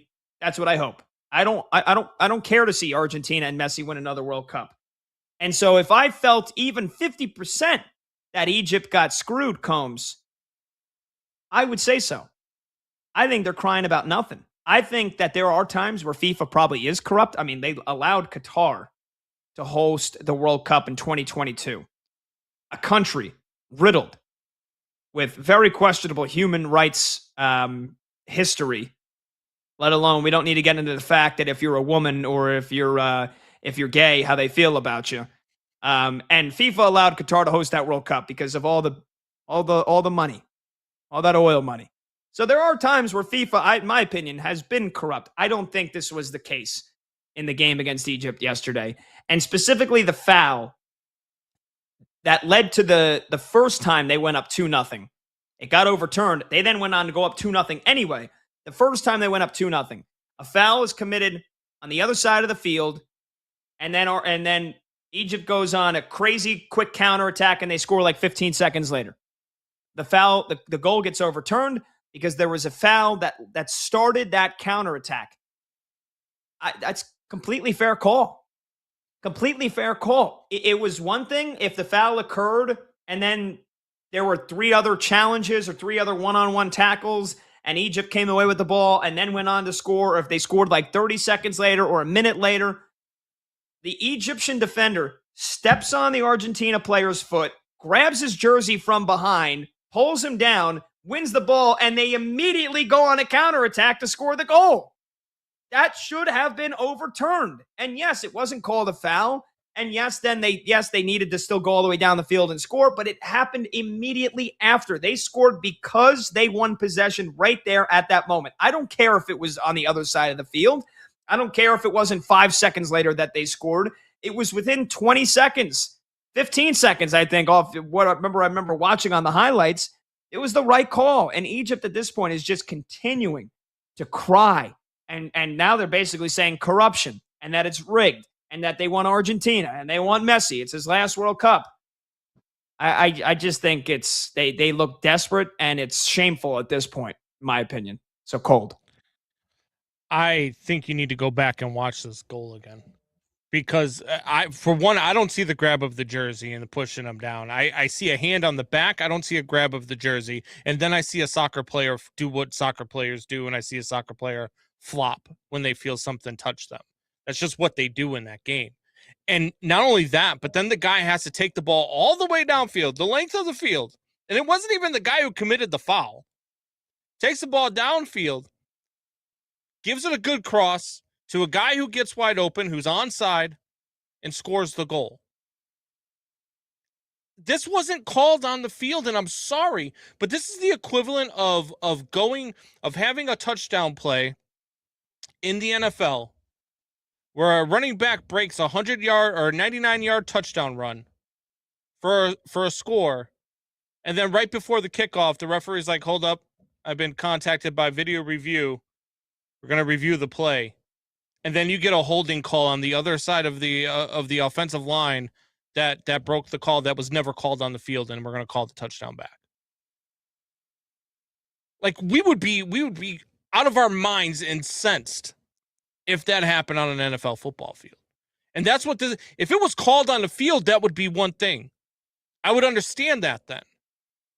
If all of a sudden, if they called the foul and said, hey, this is what created the turnover. This is what created you getting the ball back. This is what created you guys being able to score a goal. I would get that.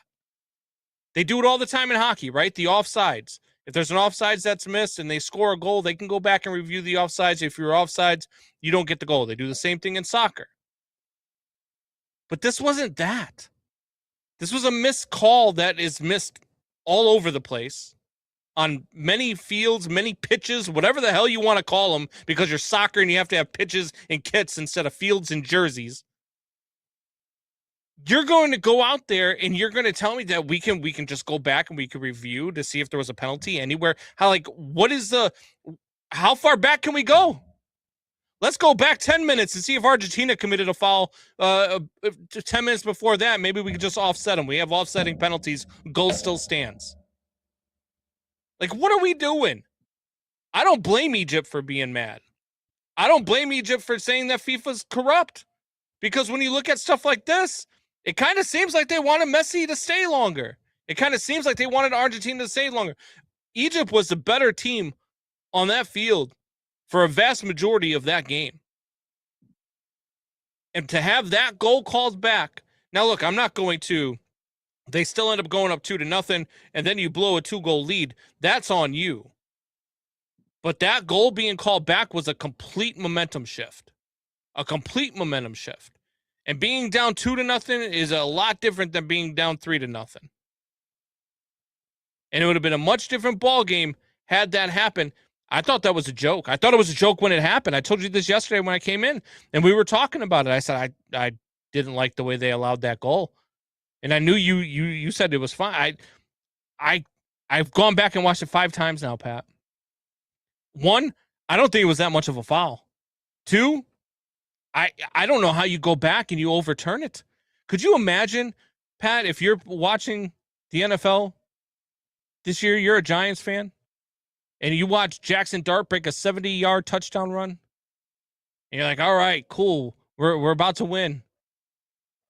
Oh, no, it's getting called back because we're going to go to video review, and now they're going to call a holding that was on the right side of the line that everybody on the field missed.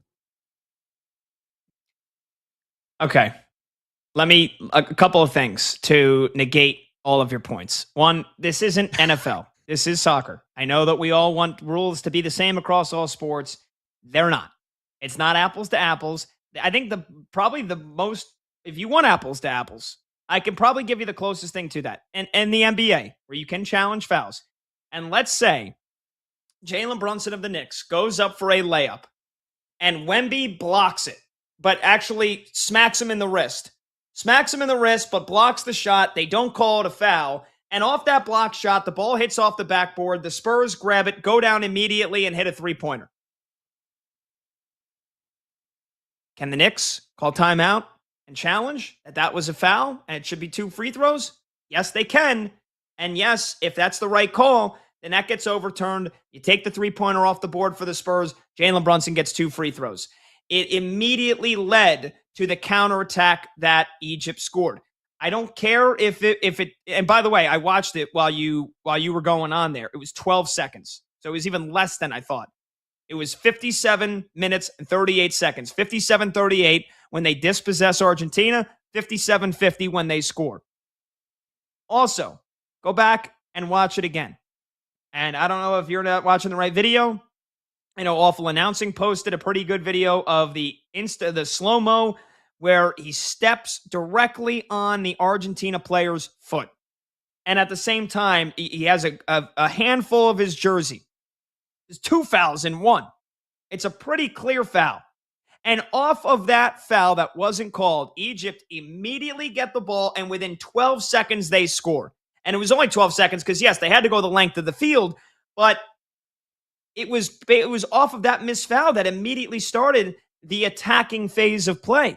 And so let me just read you real quick the rules from FIFA themselves. A VAR. There is no time limit. There is no specific time limit on how many seconds VAR can go back. The scope of play, though, is strictly limited to one single, unbroken attacking movement. And so they can look back as far as the start of the immediate attacking phase of play. That's what they call it. And that was exactly what happened. Egypt committed a foul that they didn't get called for, and they immediately start an attacking phase. And it leads directly to a goal, a penalty, or a red card. And in this particular play, it leads directly to a goal. That foul that should have been called directly led to a counterattack that within 12 seconds produces a goal. This isn't a conspiracy theory. This has nothing to do with it being rigged for Messi or Argentina. This was just what the system was created, video assistant referee, to get the calls right. This is what it was created for. They did their job. This is the instance of VAR acting as it should.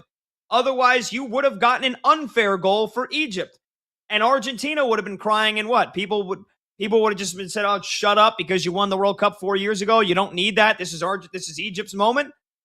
But because it's Messi and because it's Argentina, people immediately look for a reason to cry controversy, to cry conspiracy theory, to cry that it's rigged or corruption. And like I said, I feel like there has been times where FIFA has been corrupt, and them awarding Qatar a World Cup 4 years ago was probably the best instance of that. On the field, in a game, off the top of my head, I don't have an answer for you. I don't have an example, but this was not that yesterday. And now Egypt is only just, the federation is digging themselves a deeper hole. That's a terrible rule for one. So there's no time limit on how far VAR can go back, but it's they can go back to the time that they changed the possession and they went on the attack. So if they go on the attack, they take a shot on goal, goalie saves it, stays in play, they still attack some more, goalie saves another one. So you could go back 3 freaking minutes and take a goal off the board for a foul that wasn't called on the field. Not necessarily. Insane. And the fact Hold that on. you compared it to the NBA, now we have 2 soft-ass sports that we're talking about. And if you like this rule and you're okay with this rule, you're just as soft as that. Now, let me, so to what you said, no, they can't go back 3 minutes necessarily, because the rules also said that FIFA does not go back to review prior, separate passages of play or initial turnovers if the defending team had a chance to reset.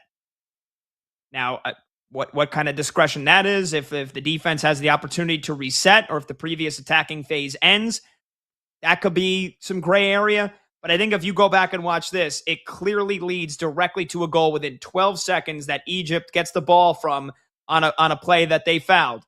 And also, once play restarts after a stoppage, a throw-in or a corner kick, VAR generally cannot go back to check incidents that happened before that restart unless it involves serious violent conduct. So no, you can't just go, "Oh, wow, we want to go back 5 minutes ago and look at this." No, you can't do that. Again, this was 12 seconds that elapsed. Egypt goes the length of the field, and that's not enough time for Argentina to get back. What you're essentially telling me is that if you think that there's a penalty, don't get back on defense. Because if we don't have a chance to reset, we can go ahead and review that penalty. Well, that's bad. You're taking a massive risk if it wasn't a foul, if it was a clear tackle, then you're just basically allowing, you're giving up a goal, thinking that you are going to get a challenge right that you might not. Sure, but it's a terrible rule, Pat, and the fact that you're okay with it kind of surprises me. Surprises you? Yeah. You know me. You know that you should know that over the course of this iteration of BetMGM tonight, which we've been doing for more than half a year now, 7 months, that I am a proponent of getting the calls right. That's why I want automated strike zones. That's why I would rather have robot umpires or take as much power away from umpires as possible, because I want the calls to get right. I don't care about. So then you want reviews. You want reviews on holding calls in the NFL? Because that's getting the call right.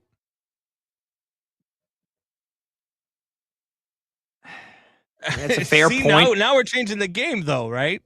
Because it's a fair point, but there are various penalties in the NFL that are very much in the gray area and are very much discretionary. Not necessarily discretionary, but I mean, there are certain players that say there's holding on every play in the NFL. But no, to make the point clear, I think when it comes to the NFL, no, I probably would rather not have penalties be able to be reviewed. Touchdowns, plays that get reviewed every single Sunday in the NFL, yes, I still want those to be able to be reviewed. Not calls like holding and pass interference, because they are often so, I'm going to say discretionary, but again, there is so much gray area with calls like that. I mean, I agree with you that we shouldn't be reviewing those calls in the NFL, but I don't think you should be reviewing that call in soccer either. To take a goal off of the board at that stage, I mean, is just, it's asinine to me. And it's a black eye on this World Cup. I think if it happened the other way around, if Argentina scored a goal that they committed a foul during, and by the way, Egypt was claiming that they did on the third goal. Mm-hmm. And I think that was not a foul. You know, Egypt goes to cross in a ball, and an Egypt player runs next to Argentina player, kind of lightly grabs his wrist, and the guy completely like flops and falls down. And they weren't even the ball wasn't even going towards him. And then Argentina starts their attack, and that's what they end up getting the third goal off of. So. Sounds like you're a lot like FIFA. Like you just wanted Argentina and Messi to move on. I don't, though. Like, I'm being honest. I didn't. Honestly, I was all cool with the upset. I was rooting for Egypt to win once they went up 2-0. But, and so that should tell you that I'm not biased. I could care. I don't want Messi and Argentina to win. I want my prediction to be right. I want Spain to win. And I know they're on a different side of the bracket, but there's no part of me that is rooting for Messi to have this storybook ending. I could care less. He already won a World Cup. He's won everything you could possibly win in his career, both club and internationally. And so I'm not coming at this from a biased point of view. I think the referees got it right. I think it's a stupid rule. I think it needs to change, and I don't know. I just don't get it. It's a dumb rule. I think VAR being able to review a penalty is insane to me. Insane to me. Well, penalty, yes, but this was a foul that led to a goal. You know, they review penalties. That's a very common review. That and offsides are the two most common. Which, by the way, I think the one thing I also will say that I agree with, don't get me wrong, I'll be the first one to rip referees when they're wrong, is that they have had very little reviews for actual penalties themselves in the box. No. Where flopping is seemingly a big part of the sport and guys trying to sell calls. And I feel like they've done a good job of letting the physicality of the game take over. But I mean, I don't know. It was pretty cut and dry for me, man. Like Egypt committed a foul. You show the replay. You see the replay. The guy steps on the Argentina player's foot and has a hand of his jersey. He goes down, and immediately Egypt start a counterattack and score within 12 seconds. It's pretty cut and dry for me. Like the goal should have came off the board, but if it happens in the box, not on the other side of the field, that's insane. It's a fair point. And look, a lot of people want to weigh in on this, so we will take a short break, and we will come back. We'll get to your phone calls. Do you agree with me, or do you agree with Combs? Do you think Egypt should have been allowed to keep that second goal? And do you think it affected? Do you think they got screwed by FIFA? Do you think Egypt got screwed by FIFA? And do you think they wanted Argentina to win and were going to do so no matter how they had to do it? Or do you agree with me? Think that it was the right call? People just need to stop crying. Get to your calls and your texts when we come back. 310-840-4910. We've also got some other good hot or cold stuff on the docket that we have to try to squeeze in here in the next 35 minutes. So get aboard. Don't go anywhere. We're coming right back. This is BetMGM tonight right here on Westwood One Sports.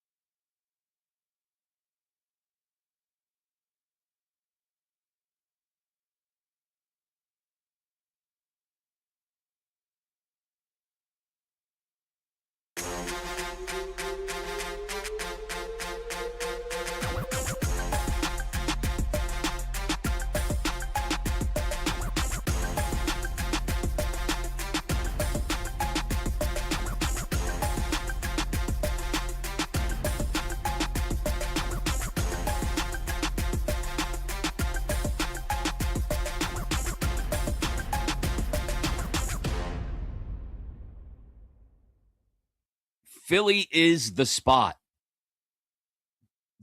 Go. Play as a part of a true championship caliber lineup when Embiid is healthy. A true championship caliber lineup with Maxey and Brown and Edgecombe and, again, caveat being that he's healthy, Joel Embiid. But if he doesn't choose to go to Philly, what does he really think he has a chance to win in Cleveland or Miami? Let's be honest with each other here, LeBron. You're not winning a championship in Cleveland or Miami. You're just going there for the vibes, for the narrative, for the storybook ending, for the rainbows and unicorns, for the farewell tour, all of that. That's the only reason you're going to Cleveland or Miami at this point. If the real top three, as Shams just said, are Cleveland, Miami, Philly, there's only one of those three options that gives you a legit shot at making a run to a title in your final year. And it has to be Philly. And if he doesn't choose the Sixers, we all have to ask the question, does he really care? Or does he just want to have some fun in his last year and ride off into the sunset? And if all he wants to do in his final year is just have a little fun and ride off into the sunset, then what's the point of it anyway?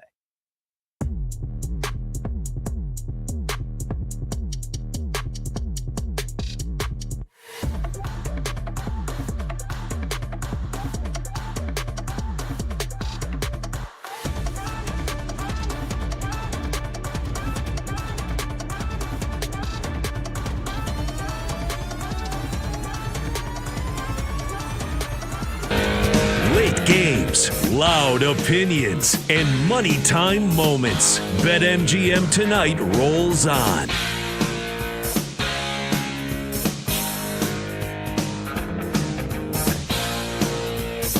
Welcome all back. BetMGM tonight, Westwood One Sports.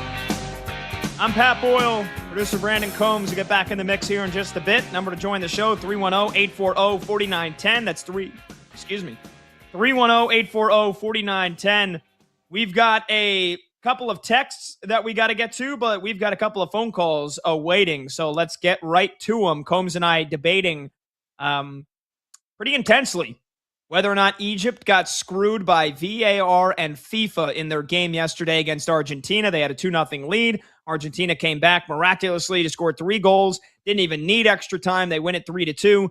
Egypt had 2 different calls that they thought they got screwed on.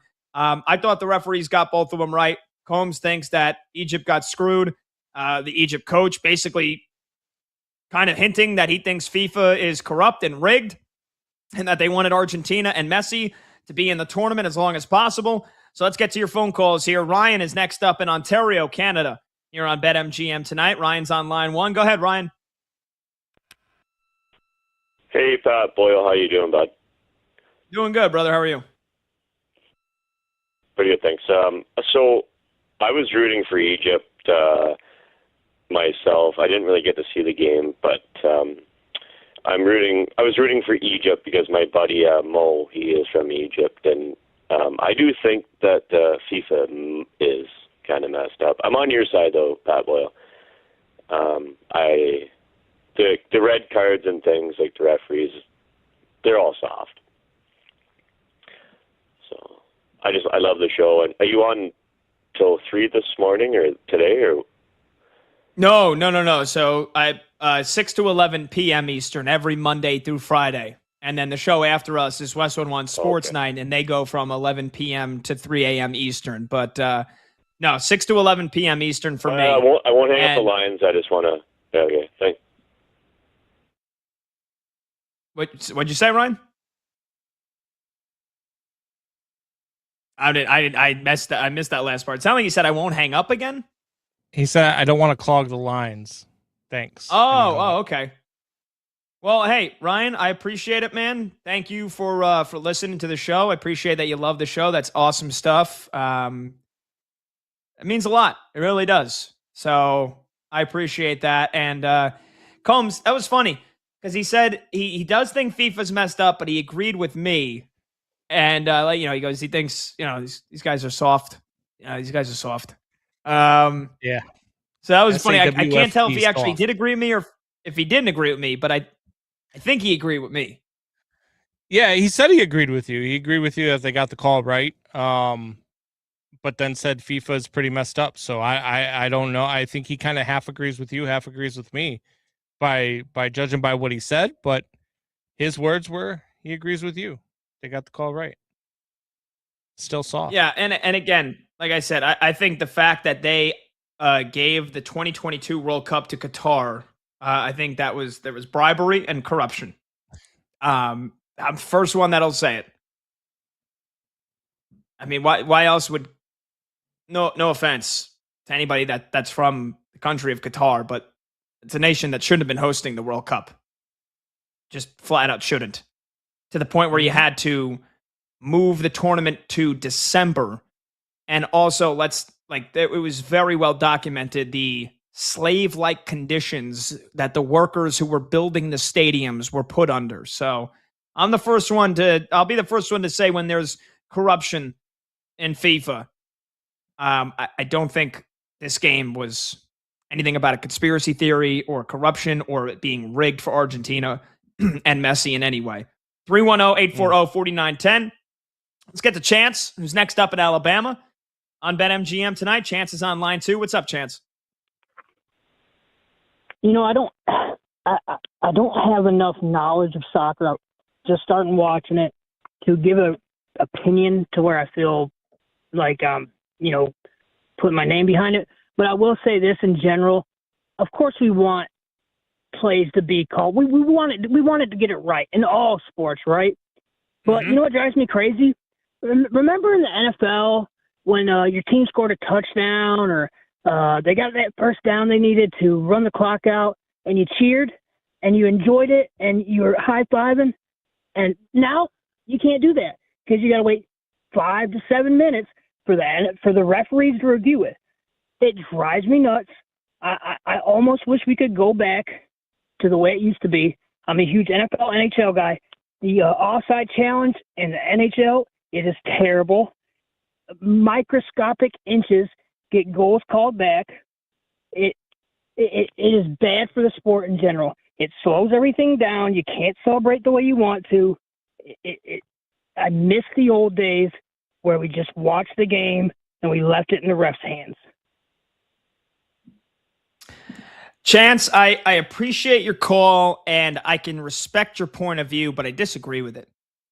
I disagree. Above all else, I want the call to be right. I want the right calls to be made. I don't want human error dictating who wins games. And it's not just regular season games in January, it's playoff games, championships. Like you said, microscopic inches at times is what they're reviewing for offsides in the NHL. Whether or not Isaiah Likely's big toe was in bounds or not determined the opening night game 2 years ago between the Ravens and the Chiefs. But where do you draw the line then? Because if it's like, oh, it's microscopic inches, like just leave the call, stop the reviewing. All right, what if it's then 4 inches? What if it's a foot? It's only a foot. I mean, half his foot's out, but come on. We got to review this for 6. Just stick with the call. Like, where do we draw the line? Don't get me wrong. At times, reviews in sports, yeah, they're annoying. They take long.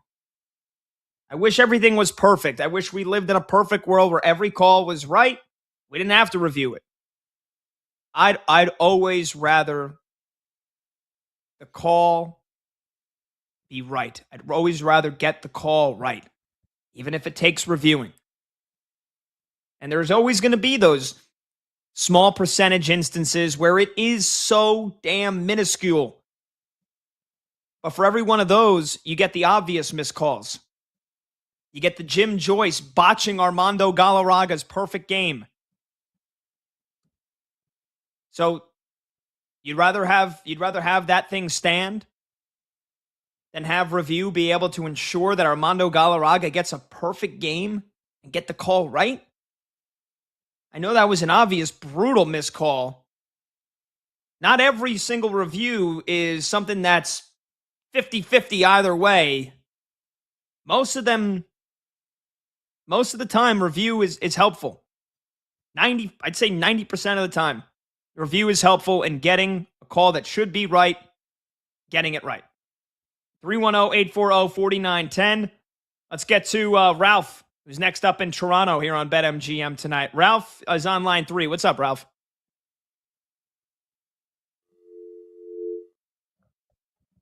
Let's see if we got Ralph again. Ralph? Sound like he hung up. All right, looks like Ralph might have dropped. So let's go to Mario, who's in Miami. Next up on BetMGM tonight. Mario's on line 1. What's up, Mario? Hey, what's going on, brother? Great show, man. Thank you for taking my call. Yeah, thanks for making it. What's up? What do you got? I just, real quick. Obviously, the word rig gets thrown around so freely with the gambling and everything, but I think this is a tale that's as old as time, man. I mean, Messi's the FIFA golden boy. FIFA doesn't really have to really answer to anybody. If you really think about it, they're kind of like their own entity.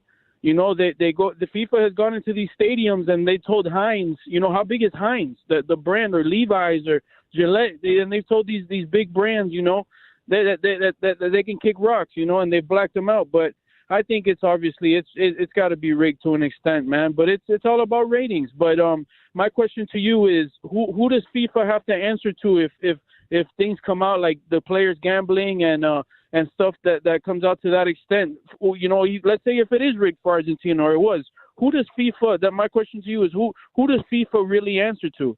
Who holds them accountable? And I'll listen off air, man. You have a great night, brother. Yeah, Mario, appreciate it. It's a good question. Off the top of my head, I would assume there is some kind of ethics committee or disciplinary committee that governs FIFA. I know FIFA is the overall governing body of the world, but let me just do a quick Google search because I honestly can't give you the answer off the top of my head. But it says FIFA is largely self-governing and legally unaccountable to any overarching global authority, operating as a tax-advantaged nonprofit under Swiss law in Zurich.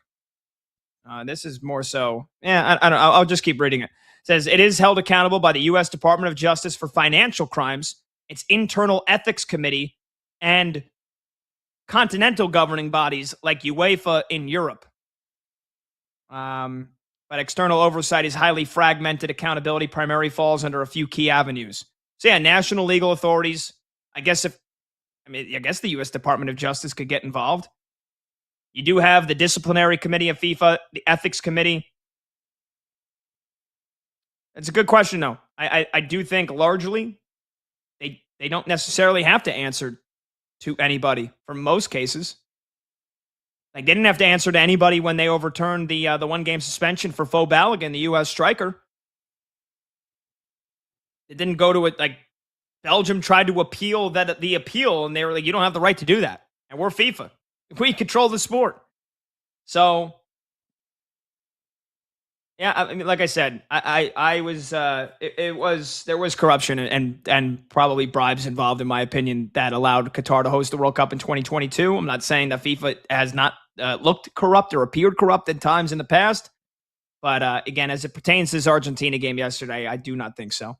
310-840-4910. We'll finish up with your phone calls, your texts, and we've got one more hot or cold on the docket to get to as it pertains to Justin Verlander, who's retiring at the end of the year. Me and Combs will get into it when we return. We'll finish up. If you're on hold, stay there. We'll get to your calls and your texts before we say goodbye. I'm Pat Boyle. This is BetMGM tonight on Westwood One Sports.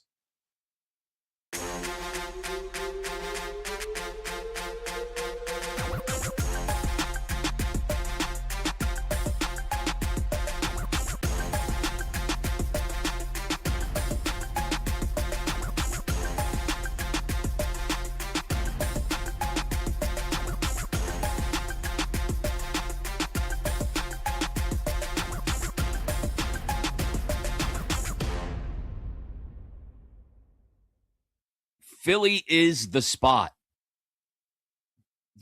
Go. Play as a part of a true championship caliber lineup when Embiid is healthy. A true championship caliber lineup with Maxey and Brown and Edgecombe and, again, caveat being that he's healthy, Joel Embiid. But if he doesn't choose to go to Philly, what does he really think he has a chance to win in Cleveland or Miami? Let's be honest with each other here, LeBron. You're not winning a championship in Cleveland or Miami. You're just going there for the vibes, for the narrative, for the storybook ending, for the rainbows and unicorns, for the farewell tour, all of that. That's the only reason you're going to Cleveland or Miami at this point. If the real top three, as Shams just said, are Cleveland, Miami, Philly, there's only one of those three options that gives you a legit shot at making a run to a title in your final year. And it has to be Philly. And if he doesn't choose the Sixers, we all have to ask the question, does he really care? Or does he just want to have some fun in his last year and ride off into the sunset? And if all he wants to do in his final year is just have a little fun and ride off into the sunset, then what's the point of it anyway?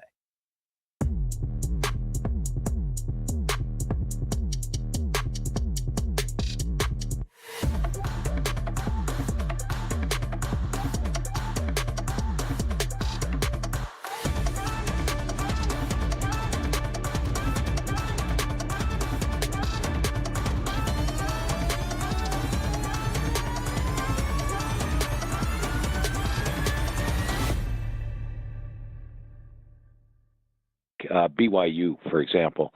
BYU is number 3 on my experience chart coming into the season. And I got to tell you, I've gone over the team with Coach Sataki. All 11 years he's been the head coach.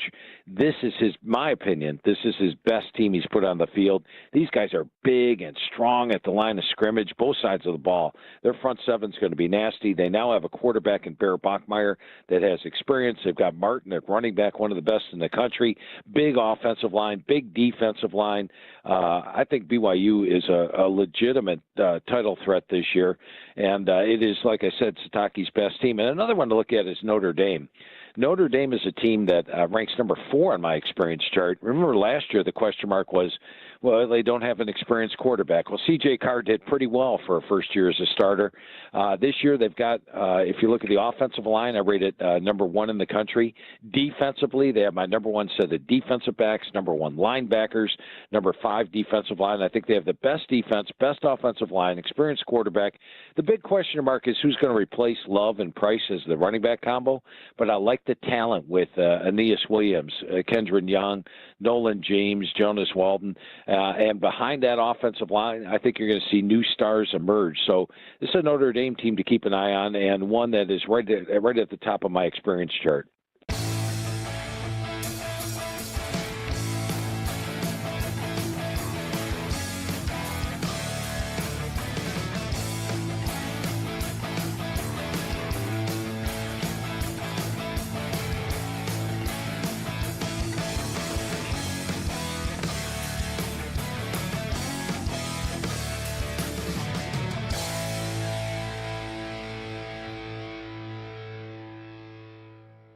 Talked about this the first time. Without Caitlin Clark, there is no 19 million people tuning in for a WNBA game on a Sunday afternoon in the middle of June. There isn't. I'm sorry. That's no disrespect to every other player in the league, and there's a lot of good players in the WNBA. But that doesn't happen. And if that doesn't happen, then you don't get the new TV contracts. And if you don't get the new TV contracts, you don't get the revisions to the CBA that allow you to get paid what you justly and rightly deserve based on the money you're generating for the league. Without Caitlin Clark, none of that happens.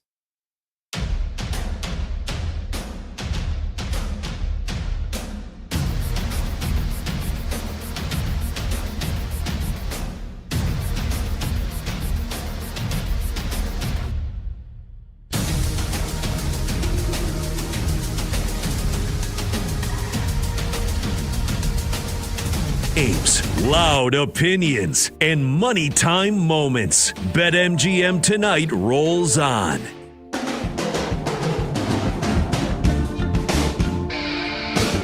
Hey, welcome on back. BetMGM Tonight, Westwood One Sports. Last couple of minutes here. I'm Pat Boyle. We're going to get your final phone calls and text in right now. 310-840-4910. Debating whether or not you think Egypt got screwed by FIFA and the refs in their loss to Argentina. Let's get to Africa, who's in New York. Next up on BetMGM Tonight on line one. What's up, Africa? Hey, what's going on, fellas? How you doing tonight? Good. How are you? I'm good. First and foremost, I'll be honest. Egypt definitely got screwed. There's no debating that. Infantino definitely has an agenda, and he wants Argentina to win. And the only silver lining I can find in that is my Messi agenda continues to live on. I want to give a shout-out to my friend Jay, who's a big Ronaldo fan. He's from England. And unfortunately, Ronaldo just keeps falling short, and Messi is going to do it again.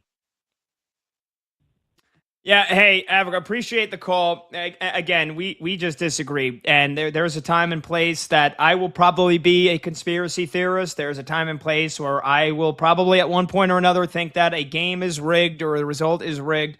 I disagree. Look, it'd be one thing. Egypt scored a second goal after that. Egypt scored a second goal. They were up 2-0. They collapsed, right? There was nothing wrong with Argentina's goals at all. Egypt still should have won the game. And the penalty, by the way, that Argentina got in the first half that ended up getting saved was completely the right call. I'm sorry. I disagree. I don't think that game was rigged. Gianni Infantino, the president of FIFA, might have a Messi agenda. He might have an Argentina agenda. He might. That doesn't mean he's going to act on it and deliberately rig a game, like say to the officials, hey, guys, I'm sure we've all joked at one point or another, oh, Goodell made the call. Goodell made the call at half. Got to have Brady win. Got to have Mahomes win. I'm sure every one of us has been in that position if it's happened to our team. But, do you really deep down believe that? You really deep down believe that? I don't. And by the way, Ronaldo, one of the great players of all time, maybe second behind Messi, never won a World Cup, often comes up short in the big games in the international level, will never touch Messi. Never. 310-840-4910. Let's get to Andrew, who's in Pittsburgh, next up on BetMGM tonight. What's up, Andrew? What's up, Pat? I'm actually originally from Queens, New York. I've been out here 16 years, but I know your work on the Fan very well because I still keep in touch with it. I can't say it's rigged per se. The problem is it just took too much time to get the call. I mean, but my thought is, and again, I'm a fan of hockey from the late 70s, so that'll give you a rough idea of how old I am. But at one point, I don't recall the year, but they put two refs on the ice, and two linesmen. The pitch is so much larger. Mm-hmm. Do you think that it's come to a point, because again, with hockey, at the speed, everyone got faster, the plays are faster. And again, the same translates to soccer. Do you think they should have another ref on the field? And I know they have people on the sides that help them. Yeah. Andrew, I appreciate the call. We're running out of time, so I'm gonna let you go. I appreciate it. I don't. I think the fact that you mentioned it, they have the lines judges that make the calls on offsides. Those guys also wave their flags if they see a foul. So I know it's just one referee that's on the field, but the two lines judges, the assistant referees, are also supposed to help out with calling fouls when they see them. Obviously they're the ones that deal with throw-ins and corner kicks and offsides as well. So no, I think one ref is fine. Really quickly, two texts that I want to get to. 954 number says, Pat, some of your takes from your overnight show and from this show have made me at times hate you and wish you were off the air. But your soccer analysis knowledge and wise opinions have made me really endeared to you. As much as I hate Argentina, you're absolutely right in your analysis of the situation there. That's one hell of a text. Appreciate that. And finally, Gene in SoCal texts in, great job, Pat Boyle. Your Wimbledon talk was excellent. I'm getting sick of hearing speculation about where LeBron ends up. This Arthur Ferry story is definitely against all odds. Coco Gauff might finally win Wimbledon. All the top women are out. Coco should win it. All right, there you go. That's a show. Thanks to everybody working on it. Combs, Monty, Brad, Zach, Chloe, Max. I'm Pat Boyle. We'll see you tomorrow at 6 p.m. Eastern. BetMGM tonight.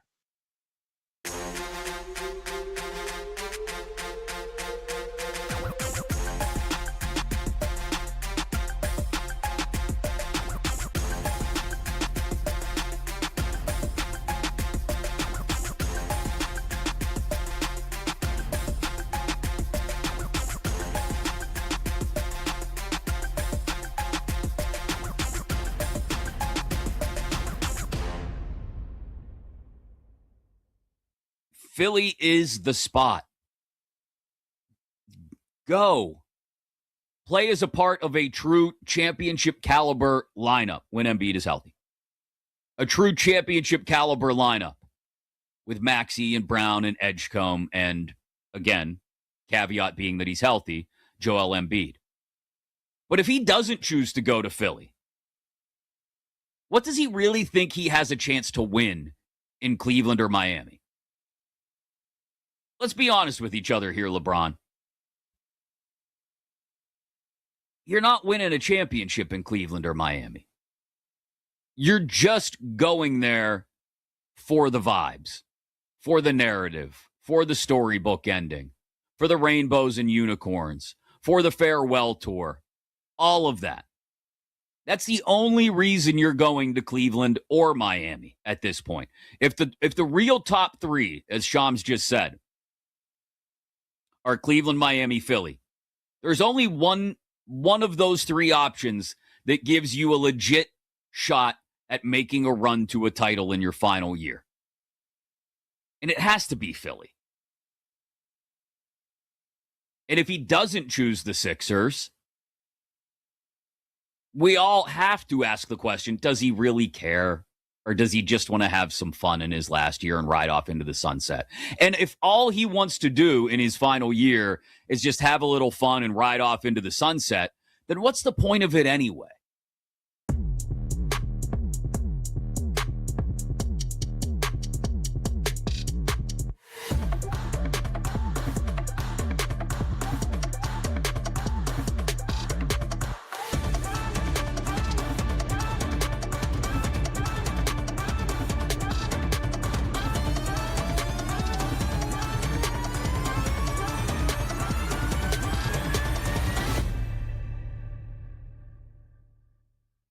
BYU, for example. BYU is number 3 on my experience chart coming into the season. And I got to tell you, I've gone over the team with Coach Sataki. All 11 years he's been the head coach. This is my opinion, this is his best team he's put on the field. These guys are big and strong at the line of scrimmage, both sides of the ball. Their front seven's going to be nasty. They now have a quarterback in Bear Bachmeier that has experience. They've got Martin at running back, one of the best in the country. Big offensive line, big defensive line. I think BYU is a legitimate title threat this year, and it is, like I said, Sataki's best team. And another one to look at is Notre Dame. Notre Dame is a team that ranks number 4 on my experience chart. Remember last year the question mark was, well, they don't have an experienced quarterback. Well, C.J. Carr did pretty well for a first year as a starter. This year they've got, if you look at the offensive line, I rate it number 1 in the country. Defensively, they have my number 1 set of defensive backs, number 1 linebackers, number 5 defensive line. I think they have the best defense, best offensive line, experienced quarterback. The big question mark is who's going to replace Love and Price as the running back combo. But I like the talent with Aeneas Williams, Kendron Young, Nolan James, Jonas Walden. And behind that offensive line, I think you're going to see new stars emerge. So this is a Notre Dame team to keep an eye on, and one that is right at the top of my experience chart.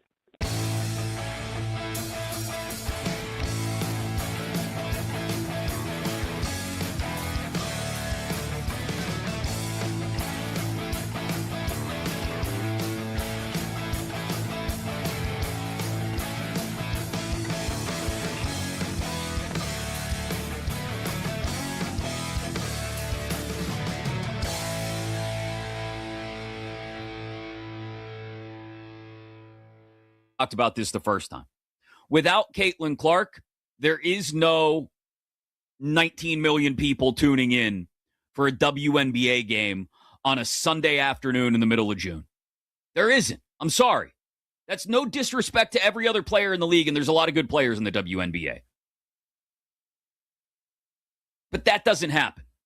And if that doesn't happen, then you don't get the new TV contracts. And if you don't get the new TV contracts, you don't get the revisions to the CBA that allow you